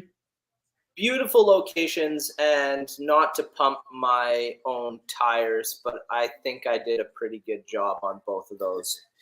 So yeah, I'm excited to have those ones released because Ish found some pretty beautiful locations for us to film in. We're going to be doing some traveling around the island, well, mostly mid-island for these because we live in Nanaimo, so we can travel probably half an hour in either direction and find so many spots to do this in. So if you guys are interested in what Vancouver Island has to offer and you like music, then you can kill 2 birds with 1 stone or get 2 birds stoned at once, however you want to say it. That's the same. Ashley, again, thank you so much for the support. We appreciate it. And Kyle, what were the 2 songs we recorded yesterday? Give a tease here. We did Landslide by Fleetwood Mac, and we did Name by the Goo Goo Dolls. So good. So follow him on Instagram because there'll be some reels and some little clips there to tease it. And then honestly, Kyle, like I probably won't end up dropping the Friday Fights video tonight. I'll end up dropping it tomorrow. So Monday we'll have a new one take sessions, Ashley. Check it out. Andrew, to answer your question, that is my cousin Tim. Tim is a part of our City Life channel. We do tastings with Tim where we try out whiskeys and try out other spirits as well as some barrel-aged stouts that Isha has turned us on to. He also does a bunch of rehousing on his tarantulas, and he's quite informative on those. So if you're interested in any of that stuff, go and check that out. There will be more Tim on our channel. He is a big part of the City Life project. So, I mean, Tim's at least on a video every week, every 2 weeks or so. Pretty much. Yeah, he plays a big part. Ashley saying, can't wait to listen. And Kyle, pump away. You're so talented. Oh my God. Look at that. Thank you so much. You all are. Well, thank you so much, Ashley. We really appreciate it. Well, Ish has some covers on the way as well. So you'll have to tune in and check him out. His voice is incredibly unique. And I have one video up there. It did pretty good. Yeah, you do. So anyway, there will be more. There's more from Louis coming. Yeah, Louis. Louis basically a part of the channel now too. He's like a feature, like featuring Louis. Yeah, totally. And I think that probably in the future here we'll be inviting on some other local musicians because why not? It doesn't always have to be us. And I was thinking that too, dude. So I was thinking of putting it out there and just seeing who wants to come, like, just do one and be on our channel. You know why I mean? not? Yeah. Why not? All for supporting other musicians. That's the big thing. So Tarantula Tim, yeah. Dude, I don't think there's any more Canadians on this card, to be perfectly honest. I'm going to check Twitter quick and see. These are some big boys, man. I think somebody is going to be falling asleep big time. I hope so, or else it's going to be a boring fight, like I said, because I don't really like either of these guys. George St. Pierre's in the house tonight. He was wishing the Canadian good luck. That's cool. Yeah, bro, that's the only Canadian on the card tonight. Wow, a lot of Americans, a lot of Brazilians. The huge. Jared Vanderaa, man. I've seen this guy fight so many times.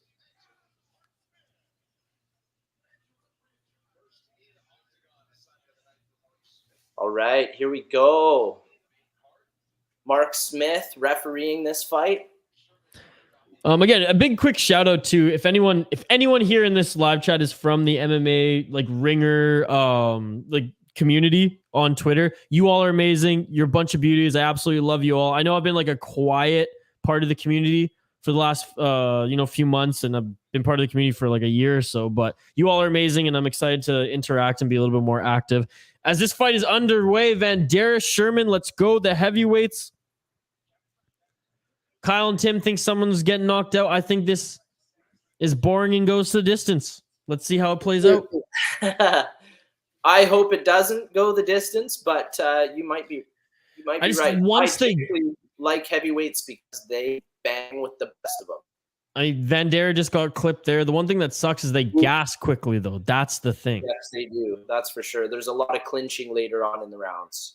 And a lot of barfing in the chamber afterwards. A lot of shitting of the pants. Fuck, I'd be shitting my pants too if I had to face either one of these guys. Benders, what is up? What's up, buddy? Thank you so much for joining. Vanderaa has a Boston Bruins tattoo behind his ear. Yeah, it does, doesn't it? Benders, thanks for joining, buddy. Like the video, subscribe to my channel if you haven't already. Benders is a big music guy too. I got Kyle, my co-host and co-creator of the channel, and his cousin Tim, who's a regular on the channel too. Yeah, check it out, man. Check out the vlogs. Let me know what you think. Benders is a awesome podcaster on the THPN channel. Oof. Couple of body shots there. Nice head movement by Sherman, actually. I know I was shitting on this fight. They're professional athletes. They're UFC fighters. You know, they deserve respect. I didn't mean to show them any disrespect. This was just the one fight that again, like I said, I didn't care about at all. No, but you can tell though that these guys are not at the top of the top product that the UFC has to offer, but they're here to compete. They're here to join on what's already been somewhat of an exciting card. And you never know. Any one of these guys at any time could light it up. And they're starting to loosen up a little. I've seen a couple exchanges now where these guys have found each other's range. Yeah. And they're starting to try to look to land bombs now. It's like the promotion always needs at least one heavyweight fight, like they need now at least one women's fight on the card. Then you have to mix it up. You can't just throw all the lightweights on there anymore. Well, that's the thing, man. With lightweights and featherweights and bantamweights, all of these, like I tend to find that there's not as many like knockouts. There's a lot of fighting, but there's not the power and the punches that the heavyweights have. Like the heavyweights, that's what we look for. We look for somebody sleeping at the end, and I love to watch that stuff. Like having said that, though, the last 125, competitive bout I saw was Cody Garbrandt went down to 125, or maybe it was 135. He either went to 135 or 125 against Karl France. This little Australian, he knocked him the fuck out in like 50 seconds, and I was like, the little guys can punch too, man. Oh, they can. They just, most of the time, at least from my experience, I don't see a lot of knockouts. Like, there's lots of submissions and stuff like that, and definitely good striking, don't get me wrong. But these guys have the power. Like, can you imagine a 200-something pound man throwing one at you that's probably got, it lands on that middle knuckle right on your chin? Doesn't matter who you are, you're going down. Dude, my head's coming right off. I'm a tiny human. My head's coming right off. Yeah, so far some good striking in this one.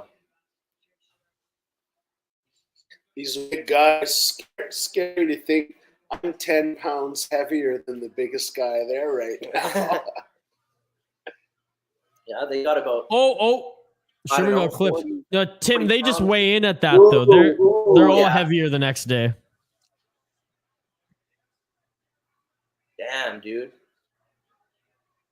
Yeah, got a little rocked there.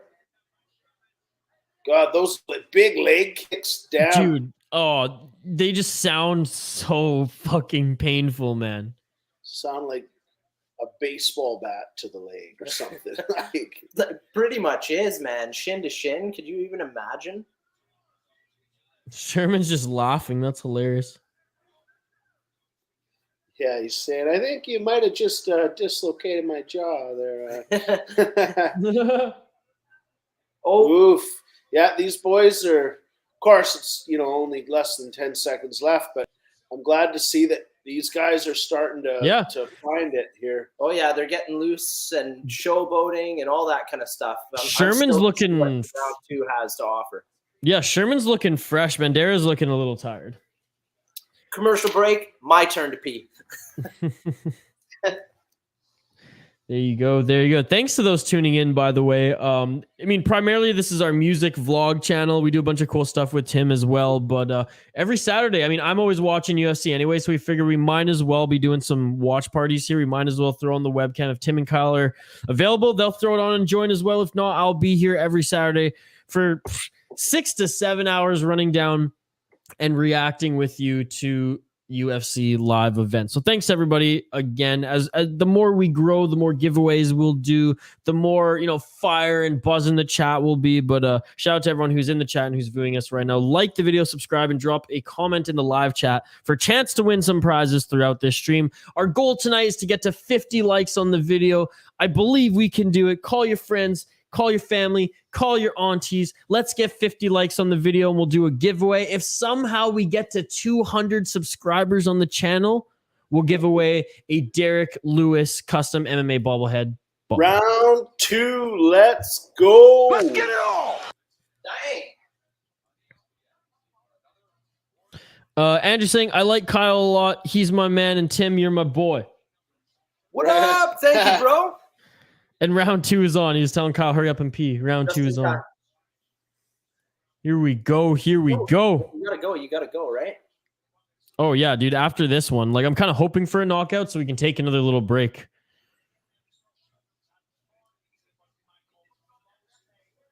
It's funny. Whenever Hoppy messages me, I'm always streaming. I want a Tim bobblehead, says Ashley. There's actually a website that you can make custom bobbleheads. It's unbelievable, dude. There's a writer for the Minnesota Wild, Michael Russo, and Hoppy and I are going to make him one when we do a live show with him. And anyways, it's going to be a whole ordeal. I want a Tim bobblehead too. That'd be sick, dude. Me 3. Might Well, as it's like in The Office when Angela makes Dwight a custom Dwight bobblehead. That might be comment of the night there, Ashley. Shit, man. A lot of jabs coming in here. Yeah, these guys are throwing it. It's not the fastest paced fight, but you got heavyweights and they're not gassing. They're throwing down. I mean, you can't ask for much more. Yeah, and I think someone's going to eat one significant here. They're Real quick. Well, I it's mean, been gradually escalating. Yeah, and you only can take Like, so many, right? Eventually your brain goes, okay, that's it. Took enough. And the lights go off, right? Oof.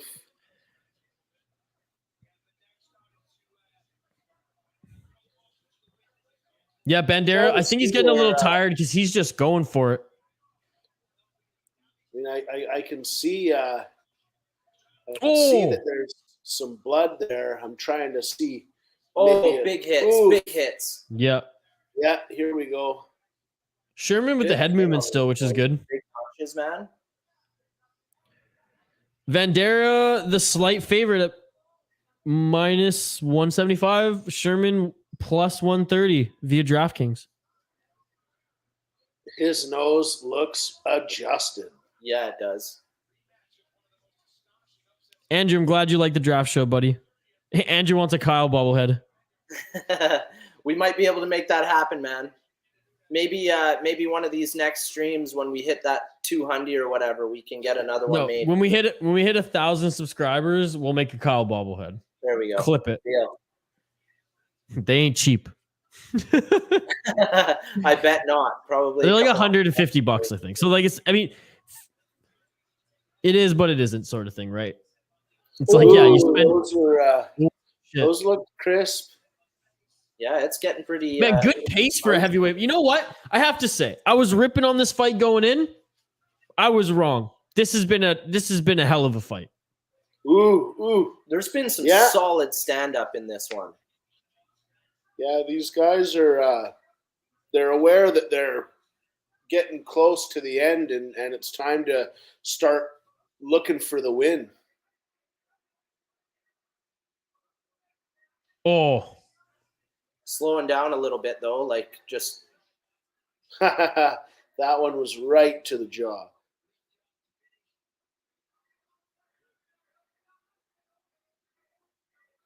Yeah, no takedowns. Not so. Nobody's been trying to push anyone. No, they're just throwing down. Pretty much standing Center in the middle octagon. of the ring and just going.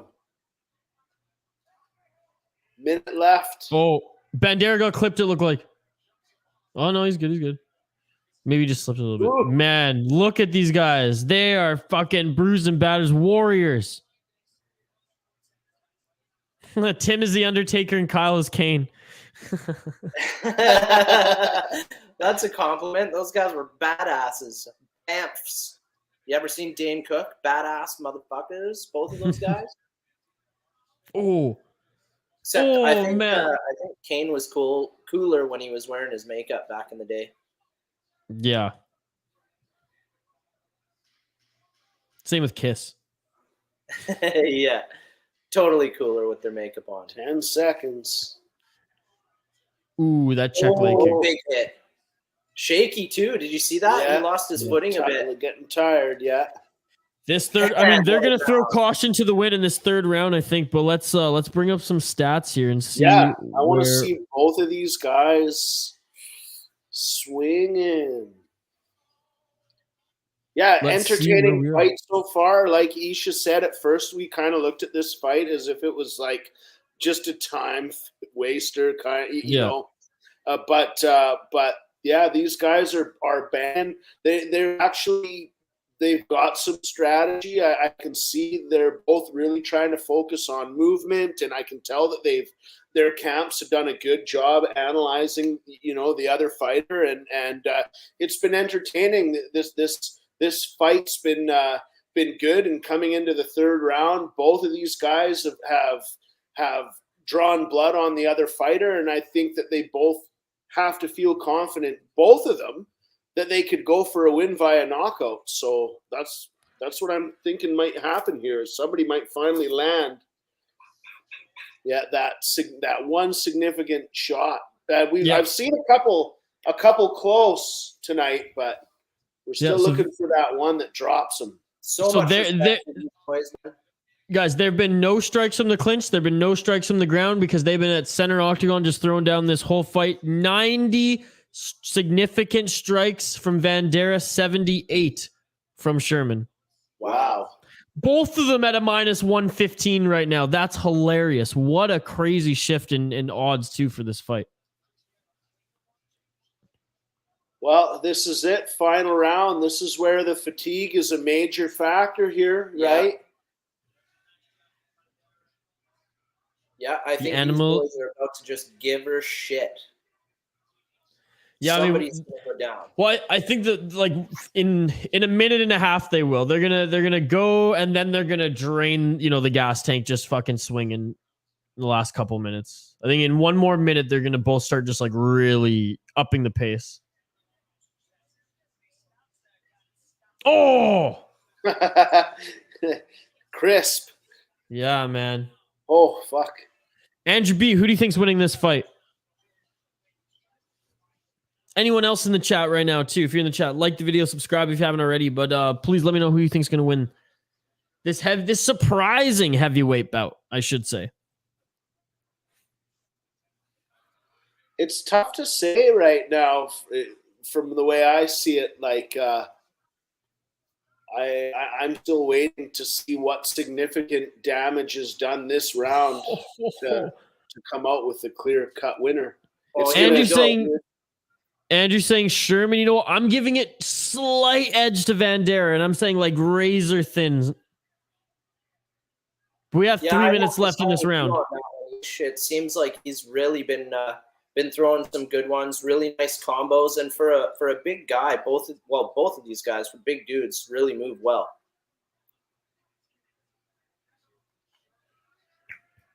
Yeah, this is a very good fight. That I'm totally is a very Boston impressed. Bruins symbol behind his head, dude.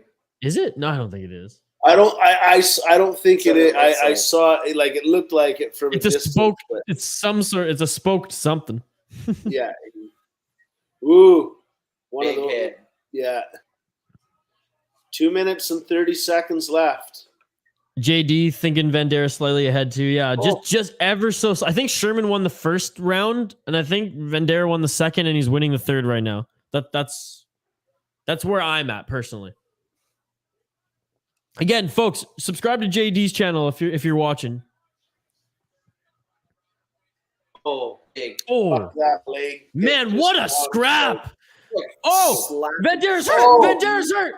Oh, damn, dude. Elbows, elbows, elbows, elbows. God. Oh! Oh! Look at the finish it.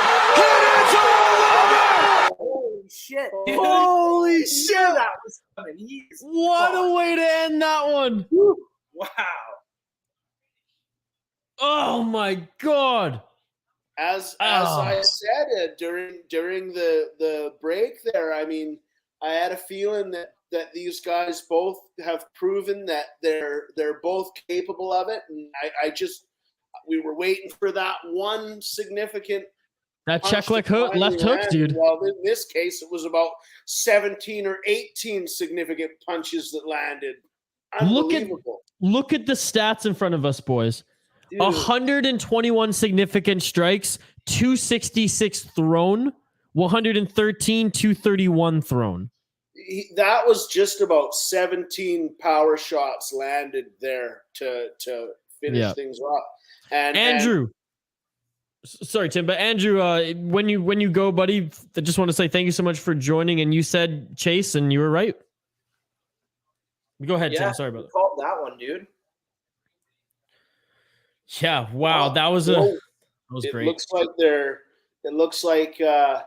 Looks like everyone's gonna wind up all right here in the end, and you know, nothing to be ashamed losing a fight that way when you do what he did, and he left everything in the ring there. Lots to be proud of there. Yeah. So next fight here, I mean, the huge underdog, Douglas Silva de Andrade, who's actually, you know, a veteran in the UFC. We'll get into his record and stuff in a bit here. Against, though, and when you have this guy's last name, you just give him the favorite right off the bat. Minus 435, Said Nurmagomedov. I mean, one of the great families, the Nurmagomedovs, just dominating mixed martial arts now. Up and comer at 135, going up against the veteran here. Yeah, this is going to be a fucking sick bout too, boys. Now, Said Nurmagomedov, he's probably like what it's going to be the very Khabib type fight. He's going to go for the takedown. He's going to take his back. He's going to choke him out. 15 wins, 2 losses for Nurmagomedov. He's on a 2-fight win streak in the UFC. Douglas Silva de Andrade, 37 years old, 28 wins, 4 losses. That's a hell of a record, boys. 28 wins, 4 losses. He's also on a 2-fight winning streak in the UFC. So this one's going to be a good one as well. The Vanilla Gorilla takes it.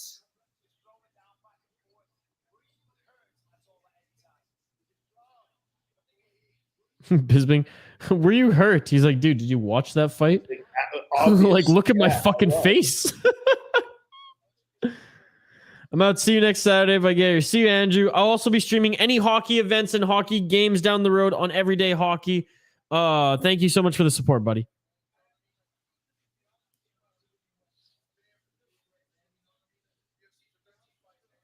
$13 fights, Chase Sherman. You know what? On a 4-fight losing streak, I mean, I'm glad he got the win. I'm glad he got the win.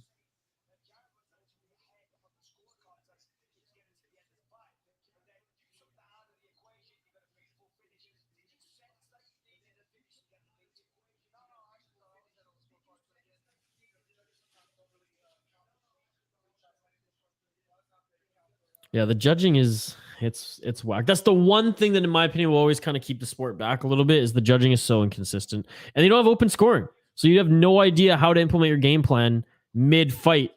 You know, if shit's not going the way that you want it to go. Kyle and Tim, keep up the good work, says Andrew. We'll Thank do you, our thank best, you. bro. Thank you. Well, since we have a little bit of time before we get into this next fight, let's speaking of Andrade, is Jessica Andrade, the number 4 ranked. What is she now? She's always skipping around. She's flyweight, I think. Anyways, next week too, Ortega Rodriguez is going to be a hell of a fight. Blades Aspinall, hell of a fight. And then we have Pena Nunes too, Kai Kara France, and Moreno. So the next 3 live streams are going to be awesome. Boys, I think we should take a quick break here. Maybe like 3 minutes here as the rest of the fighters walk out. I'm going to grab another brewski. I'm going to drain the main vein, and I'm going to grab something to eat. And I'll do all of that in 3 minutes. So there you go. Thanks to everybody who's been tuning in. This has been so much fun. Kyle, Tim joining us as well, riding shotgun here on this live watch party. UFC Vegas 58, the first UFC live stream on the City Life Project YouTube channel. You all are amazing. We're going to be giving away some prizes pretty much every stream. The bigger and bigger we grow. Our goal tonight is to get to 50 likes on the video. When we get to 50 likes, we will give away a piece of City Life merch to someone in the comments. So that's incentive to get a live comment in as well. And if we somehow get to 200 subscribers here tonight, we will, and I promise you, we will give away a Derek Lewis bobblehead. So there you go. Multitasker, says JD. You have no idea. Anyways, 3 to 5 minute break. I promise we'll be quick. We'll be quicker than last time here on the City Light Project YouTube channel. So hang tight. Don't go anywhere unless it's to refill your beverage or to grab a snack. We'll see you on the other side here live. UFC Vegas 58 here on the City Light Project YouTube channel.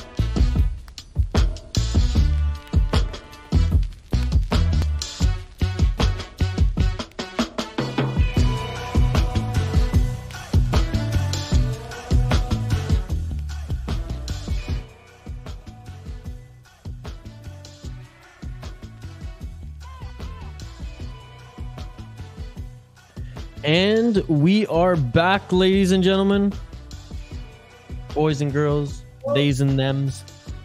We are back, and just in the nick of time. It looks like the boys are both in. And look at that, the song just ended at the perfect time too. Well, that's called hitting the post, ladies and gentlemen. That is called hitting the post in the radio biz. But yeah, welcome back, everybody. A great night of fights. Dion Draw, despite being 37 years old, the grizzled vet, 28-4-1 no contest, and he's the underdog at plus 370. That just shows that Said Nurmagomedov is the real deal at 15-1. Holy shit, boys.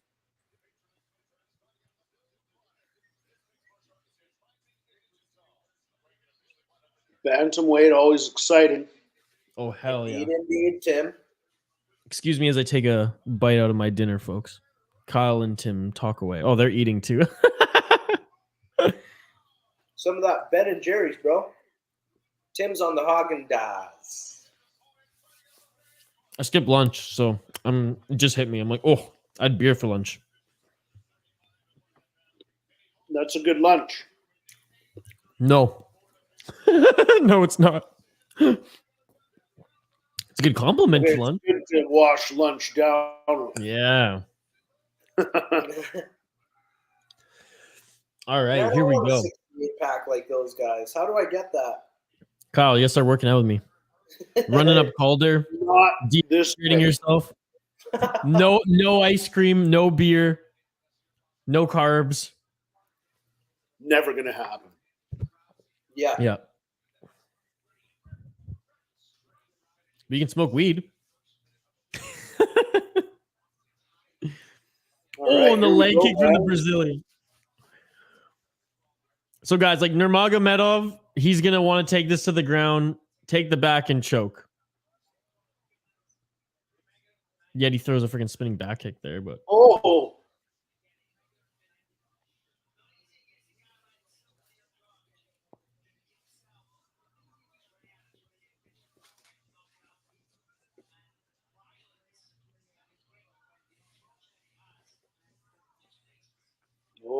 trying to. Wow. Guys both look pretty darn strong. dude, they're 135. Like, no way they're both 135 today.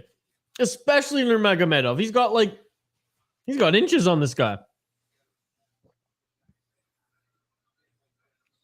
He's a big 135er, Nurmagomedov. Holy shit.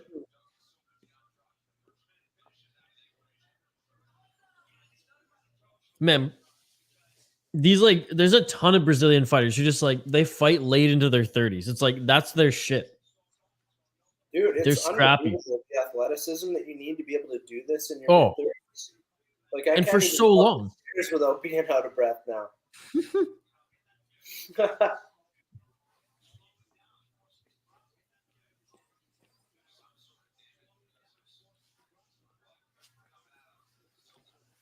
Looked like he was going for the Conor McGregor shoulder shiver. There's been a lot of shoulder shots lately off the cage. Oh, nice elbow attempt. I think that just grazed the head. Oh, there's that judo. Boom. That Wow. sambo, that Russian sambo and judo throw, man, so crisp. Didn't quite get it there, but you could see the technique.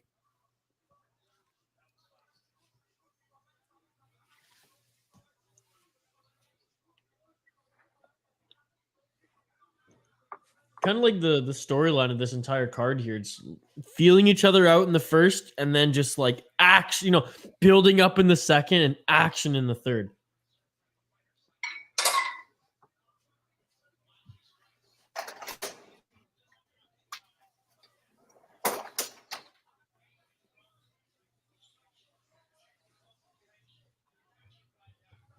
What's crazy is Nurmagomedov has some nasty leg kicks.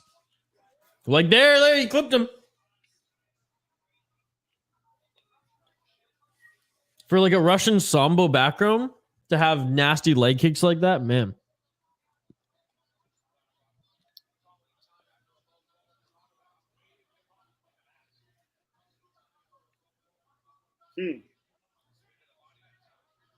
Dude, his kicks. Who is this guy?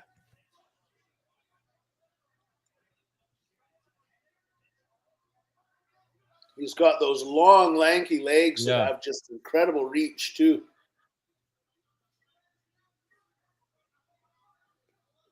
He's kind of kind of with a karate stance too when he goes forward, the way he kicks, eh? Mm-hmm. I dig it. I've seen him. That was cool. He like bounced off his knee with a kick and then went up for the, I think they're called hook kicks or a J kick. Oh, Oh, Well, somebody's bleeding already. yep. Silva. wow. Silva Andrade bleeding from the left eye.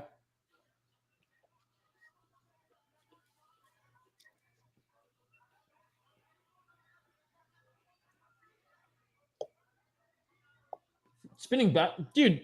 This Nurmagomedov guy loves the spinning kicks or the spinning moves rather. Spinning strikes, kicks, fists.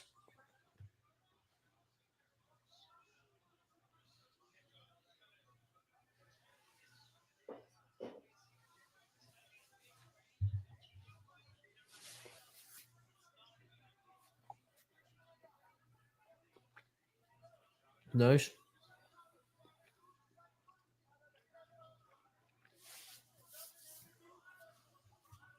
Solid first round. I mean, Nurmagomedov's coming out like unscathed, dude. Oh. Hmm.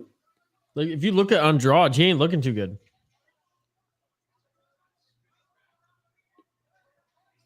No, it's been pretty significantly one-sided so far.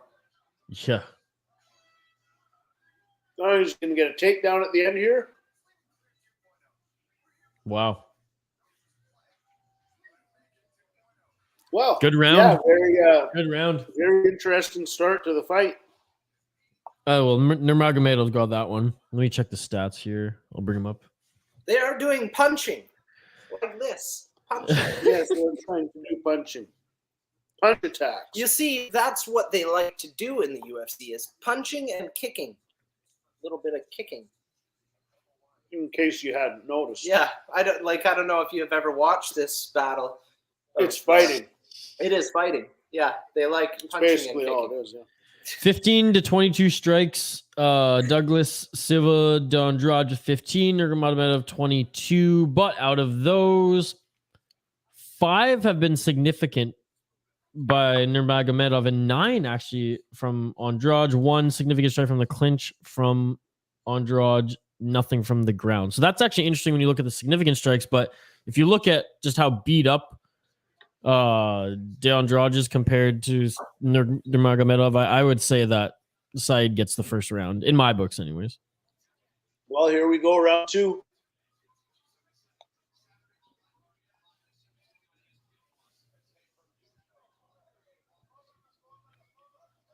Let's do this. See, kicking. Yeah, that got through, it looked Ooh. like. This is good. It's been a scrappy card. Dude, Nice leg kick. unreal. So glad that we joined and so glad that I'm Oh. almost unhungover. Almost. It's like still there a little bit. But We I'm have a pushing poll. through. We have a poll question going on both on YouTube and Twitter, by the way, folks. So please chime in if you haven't already in the live chat. Basically, it's simple. Is this card going to be the most underrated card of the summer? Simply yes or no. Let's check So out far, how it's going. I'm thinking that it might be, man. Like, there's a lot of striking going on here. The women were striking. All of these guys are striking. We only had one kind of one battle that went to the ground a little bit. Yeah, So look far at on- the shin of Nurmagomedov. It looks like he's Oh, shit. bleeding. Maybe that's Silva Andrade, though. They're Yeah. both pretty bloodied up on the shins. So right now, 64% on YouTube say yes, it is going to be the most underrated card of the summer. I don't think I got many votes on Twitter. Let me check. Might not even be worth reporting on that one, but oh shit. Big bomb. Just De Andrade looks like he's slowing down a little bit. Nurmagomedov is just, he's a beast.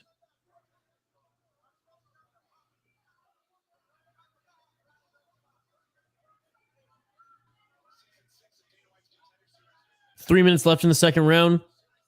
Silva, Nurmagomedov. Dude, those kicks are something else, man. When you got like Russian sambo wrestling and you can strike like him, fuck, man. I thought this was going to the ground right away, but no. Well, I was going to say I'm waiting for this to if I'm Andrade, I might be trying to find a way to kind of close the distance here and gain some kind of control because he's losing this fight. I think so too. Yeah.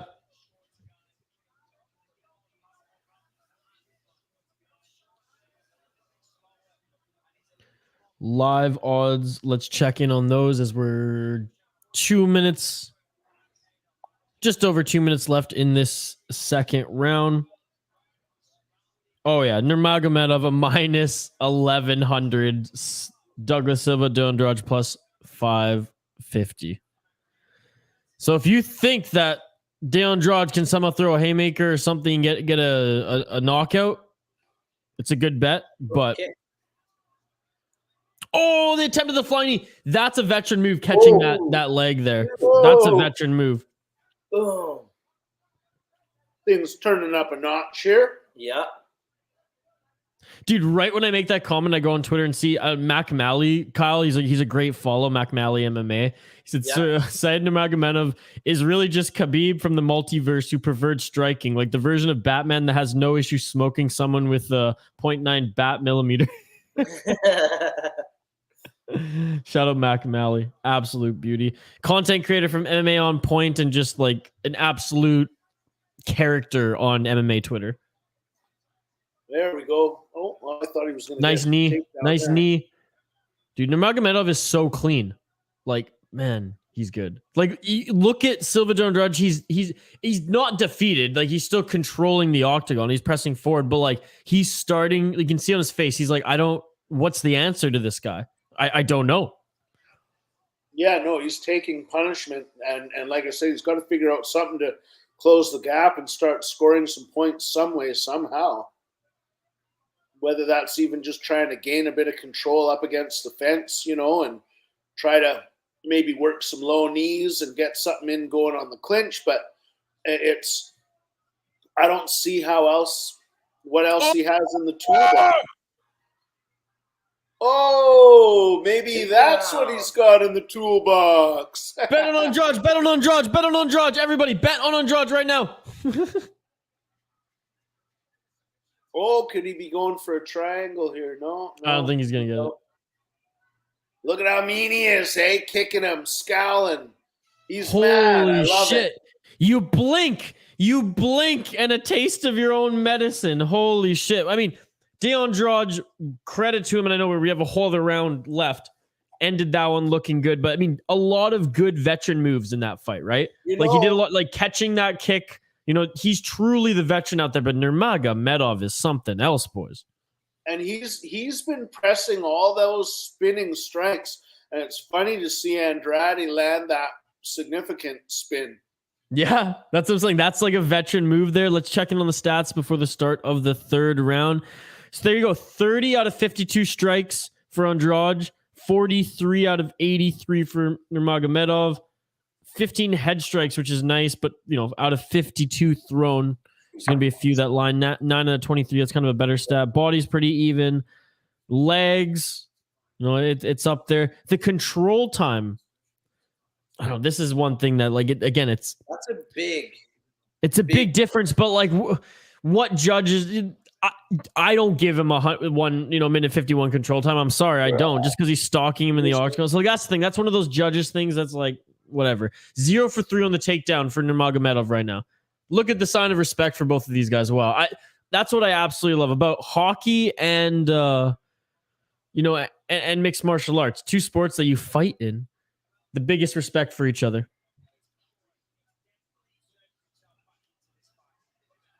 Oh, and the takedown from Andrade. Oh, big takedown.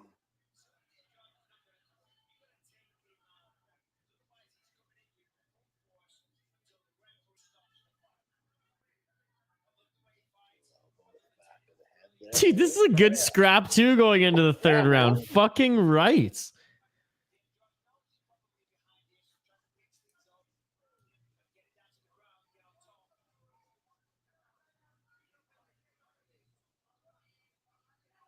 nothing like when you're fighting somebody that's shorter like that, but they got that lower center of gravity, and you know, as a smaller person in a fight like this, you know, when you get somebody up like that, you make them pay, and you slam them hard, just exactly the way that he did there. That was an absolutely savage, beautiful takedown. And he needed that, and he's going to need a hell of a lot more than that if he's going to be trying to earn a victory in this fight. But still persevering and showing that he's a dangerous fighter. Totally, bro. Man, I just love this sport, and I love martial arts. And I know Tim, like you said off the top of the stream when you were here. Oh, and look at that, Ashley, you're still here. Ashley, you're an absolute beauty. Ashley, you get the Jamaican horns. Ashley, you're an absolute beauty. Let's fucking go. Saying well said, Tim. I know, Tim, you know, you've been a nut shot here. Right in his bag. Oh, that wasn't too bad. Blow. Glancing blow. I mean, it's still gonna hurt. Worse though than a direct hit. You know what I mean? Like that's like a lingering ball sack pain. Oh my god, I was watching Jackass 3.5, and when they got the slow-mo camera when they were shooting stuff at Preston's nutsack, oh my god, dude. In slow-mo, it was just so fun. Oh, look at almost defended the takedown. Almost defended the takedown. Dude, you don't want a Nurmagomedov on top of you. Ashley, again, shout out to you. But, you know, Tim, like you have an appreciation for the martial arts too. I know you did martial arts and you scrapped back in the day with the boys, and you've been watching this since day one. And same with you, Kyle. So it's great being able to, like, I know we all do a bunch of cool other things on the channel as well. And it's cool to be able to do these watch alongs now. Yeah, definitely. Dude, this has been a lot of fun. Wow, these guys are opening it up right now. Yep. Oh, there was a little bit of a mistake. Big up kicks. You always got to watch for those, especially if you're a shorter fighter like that in this situation.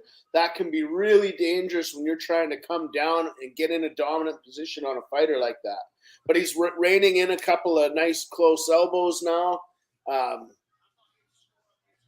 Yeah, what are you going to do, Andrade, from this dominant position, trying to utilize the time to sway the opinion and try to win this fight?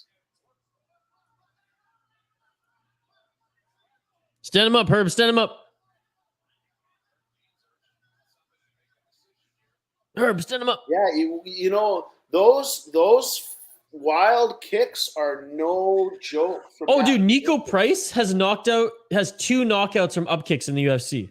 Yeah, it's good way to get your nose busted. Dude, if I was Andrade, like, actually, I have no idea. No, I would be trying to find a way to land something significant here. Nurmagomedov was just chilling, dude. Look at that. Just chilling there on his back.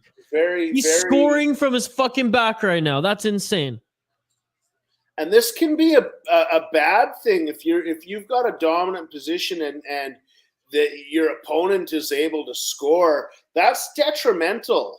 Like, you know, good job there from Herb Dean to stand this fight up. We still have a little bit of time here. Yeah, let's see them bang, dude. You can see Nurmagomedov's looking for a spin. Yeah. Yeah. You know what? Credit to Silva de Andrade. I mean, this veteran, he's almost 40. He's almost 40. Yeah, and look at his tendon strength and the snappiness in his takedown defense. Yeah, like he's what an incredible competitor. Shout out to you, Ashley. Yes, you get the Jamaican horns 100%. What a fight, dude. What a fight. Unbelievable, man. Yeah, round of applause, man. Wow. That shit beautiful than a motherfucker. Impressive and entertaining. And you know, that's I gotta say you'd have to give it to Nurmagomedov, but me too, but good fight. as you said, when you're factoring in the age of Silva de Andrade, like what an incredible performance. And really, it looked like for the first up until late in the second round, it looked like he really had no answer. Yeah. And he was able to get that real significant takedown and was able to land on that spinning shot where, as I mentioned before, it was Nurmagomedov that was doing most of the spinning moves. And interesting to see Andrade counter on that and land it like pretty clean to kind of turn the tide in that fight for a while. Ultimately, I don't think he did enough when he was in the dominant position there. Too much he wasn't able to pass by the leg kicks and get down on a dominant position. And, that was kind of his opportunity, in my opinion, to win the fight. And I don't think he did enough. So I got to say it's Nurmagomedov that's going to take the win here. But still very super solid fights all around tonight. Strong showing. And I threw this poll question out because I thought it was an underrated card, and then as the prelims went on and one was canceled, I was like, oh, maybe it was a dumb poll question, but no, it's actually been good, and it's also been Kyle. Oh, here we're gonna get the official decision. Yeah, Nurmagomedov. But hey, you know what, Silva de Andrade? I mean, you have nothing to be ashamed about. That was a fucking hell of a performance. Kyle, by the way. Your free time song just hit 140 views on YouTube today. So congrats, buddy. You guys like that? Cool. Fucking got to bounce for about 10 or 15 minutes here. Got farm chores. Feed the horses. Farm chores. Yeah, no worries, boys. No worries. We'll see you after the farm chores. We will tune in for the finales coming up here. Hopefully this won't take us very long. Yeah, these last two fights are going to be good, boys, so get at it. We'll be right back. There you go, Kyle and Tim. Kyle, co-creator of the City Life Project YouTube channel. Him and I have been in a band together for years. We play music, we play shows, we record, we jam, the whole 9 yards. We both bought some cool vlogging cameras and was like, fuck, we might as well get our shit on YouTube, make a vlog, post our songs, have a jolly old time. We've fallen in love with posting videos on YouTube and just creating stuff just for fun on that side, that we decided, hey, we might as well start streaming since YouTube provides that option. It's a good platform to do so. And I have a background in doing that anyways, helping to run the Hockey Podcast Network's YouTube channel previously, and now every Saturday going to be doing some UFC live streams here. JD saying, great stream, guys. Well, thank you very much, JD. Really appreciate it, man. I'm going to be doing some hockey ones on my hockey channel, Everyday Hockey, and you can kind of guess that we'll be pinpointing more Flames, more Canucks, more of, the Pacific Division as I cover the NHL. I will be doing at least covering one team throughout the whole season, like at least every team throughout the whole season, like one of them, because I'm going to hope to do a stream every day that there's hockey on that account. That's my goal, barring work allowing. But every Saturday, JD will be doing UFC streams on this channel, the City Light Project, as well as our vlogs, as well as a ton more one-take sessions and a lot of cool stuff. We have 2 music videos we're planning to film this summer as well. Not sure when they're going to come out because we really want to do some extensive production to them. But we have like a script, we're writing a script for it and everything. We have a script done for one. So that's going to be a lot of fun. Anyways, music, fighting. Of course, there's Friday fights, which is going to be a little bit later, which is my reaction to fight videos, that series on the channel. So, JD, we're basically just taking your advice from when you jumped on the podcast, and we're revitalizing the podcast. We're bringing that back. We'll be doing Friday fights. We'll be doing vlogs of Vancouver Island, music content, and live streams, man. And we're going to be doing couch concert live streams too. So we're going to be doing so much. Like you said, throw a bunch at the wall, see what sticks. But at the end of the day, you got to do what you love and what you're passionate about, right? By the way, next weekend, join us here on Saturday. Yair Rodriguez and Brian Ortega for the number 1 contender spot at 155. Both electric fighters in their own right. It's going to be absolutely. Good night, Isha says. Bruce, there it is. Jacob loves THPN. Good night, sir. Glad that we're back, baby. And I'll see you next Saturday and on every hockey event and every hockey stream on Everyday Hockey. where do you play shows? In Nanaimo, British Columbia on Vancouver Island. Kyle and I used to tour Alberta, though, and we played in Calgary and just outside of Calgary. Now we both live in Nanaimo, British Columbia on Vancouver Island. And we're going to start playing some more shows here. But we'll be doing shows on this channel, Ashley. Since we have a bunch of music gear and streaming gear and nice cameras and the whole 9 yards, like, we can rig up a beautiful live stream performance, much like during the pandemic, a lot of the artists were doing as well. Like, I watched a ton of concerts. I watched Coldplay, Matthew Good, a few rappers as well, all on the couch concerts. So we're going to be playing around with that moving forward. We thought, hey, might as well start with a fight night here, UFC Vegas 58. Well, cheers to you, sir. JD, drinking anything tonight? I know I hope you're feeling better. I know you went on a crazy big bike ride as you always do, but you got any beers on tap for tonight? Anything craft from Calgary? You going old school Budweiser on me? By the way, no issues with Budweiser. I would argue that I like it more than Coors. It's up there with Kokanee as far as, like, you know, your draft beer. I may be an absolute psychopath, but Lucky Lager, baby, on Vancouver Island. That's what I live for. Let's freaking go. Let's freaking go. Kyle and Tim, they will be back. They're just doing some farm chores right now, but I really appreciate everybody joining. I mean, we're almost at 150 subscribers. We're at 149. Let's at least, you know, tell your friends, tell your family, tell your aunties. Aunties go crazy for YouTube channels. It just is what it is. Send the link around. Let's try to at least get the channel to 150 subscribers tonight. If we somehow just skyrocket in the last 2 fights and hit 200 by the end of the stream, that would be unbelievable. I'm not setting my sights too high, but if we do, we'll give away a Derek Lewis bobblehead, courtesy of MMA Bobbleheads. If this video gets to 50 likes tonight, so like the video, if this video gets to 50 likes, we will give away some THPN merch. So there you go. There you go. Armin Petrosian against Barallo. I mean, this is going to be a good fight. I like both of these fighters.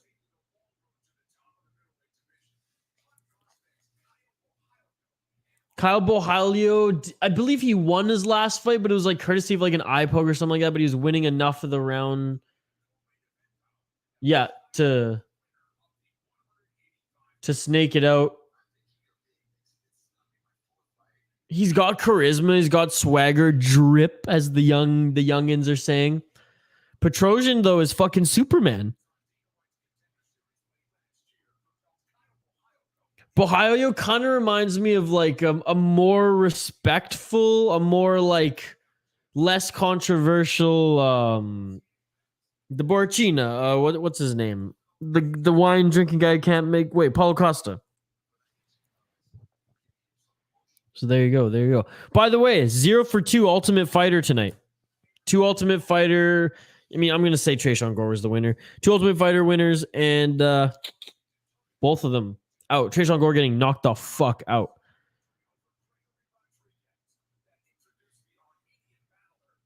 Yeah, the Armenian Superman Petrosian. This is going to be a good one. This is going to be a good one, folks. Checking the line on DraftKings right now as we're going into this fight. Co-main event. Let's freaking go. Borhallo, the favorite, actually, at minus 245. Petrosian, plus 205. Dos Anjos, by the way, the underdog, plus 190. Rafael Fiziev, the favorite, at minus 225. Again, shout out to everyone joining us live here, in and out throughout this live stream. You guys are amazing. We really appreciate it. The most beautiful province there is. I'll watch for your shows to be streamed. Well, thank you very much, Ashley. We'll continue to update everybody on this channel, on our like vlogs and just like other videos on the channel and on Facebook. When we are going to plan it, we'll definitely promote it, so you'll know. We'll promote them on the live streams too. So thanks so much, Ashley, by the way. You know, more Jamaican horns. Jamaican horns for Ashley. Jamaican horns for JD. when my pad resets. Let's go. Let's go. There we go. You two are amazing. Thank you so much. Where are we at with likes on this video? I know the goal is 50. Hey, for the first stream, getting 50 likes on a video, we're at 20 right now. Okay, it's not bad. Not bad. Not quite halfway, but not bad. Not bad. I've done a lot of live streams, folks, on the Hockey Podcast Network YouTube channel. Some days it clicks, YouTube pushes it to the moon. Some days not. Some day the community, you got 100 people in the chats going ham. Some people, it's tight-knit like tonight. I don't give a fuck. I'm just pumped to watch UFC. That's really all I care about. I'm just here to watch UFC. This is a 3-rounder, if I'm not mistaken. It's a co-main, so 3-round. It's going to be a good fight. I'm going to go on Sherdog right now. We'll dive a little bit more in-depth into Caio Borralho. 11 wins, 1 loss. Again, his last win was controversial to say the least. His UFC debut. He got a contract from Dana White's Contenders Series in 2021, beating Jesse Murray. He was also on Contenders Series where he beat Aaron Jeffrey, where he, I guess, didn't get a contract after a unanimous decision win. So a prospect in the UFC, 11 wins, the young Brazilian, 1 loss. With some swagger, like I said, and some drip, as the kids have been saying. Armin Petrosian, this guy's a beast. Okay, I've watched this guy fight a couple times before. 7 wins, 1 loss. Gregory Rodriguez, Kolev. I mean, yeah, he's got some solid fights. Yeah, okay, yeah, I watched him on the Bobby Green Makachev card. Also, coming out of Dana White's Contender Series in 2021, he won his first UFC bout in February of this year. So there you go, there you go. You have the lines again. A reminder on the lines. The favorite coming into this is Borralho, minus 250, courtesy of DraftKings, and Armin Petrosian, plus 210. Again, like the video, subscribe to the channel. Drop a comment in the live chat for a chance to win some prizes throughout these streams. We really appreciate everybody joining. Let's get back to some fights here. Let's get back to some motherfucking fights. Co-main event. And Petrosian 6'3", Borralho 5'10". Both of them weighing in 185.5. A little bit more reach. So Petrosian with the height advantage. Borralho with the 3-inch more of the reach advantage. So there you go. I don't know why I keep flinging around a pen. I'm not even taking notes on anything. Pardon me. Co-main event. Let's go, ladies and gentlemen. I am pumped. I'm pumped.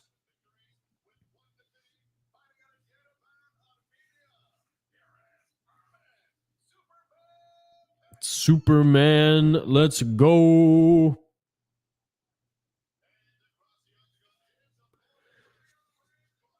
He's got swag, this guy. I mean, if he starts winning, he's going to be a fan favorite.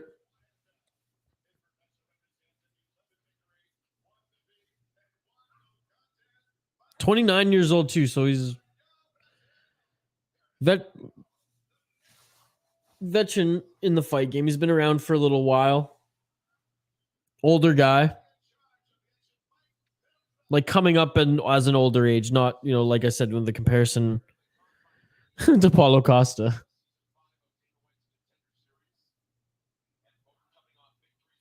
Season 5 of Contender Series, both of them. There you go. All right, thanks everyone joining, by the way. Like, subscribe, drop a comment in the live chat for a chance to win some prizes. And here we go, co-main event.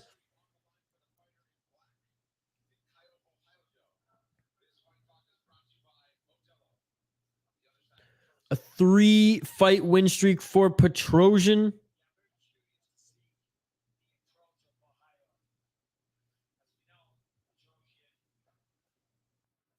Borralho on a 10-fight win streak.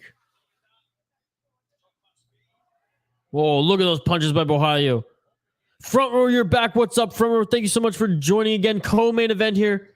Kyle Borralho, the favorite, with some heavy punches early and then gets the takedown. Both of these guys, Dana White Contender Series products.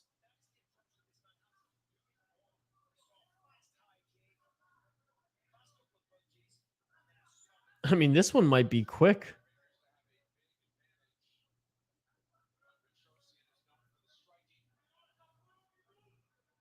Yeah, Petrosian, not much of a dominant ground game, or the Brazilian's going for the arm right now. I mean, this could be done quicker than I thought, folks. This could be done quicker than I thought. Bro, already on the back.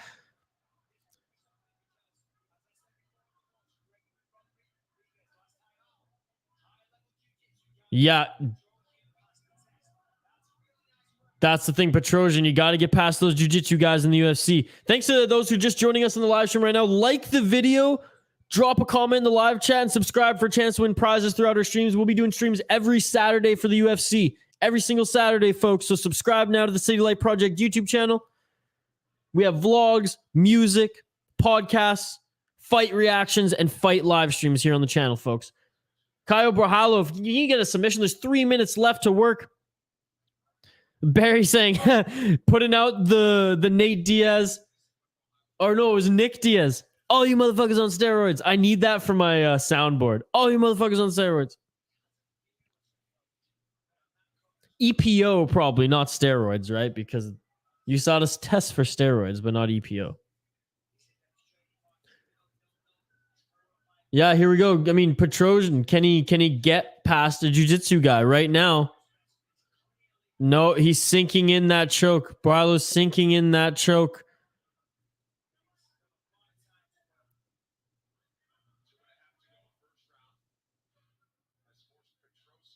Two minutes and 24 seconds left in the round. Barry, thank you so much for joining, by the way. Like the video. Subscribe. You dropped a comment in the live chat, so you have a chance to win some prizes. Check out our vlogs, too, because, by the way, it's not necessarily a fight channel. We're diverse here on the City Light Project YouTube channel.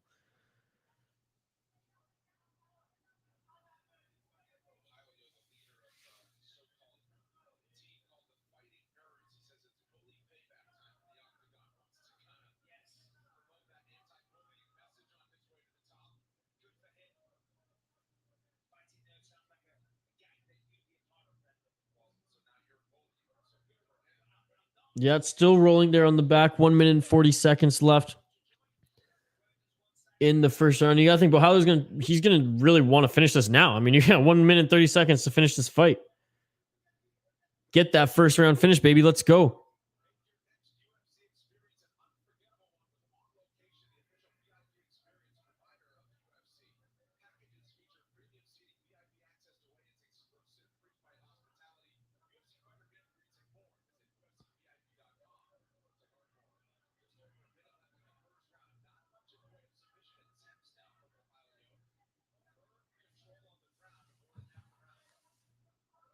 Back control over 2 minutes and 35 seconds. 1 minute left in this fight, ladies and gentlemen. Borralho, you have 57 seconds. I mean, he had a ton of time to work on his back, and he couldn't submit Petrosian. So, I mean, we were saying Petrosian, he's going to have to get past the jiu-jitsu test tonight. Can he do it? Getting out of this first round would be huge for his confidence moving into the second. Yeah, shout out to everyone joining us live here on the City Light Project YouTube channel. Like, subscribe, drop a comment in the live chat for a chance to win some prizes throughout this stream. Oh my God. Let me know what you're drinking or snacking on this Saturday night too, watching the fights here.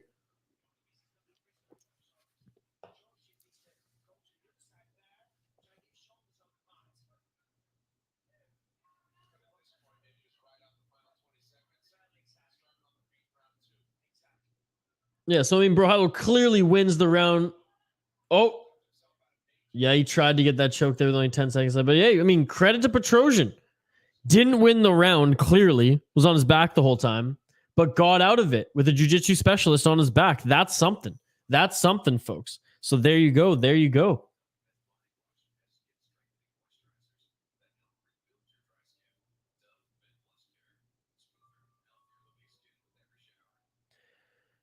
All right, let's quickly check the live stats here, folks. I mean, not a lot of significant strikes. 9 from Petrosian, 10 from Borralho. But again, this was all about the control time. 4 minutes and 24 seconds of control time. What did it say? Three odd minutes were on from the back control. 1 for 1 with the takedowns. Borralho looks more like the dominant guy, but hey, this is what we said. Petrosian, this is his test, the jiu-jitsu test at the higher level in the UFC. Let's see if he can get past Broheiler, who is a great striker, clearly has some good takedowns, and he couldn't submit him in the first round, but let's see if he can work his submission game in this second round. And here we go.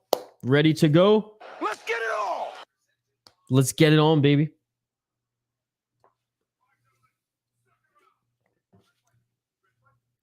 Beltran, here we go. The boys touch gloves, and we are underway in the second round of this co-main event. Two guys coming off Contender Series in their second fight in the UFC, getting co-main events on fight nights. That's what you love to see. They're both exciting, too. I liked what I saw with Petrosian in his last win. Broheiler, I mean, I've liked what I've seen thus far. Kyle and Tim will be back. They live on a farm, so they're doing their farm chores right now. Really appreciate you all joining. Like, subscribe, drop a comment in the live chat. I want to hear your reaction tonight. And by doing so, that combo there, you have a chance to win some City Light Project merch. We're so close to 150 subscribers on the channel. I think we need one more. Let's hit it. Let's hit it. Share the link. Let's get one more subscriber. Nice takedown by Broheiler. Double leg, low legs though, and Petrosian does a good job of going up to the fence, but now Broheiler's got kind of domination here. Hard to get that mount when, like, yeah, again, half your body's against the fence, so Petrosian, smart on him. Again, don't be shy, folks. Comment your live reaction to this bout, to this fight as well here on YouTube. Ashley saying she called her aunties. That's hilarious. Ashley, you are awesome. Thank you so much. And thank you so much for joining us for the duration of this stream. Like I said, Kyle and Tim, the real stars of the channel. They'll be back soon. Broheiler on top, trying to work something here, but I mean, he has an excellent ground game. Absolutely excellent ground game. Oh, guillotine.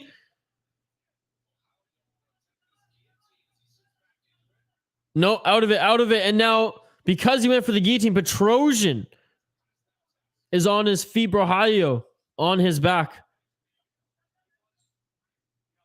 Let's see if Beltran likes to stand guys up pretty quickly, so we'll see if he stands up these guys. Again, shout out to Ashley for joining us tonight. There you go. Yeah, I knew it. Beltran would stand them up. He's pretty quick with that.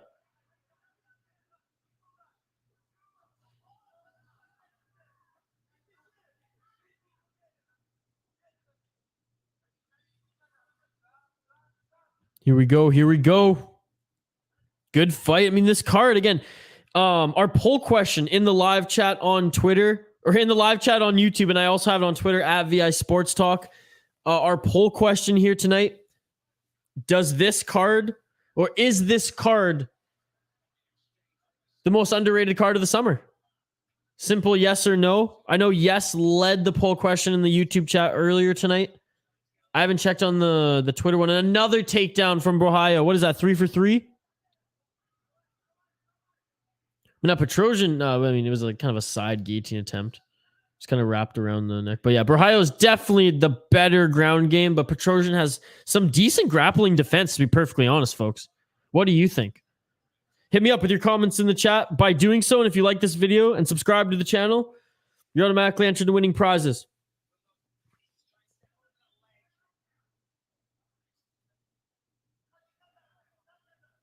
Trying to get 50 likes on the video tonight. 200 subscribers. Then we give away the 2 monster prizes.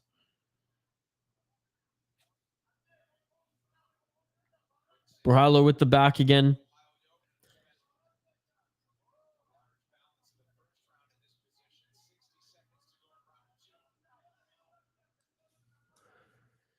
$55 seconds left in the second round. Broheiler still working from the back, trying to get that rear naked choke that he was unsuccessful at getting in the first round. Broheiler a minus 1,400 right now in the live odds. Petrosian plus 600. Oh, Kyle and Tim are back. They're saying in the chat they're back. All right. I'll bring you guys back. Tim, keep your YouTube app on, by the way. All right, boys. What is up? You're back.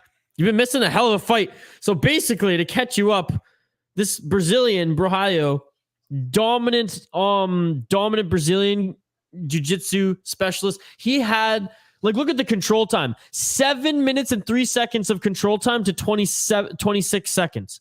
This guy, strike, takedown flawlessly, and then has just been working Petrosian. And honestly, like, the line right now is 1,400, minus 1,400 Brahio, plus 600 Petrosian. Like, there's no way Petrosian is winning this fight unless he knocks him the fuck out in the third round. Just look at the stats. 7 minutes of control time. That's pretty unreal, dude. He's just been leading the charge the whole time. He's good. A 10-fight win streak he's riding right now. Petrosian has a 4-fight win streak. Damn. Be right back. Both of them coming off Contender Series. I mean, yeah, this is or both of them coming out of Contender Series, and both of them have had their first fight. Straight to the head. Straight to the head.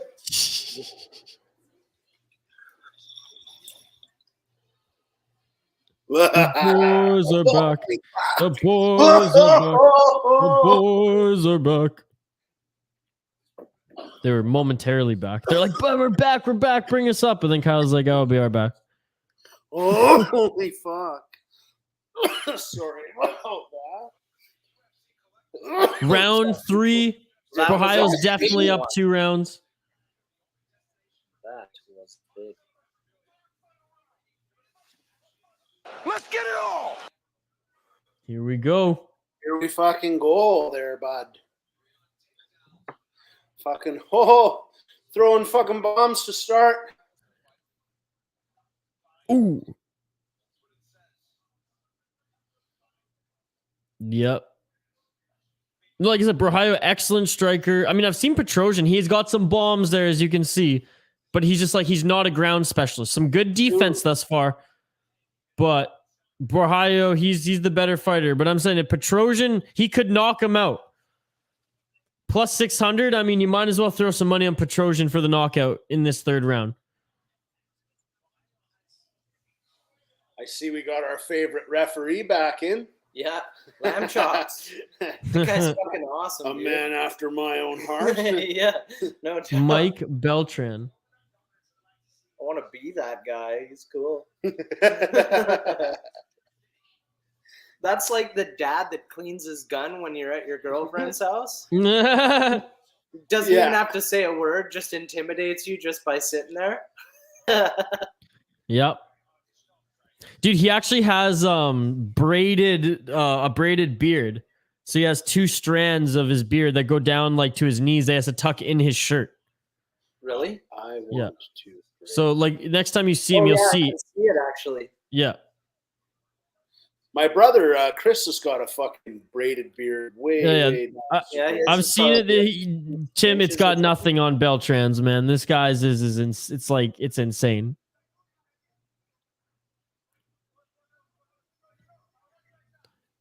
A lot better showing from Petrosian in the clinch, but I mean, Brahilo showing that he's the more skilled fighter as far as mixed martial arts.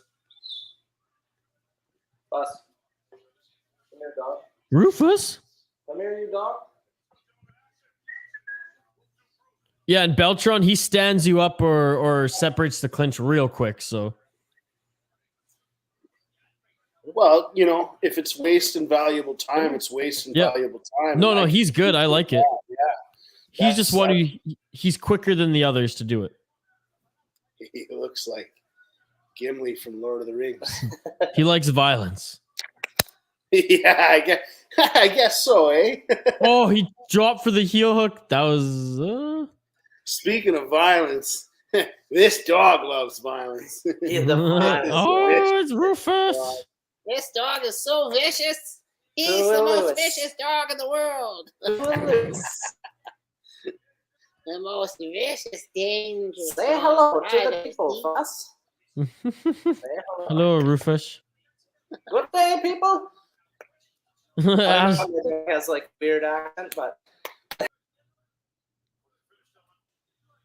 this dog eats filet mignon off of my freaking Wagyu off the fork. Yeah, this dog is too spoiled, dude. I've sat and ate Japanese Wagyu steak and like given him prime cuts, piece after He does piece. not deserve so Wagyu. to put that into perspective, Tim and I went to Nesboggy Lelatees one time. No, that we got the Wagyu. Maybe that was Meatcraft. Meatcraft. So we went to Meatcraft and he got it was like a $70 steak. Like it was gorgeous. One of the cheaper Wagyus, if we're being honest, because when the real authentic Wagyu that actually comes from Japan, $800 yes, I was gonna say you can be spending like a lot of dough. Yeah, It's $800 at the butcher, $1,800 at a restaurant. Yes, yeah, totally. Right. So at $70, this stuff was Wagyu, and it was good, but obviously it wasn't, $600. Ashley wants Rufus, Kyle. You can have. Who doesn't? Yeah. Fuck. He's a piece of shit, that dog. I just had him. I just had him for fucking 3 days, just me and him all day, all night, and he probably was so happy. It was pretty chill. Every now and then, I would like look over on the couch, and fuck, there he'd be sitting there, and he'd look over at me. That was about it. Yeah. Hey, by the way, I just want to give a. Oh, hey, Tim. I just want to give a shout out to everyone who's joined us and in and out of this, even if you're not live here. If you come back and check out the video or whatnot, we just hit 150 subscribers on the channel, Kyle. Oh, my God. 150 subscribers. So thank you all so much. You all are amazing. And I know it was Ashley's auntie. Ashley said she messaged her auntie. I need to finish off the third Whoa. round. That's how you finish off a fight. I mean, shit. Sorry, got Man. off topic. We're talking No, about that I just was watching that too. So this was an interesting fight because I would say Borrallo absolutely dominated this fight. 10 minutes of control time to 1. Whether you like the control time stat or not, I'm sorry. You get 10 minutes of control time, you won the fight. It is what it is. He Can I control clearly you for 10 minutes? Yep. Can you control me for 10 minutes? If I can control you for 10 minutes, I think I'm kind of winning. Yeah, so clearly won the fight. Auntie Sue for the win, says Ashley. Congrats on the 150, boys. Well, thank you so much, Thank you. Ashley. Next stream, the goal is 200. Let's freaking go. 2 bills. 100%. Next stream, if we get to 200, we'll give away a Derek Lewis bobblehead. And we'll say next stream, we'll try to get, and we still have one more fight, so we maybe could get there, but our goal is to try to get to 50 likes on the video for the next stream too. I think we're about 21. I don't know if we'll get there tonight, but we got one more fight left. And Really then, awesome yeah. channel, though. So if you guys are watching it and you haven't liked the video, just press that little button. Yeah. Thank you. And subscribe like you all been doing. You all are amazing. This is great. Chime in on the poll question too. 65% say yes to is UFC Vegas 58 this event the most underappreciated card of the summer. 38 people say yes. So there you go. All right, let's see who wins this one with the official decision. Yeah, it's Bohilo. Yeah, he's like, yes, that's me. So he actually won his debut UFC fight where he was dominating on the card, but then he had an accidental eye poke to his opponent. He poked his opponent. His opponent couldn't continue, but the judges ruled that he was so far ahead on the cards anyways that they gave him the win. So kind of a controversial win.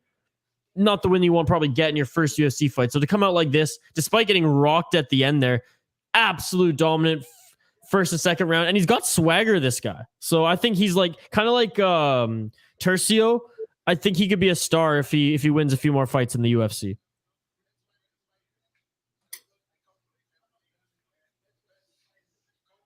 Good takedowns too, man. Yeah, solid takedowns on the Armenian Petrosian. Whew, now I'm starting to get hungry. One more fight, then it's dinner time.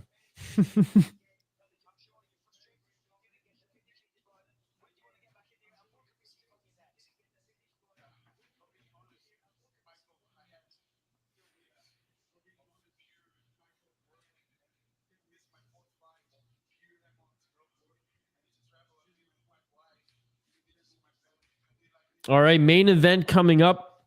Unanimous decision for Caio Borralho, extending his win streak to 11 wins in a row in his pro career.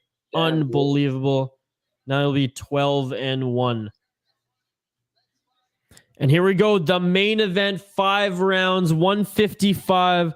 Rafael Dos Anjos, Rafael Fiziev, Southpaw and switch Muay Thai specialist, Brazilian Jiu-Jitsu, and just brawler Dos Anjos. I mean, we got the stats up here for your viewing pleasure. Going to be an absolute barn burner. Barn burner. Oh, and there he is, the king of 155, Charles Oliveira. There he is. Champ. There he is.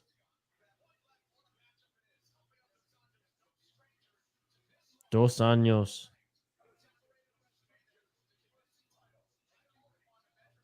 Yeah, he was champion at one point. That's right. Yeah, he was. Dude, I've always liked Dos Anjos. Like I said, we read off his opponents and his, like, just some of the big names. He's an absolute badass. But this guy, man, Rafael Fiziev, he's Dude. so talented. Like they say, if he enters the matrix, if he's in the flow state, I've never seen someone dodge as good as him since Anderson Silva. And that's he's really 155. saying something. Like, that's a big compliment, dude. So, well, I'd say he did it more than Silva. Silva did it more to showboat. This guy actually did it to dodge strikes. You know what I mean? Like, it's almost more technical, almost more planned than Anderson Silva. Yeah. I would say so based off what I've seen so far. Again, relative dominance. Silva had, took on some unbelievable opponents there. Had an unbelievable reign. I think Anderson Silva is the GOAT of mixed martial arts.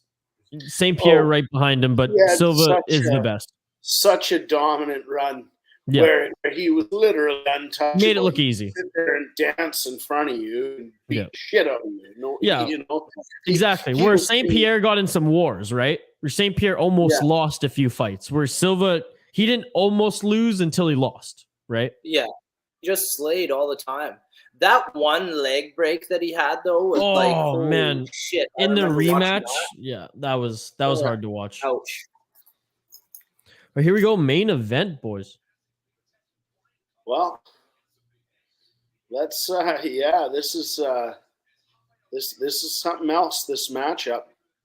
And as we've seen with Fiziev, his ability to do maybe land a significant strike such as a spinning back kick, like wow, dude, so many. He's devastating power.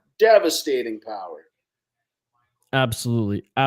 Okay, I'm gonna take a quick piss, boy. So I'm gonna leave you here to hold the reins. If any comments come in, I mean, by all means address them. But if you have any thoughts on this fight going in, by all means talk about it. I'll just be a couple minutes. I'm gonna grab one last beverage and take a quick piss, and then main event. Let's go. UFC Vegas 58. I'll be right back, boys. All right. See you in a bit. Well, I would have to say these guys are pretty evenly matched so far. The big difference, though, is one of them switch, one of them southpaw. So that's interesting, but pretty evenly matched for the most part. Height-wise, reach-wise, all of that stuff.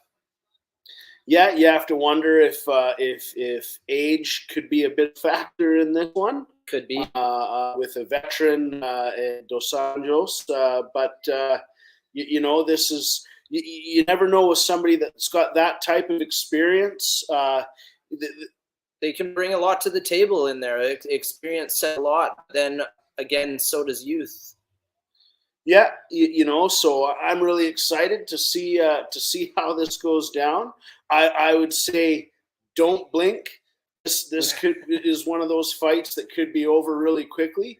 And I gotta say, looking at both of these guys, the cauliflower ear, which I know is a common thing, but when you're looking at somebody that has ears like that, they're scary motherfuckers. You know that guy is about to put a world of hurt on you, and these guys are tough. You can tell that they've done this their whole lives, right? These guys are warriors. This is our modern day Roman gladiator type events, and these guys are at the top of the class. So I'm really excited to see this go down. Makes you wonder if we're going to see some takedown attempts or some wrestling in this, because Dos Anjos being Brazilian, that's a lot of that is like Brazilian jiu-jitsu ground game stuff. And both of these guys with their kind of smaller stature at 5'8", I wonder if we'll see more of that than the striking in this fight. And we're going to see, you know, how much possibly a takedown defense is going to factor into a win for either of these fighters. Absolutely. The ability to defend against a takedown coming either way is going to be very critical in this match. So, yeah. So here we have the walk-ins, and Fiziev is looking confident and calm.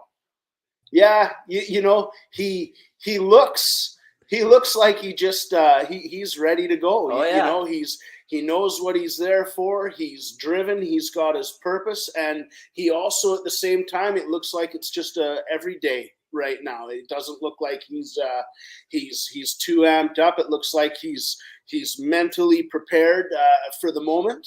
And yeah, let's wait and see how he looks when he gets in the ring. Get a look at his physique here. Dude, he's a beast. That's what I'm saying. He's a beast. Look at that guy. He's been accused of juicing before, but like, but it was from the guy who he beat after he beat him.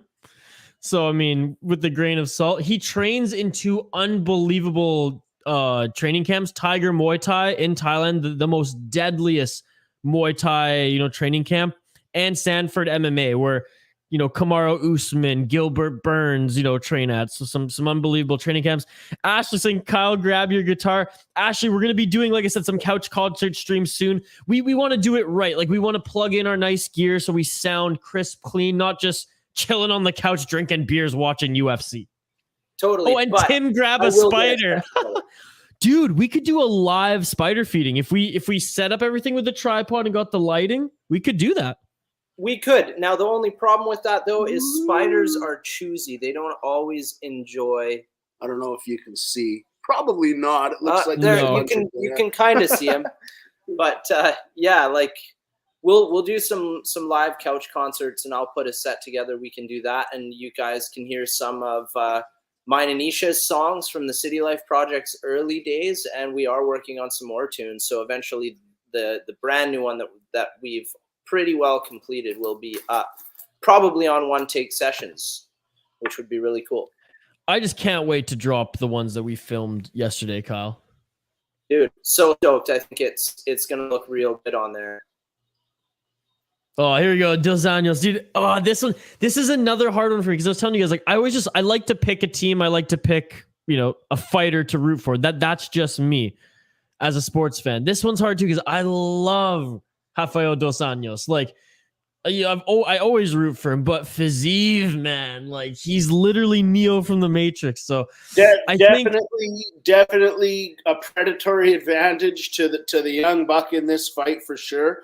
But like I said, when you come in with the length of time and experience and coming from Brazil and fighting style that he has, man, like this could still go either way. I don't know. I get goosebumps right now, getting ready to see.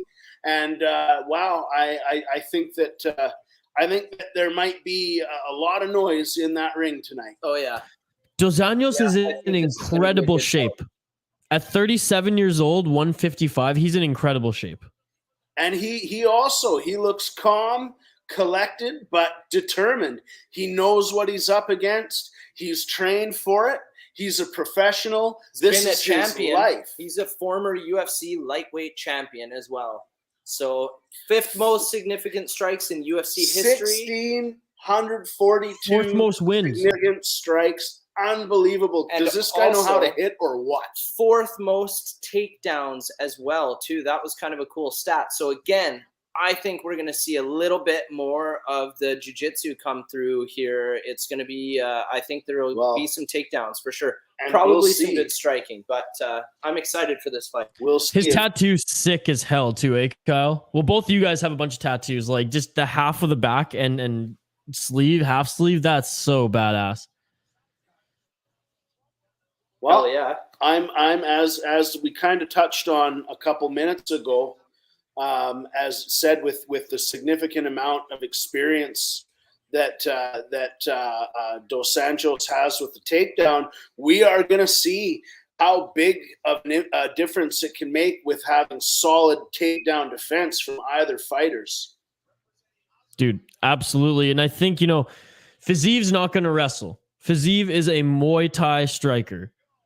But Yes. Dos Anjos, when he gets into that mode, he's going to want to strike too. If he's smart, which I think he is, if he notices that Fiziev is a little too dangerous, he could take it to the ground and he could win this fight there. So my official prediction, will lock it in. I think Fiziev wins by knockout. That's just me, but my heart, I'm rooting for Dos Anjos. Boys, Tim, who do you got? Oh, man. I'm going to go with Fiziev as well. Okay. I was going knockout to or 5 rounds? I think he's going to go for knockout. I think that Dos Anjos is going to try for takedowns and jiu-jitsu style fighting.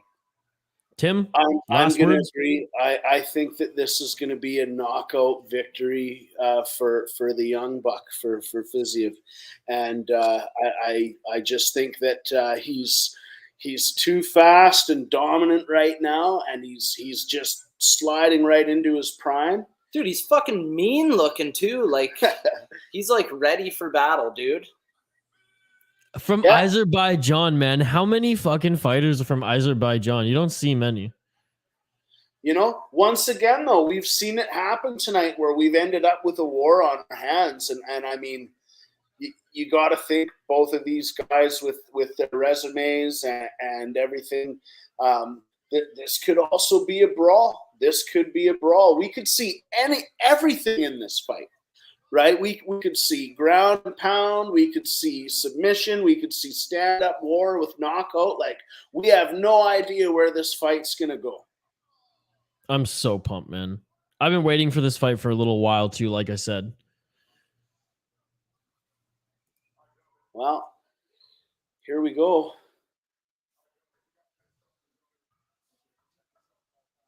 Look at how freaking big Zippy is. Yeah, like, dude. Wow.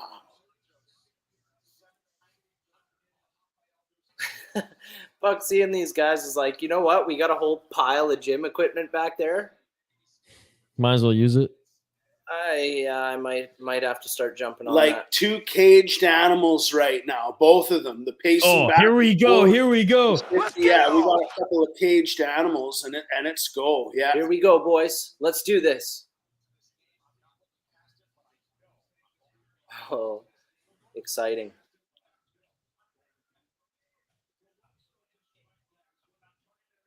Feeling each other out. Oh, trading some kicks. Dos Anjos goes, yeah, you're going to kick? You little Muay Thai punk? I can kick you too. Yeah.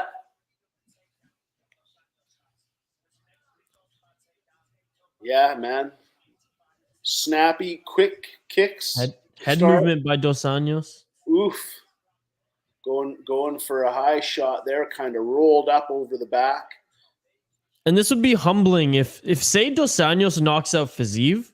That's humbling to Fiziev. Like, okay, there's levels to this game, And sometimes that can be the best thing for a young fighter is to face some adversity in their career a little bit early to make them really appreciate the gift they have and how to go forward more professionally and just it's losing is a part of being a pro. Yeah, absolutely, man. Nice takedown attempt.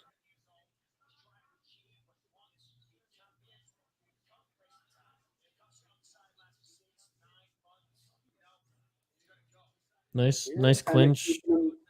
Pressed up there, working a couple of low knees, which is always smart.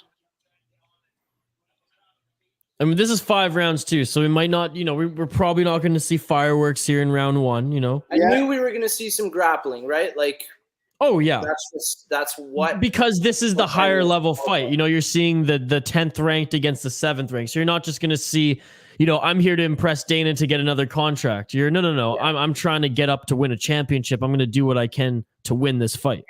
And those little knees that are landing on the inside of the leg, on the inside of the knee there, those are actually pretty significant. Oh yeah, they swell up your knee around where your tendons are. Makes it slow to move. It starts to hurt, and your body starts sending a lot of blood down into your wards there because of the damage, right? So it doesn't look like much, but honestly, that's one of the worst things that can happen is you get pinned in a spot that you're burning some energy and you're getting your knees just smashed. It does take it out of a fighter. You don't want to let somebody hold you there against the rope, against the cage and land low knees like that. It's not a good game plan. No. Well, here we go. Back to center. Taking a lot of those. Same with leg kicks. They love doing that. And I've seen a lot of fights that end due to leg kicks. That was a nice strike there.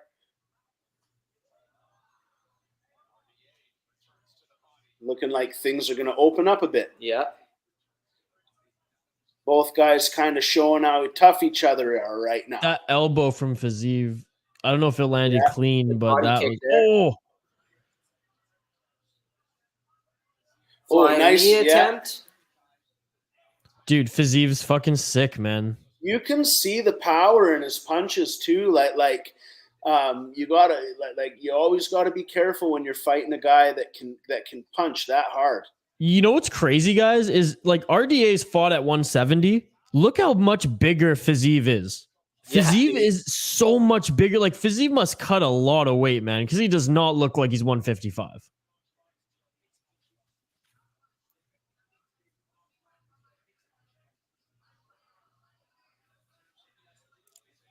Now there we go for a nice attempt to take down. Now we know he's comfortable in this position. He's going to start probably throwing those low knees again.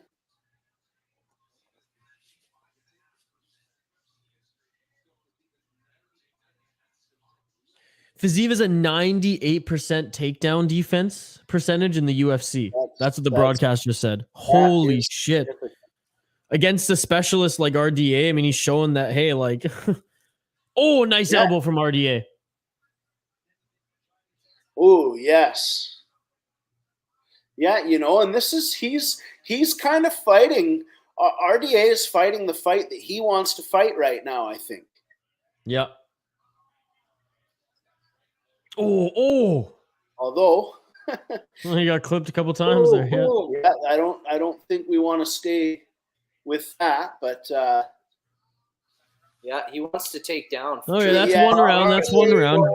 That he wants to be in tight, and by the looks of it, it looks like he's given Fiziev a little bit of a raspberry there. Dude, that was an excellent first round. Did it not feel like it went by just like that? Just so like, I don't know. We were just. It did. It was. I think that both fighters were just kind of starting to get into the groove there. Yeah. Man, this second round could be sick then. For those joining again in and out of this stream, like, subscribe, drop a comment in the live chat for a chance to win some prizes. Every Saturday on this channel, we're going to start streaming full 6 to 7 hours of live UFC, whether they're fight nights or pay-per-views. So join us. We're building a cool little community. The chat was buzzing earlier. A lot of our East Coast friends have gone to bed. We really appreciate you all joining us. We're a vlog channel. We're a music channel. We're a freaking spider tarantula channel. What else? Whiskey and beer review channel. We're all that and more. And now we're live streaming here. We'll be doing some live concerts soon on the channel too. So stay tuned. Here we go. We got a little bit of swelling under the eye for Fiziev to start. I think that elbow, dude. RDA is looking no worse for wear, but I mean, we've seen the power of Fiziev in this fight. He still has to be careful, but so far I think he's done a pretty good job at fighting at his pace. It's the head kicks. Look, Twitter thinks Fiziev won the first round. I mean, it's neck and neck. It's close. 10-9. I mean, it's either or, in my opinion. Yeah, so far it's pretty even. It's been very even. I'd give a little bit of a advantage in the strikes to Fiziev.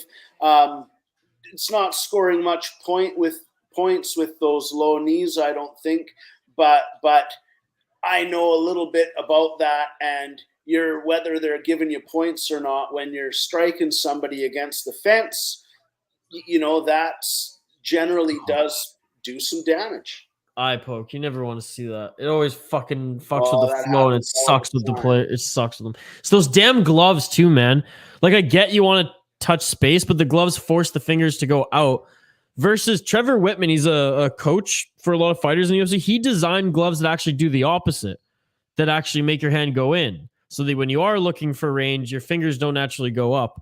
And that's what's killing these guys right now. Oh, at least it's not too bad. He's not wincing too hard there. Fucked him last weekend, Kyle. We watched Sean O'Malley halfway through the second round. The fight was canceled. Was called because of an eye poke. Yeah.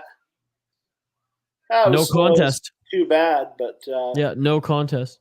Although Sean O'Malley is like, yeah, I'm the first one to finish Pedro. Here we go. RDA with the back. I knew this was where it was going to go, man. Experienced mixed martial artist. Well, he knows too, if I keep just standing with this guy, I'm going to get tagged more. Got to mix it up. So now let's see if he can continue with the elbows and the knees here. RDA, he's done all right in this position. Well, smart on Fiziev to push out of that right away and not let him have any more of that.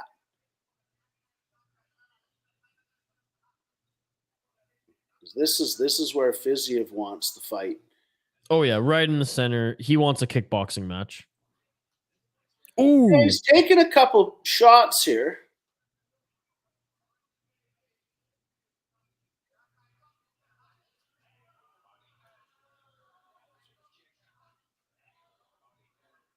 Warming up with a couple combos. Dude, Fiziev's combos are just so crisp. I mean, that's like I'm pretty sure he was a champion in Muay Thai and he had a ton of fights there before he even, transitioned to mixed martial arts.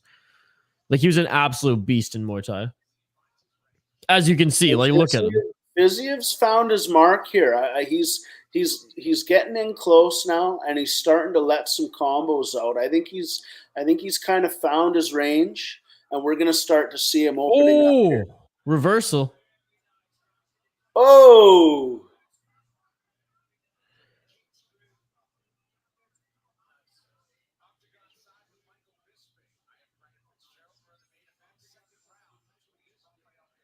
One minute and 46 seconds left in the second round. Second of 5 in this main event, UFC Vegas 58 live watch party here on the City Life Project YouTube channel. Thanks everyone for joining. Like, subscribe, drop a comment in the live chat. We're totally interactive here. We want to read your reactions to this fight. You all drive the bus in this watch along, and it's been so much fun. We're building a little community. Some of our East Coast friends have gone to bed, but it was buzzing earlier. Thank you so much for joining. We really appreciate it. It's been super awesome. It makes us feel good that people want to come and hang out in our little community, and there's going to be so much more of this. If you like any of the kind of content we put out, we are dropping stuff 3, 4, 5 times a week every day of the week we're dropping content. You got to check it out. We think we're entertaining. Hey, people are watching. We're just starting out, but it's been a lot of fun, and we appreciate all the support tonight. This has been awesome. RDA landing a couple of crisp punches there. I mean, you look at the stats; it's pretty even. The stats up on the screen here. Yeah, pretty tight. RDA is just such a beast. He's just such a beauty, man.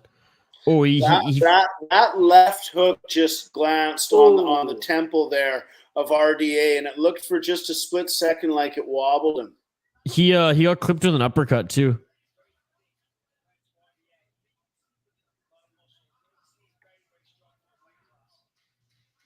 So the one thing, Fiziev carries a lot of muscle. If we go into round 4, round 5, does he gas, boys?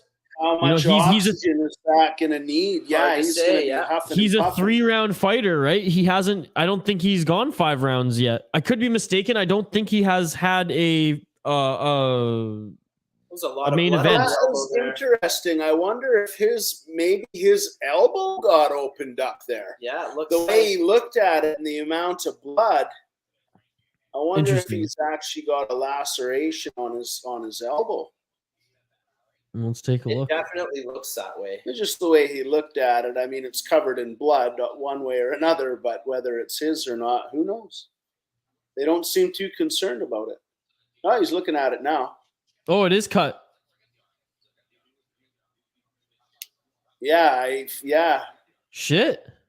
Interesting. You know what's funny? Was it a kick? You guys think it was a down in the kick? States, I smashed my elbow on a water slide when I was taking my nephew. And I can only imagine that hitting somebody in the face with your elbow right on the front there or whatever, like if you crack skull, man, your elbow would be sore for a week Dude, after. I swear that was from a blocked kick. Yeah, probably. Yeah, there it is. Ouch! Dude, fuck, that could have broken his arm. Yeah, totally. Ouch. Wow. Yeah, well, better your elbow than your fucking face. Ooh. That looks like, the Twitter experts, the analysts, the writers, they all got it. There's that. Some have it tied, but most of them have it for Fiziev slightly. Well, and there's that takedown defense again there, and as much as I've praised the low knees here, RDA is going to have to do a lot more than that to start scoring the points he needs in this fight. He needs to work and get him down and get in a dominant position. Yeah, absolutely. Needs to land a couple of more significant strikes. Even right here, if he has the ability to maybe land a couple of strikes up against the cage. Yeah, he got some knees in the first round. That's where some of this. Okay, he's got him down. That's takedown. Fiziev again, though. Smart how he kicked his leg out there. Props to Dos Anjos, who's been able to take down and grapple with Fiziev, who has a 98% takedown defense in the UFC. That's utterly insane, dude. That's mind-boggling. And you have to impose your will on that type of fighter in order to get it. So, hopefully he has to think that, okay, he got him down once. I can get him down again, and that's what I have to do to start winning this fight. Yep. And I mean, this is smart for Dos Anjos too. Get control time, try to land a few shots, get some dominant position changes, get some takedowns, and just like the veteran does, win the round, way a mixed martial art match, is won. Tim, we are right back out into the middle. Ashley likes Tim's comment. Better your fucking elbow than your fucking face. True words have never been spoken. Comment of the night. That shit beautiful than a motherfucker. Oh, big takedown attempt again here. Really, really pushed him hard up against into the fence. So maybe RDA is just thinking too, like, look, my cardio is better than this guy, and I'm gonna grapple him, and he's gonna get tired by the, because this is round 3, right? We're 2 minutes and 20 seconds left in round 3. Fiziev, I could be wrong, but I know he hasn't gone 5 rounds often in the UFC, folks. Well, I was going to say, every time that RDA has shot in like this, he's scored the points, landed a few little shots, and more control time hasn't done. So it is showing that he's starting to find a way that he might be able to steal some points here at least. I mean, shoot, if it was tied, I'm leaning RDA winning this round, to be honest. If Fiziev's gone 2, then it's 2-1 after this round in my books. Again, 1 minute 40 seconds left. A lot can happen still. But if it ended right now, that's where I'm at. Again, Ashley's been with us all night, folks. Shout out to Ashley again. Shout out. Cheers, Ashley. Thanks for watching. Again, Ashley, stay tuned tomorrow and the next day. Some awesome, well, I guarantee Monday, tomorrow we'll see. depending on how much of our other video I can get done. If not, then I'll throw in some. I'll throw another one take session. But definitely Monday we're gonna have some new ones of Kyle, and they're so fucking sick. And then Louis will drop one next week too. There's one more of his. So stoked. We're gonna have to learn so many covers, man. I know. Hey, it's throwback to the old City Life days when we recorded them on Facebook. Remember? Hell yeah. The cover challenge. Oh, nice knee by Fiziev. Ouch. Dude, I couldn't imagine being fucking like just flying knee in the face. Landed a crisp shot there, RDA. Yeah, but look at the combo by Fiziev right after. Oof.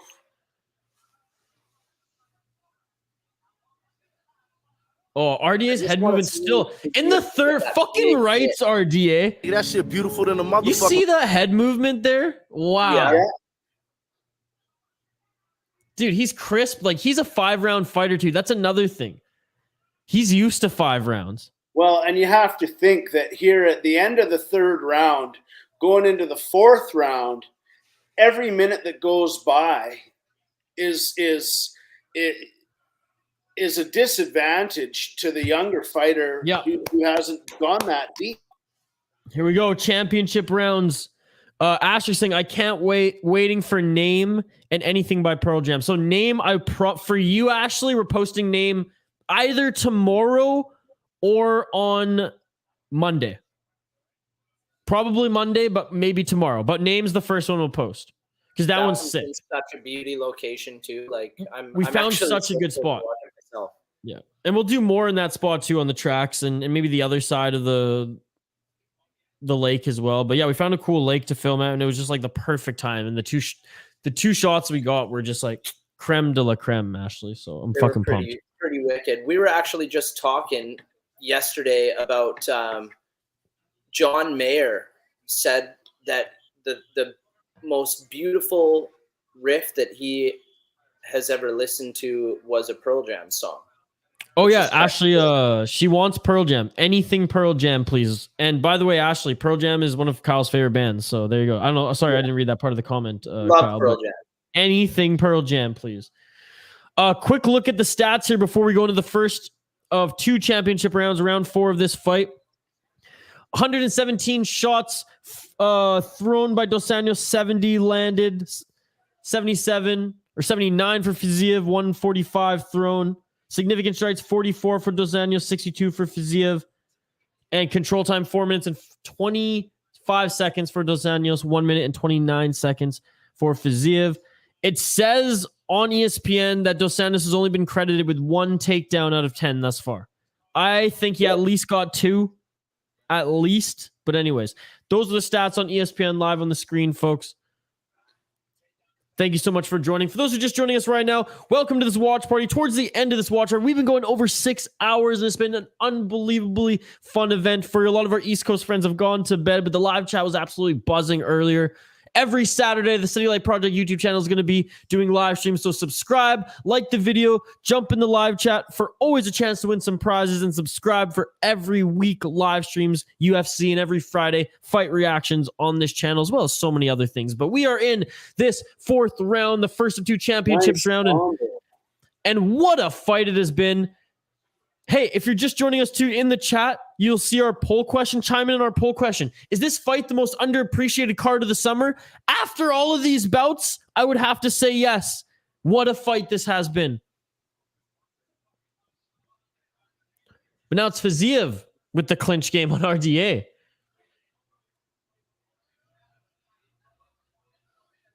I mean, RDA, honestly, if he's only... I wonder if they're going to do any takedowns or if we're going to have... some ground and pound game, but that takes a lot out of you too, right? No, for sure. But I mean, if Dos Anjos, I mean, he doesn't know. The poor guy, he doesn't have live scoring. That's the thing. Well, nice job by Dos Anjos. He doesn't know he's 1 for 12 in the judges' eyes. Dude, that was nice. Oh, I love the ear slap. Oh, that's just textbook, Stockton, Diaz, or Brazil, man. Just that hurts too. Oh, fuck yeah, it does. Like, that really gets in your head as a fighter, even though it might not have the power of a punch with a closed fist. Like, that really rocks your whole nervous system getting smacked on the back of the head. Exactly that. Yeah, I mean, some great fights tonight. A good balance of good, knockouts. But even a lot of the fights that went the distance, I don't think any of them were really boring, guys. They were all good fights. So Hey, good. This has been a great night with like lots of Wholesome family entertainment. yeah. Yeah. Hey, not even too bloody. The mat's, relatively blood free. It's mostly coming from RDA's arm. Yeah. No, I think that I think all the fighters in this night, everybody pretty much has put on a good show, even the people that have lost. Absolutely, dude. Honestly, that's credit to Fiziev's takedown defense because RDA, that was a clean He had shot. that leg, Yeah. man. Oh, that was a little dirty. He went in right with the shoulder strike to the head. Yeah. And I mean, those punches it looks like you're getting punched by a sledgehammer when you get hit by Fiziev. Absolutely. No doubt. He's just got a fucking hammer on him. Again, thanks to all of those joining us in this watch party late. And there we go, the takedown slam from RDA. Wow, there it is. 2 for 15. Let's go, baby. Yes. I was going to say the timing of that is impeccable. There's a lot of time left in this fourth round, and it sets the table for the fifth. Both fighters are in this fight now. That was good. That was good. Oh, my God.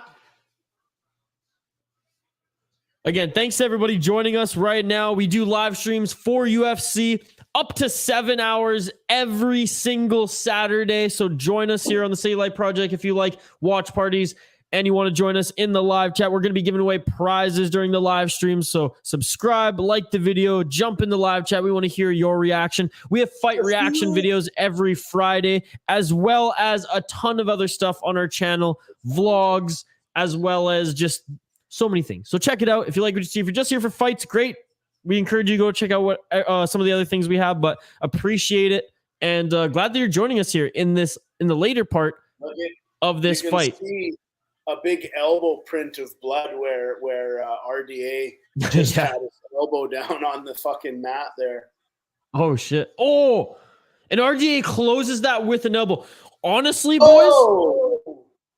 Honestly, this is the night of close fights.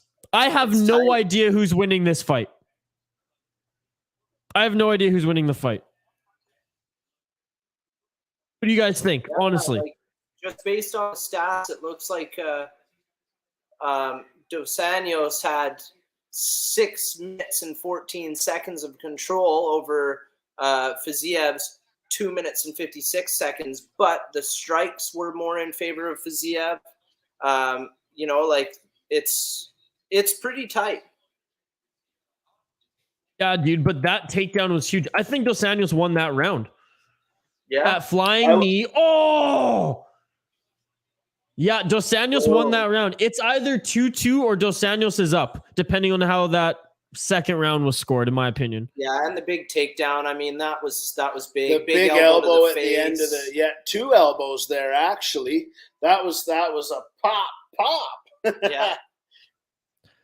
I have no idea who's winning this fight. I really don't. This is awesome, boys. This is awesome. What a way to end off the final bout. We're 6 hours and 16 minutes in. Holy shit. They're bringing the heat right away here. And oh! And it's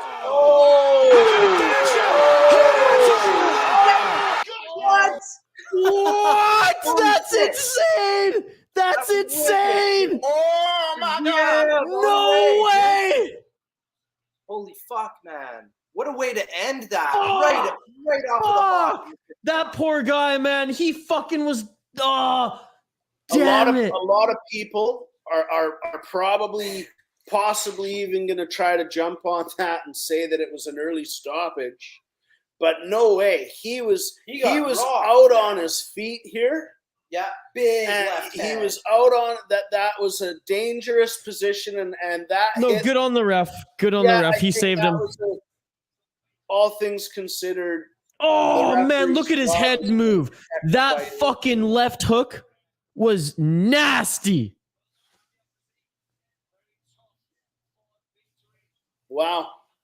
Well, I think we called that 3 for 3. All three of us had said that we thought that it was going to be Fiziev answering the bell and possibly silencing any critics that had anything to say about him going in the later rounds in a longer fight. He obviously performed peak condition there. What a way to start the last round of the fight. I mean, that was like right now. And considering that the final minute of the fourth, he was kind of in a bit of trouble there. So he went from being in trouble to instantly being on top. Ain't that right, Roofie boy? Roofie. Yeah, Roofie comes around when the guy that we picked wins. He's trained for it. That's crazy. Like, I don't really know how to feel right now because that was amazing. And I like Fiziev and I'm going to continue to follow him. But like, I was really starting to get the feels for like, Dos Anjos is going to win this fight. And, and though we picked Fiziev for the knockout, like we all won, like, I don't feel good about it. I hate watching the old. I think that RDA, he fought a really great fight there. And I think that stings for it to end so quickly like that. But he put it all out there and had a great fight. And somebody's got to lose, man. Somebody's got to lose. And he could have won the fight. I love how the ref looks like Dr. Dre. Mark Smith. Hey, it's weird. Dana White was not allowing them to bring flags in, but clearly this guy's brought a flag in, so that's interesting. No, I know someone's got to lose, whatever. It just sucks to see I don't know. I like the underdog to win. That's just how I roll. RDA came in as the underdog despite the experience. It would have been nice to see him get the win against the young guy.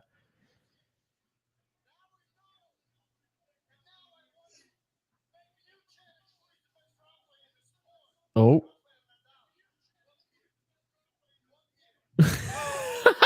You see that call out?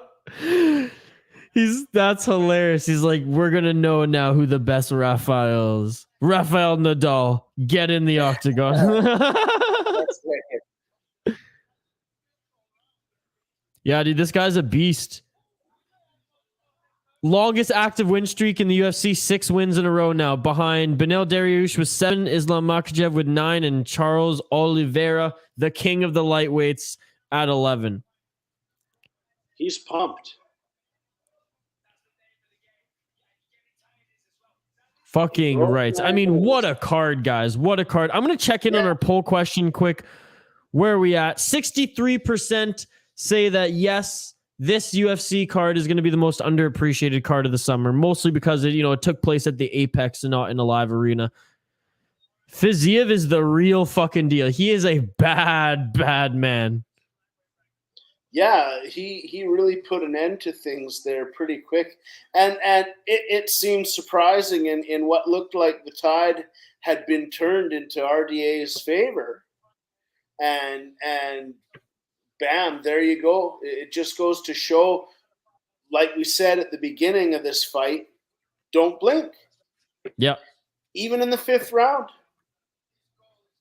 Absolutely. So he just said officially, though, all jokes aside, he wants to fight, someone in the top 5 next. Like I said, coming into this fight, he was rated 12 and Dos Anjos he was 10. Dos Anjos was 7. So now he's going to rise in the ranking potentially. I mean, he's going to jump Dos Anjos. He might be 6. He might even be 5. Who knows? The UFC rankings are a little bit wonky. They kind of, they have their own method to that madness. But regardless, he just took down a former champion, a guy who's still in the top 10, dangerous Dos Anjos. I mean, he deserves a top 5 guy, and I want to see his striking. I want to see him defend takedowns against other top 5 guys, because let's be honest, Dos Anjos with the lightweight division, it's potato, two rankings down. He's a top 5, quote unquote, type of talent. So, yeah, man, this is going to be awesome. Next weekend, folks, July 16th, an earlier start, 2 p.m. Eastern start, 11 a.m. Pacific. It's an early one next week, folks. Brian Ortega, Yair Rodriguez, 2 unbelievable fighters, folks. Ortega, you know, he's a dog. He likes to throw his punches. He likes to box too, but he is a jiu-jitsu fucking master. Yair Rodriguez, an unbelievable Mexican kickboxer who has some of the most deadliest kicks and elbows that I've ever seen in the UFC. So super excited for that one as well. Boys, I can't believe I've been talking for 6 hours and 23 minutes. I can't believe it. This has been a hell of a stream. Hell of a stream. Any final thoughts before we close things out, boys? I mean, no need to drag this on any longer. Wrong watching that again and streaming it. That was wicked, dude. Every fight had something about it that kept you on the edge of your seat. It Absolutely. was really nice to watch a lot of striking. Like I said, that's my favorite. It's exciting to watch. I love that kind of thing. So for me, that fight was probably an 8.5 out of 10 all in for all of the cards. I'd have to agree that was great. The determination that we saw on the drive, it looked like pretty much everybody came out and really wanted it, and couldn't ask for anything more. We got to see some big finishes, and it was a great card. It was I can only hope that they could all be as entertaining as this one. I'm telling you guys, sometimes the big pay-per-views, because they're promoted so heavily, they're sometimes overhyped, right? And I fall into that narrative too. I'm watching the UFC embedded vlogs on YouTube every week leading up. The fight nights that are a little under-promoted, I said at the beginning of this segment 6.5 hours ago, those on the undercard and those on fight nights, they have something to prove. They're all hungry guys rising and gals rising the rankings. Whereas those on pay-per-view, they're making their money. Not saying that the Israel Adesanya's and those don't want to like put on a show, don't want to retain their belt. But Tim, great example. Adesanya, way more of a technical fight than some of the fights we saw on this fight night card, which are balls to the wall and putting on a show. I'm making that extra, 50,000 from Dana because I need to feed my family and rise the rankings, right? And that's why I think the free fight nights on ESPN and TSN are bang for your buck. Next week on the early bout, it's also on ABC. We'll be here on the City Light Project. Anything else you guys want to say before we end off this show? Thanks for hanging out with us, man. It's been fucking wicked, and anybody that's been with us since the beginning, it's just awesome to have you guys be a part of this. So we're going to continue doing these kind of things, and feel free to click that subscribe button and get in on all of our other content. Absolutely. Well, good night, guys. Thank you so much for joining everyone live on the City Light Project YouTube channel. We'll be back Saturday live. We have so much more music content, so much more vlog content, and a Friday fights coming to you this weekend as well. So until the next live stream, peace. I'm out of here. See you guys.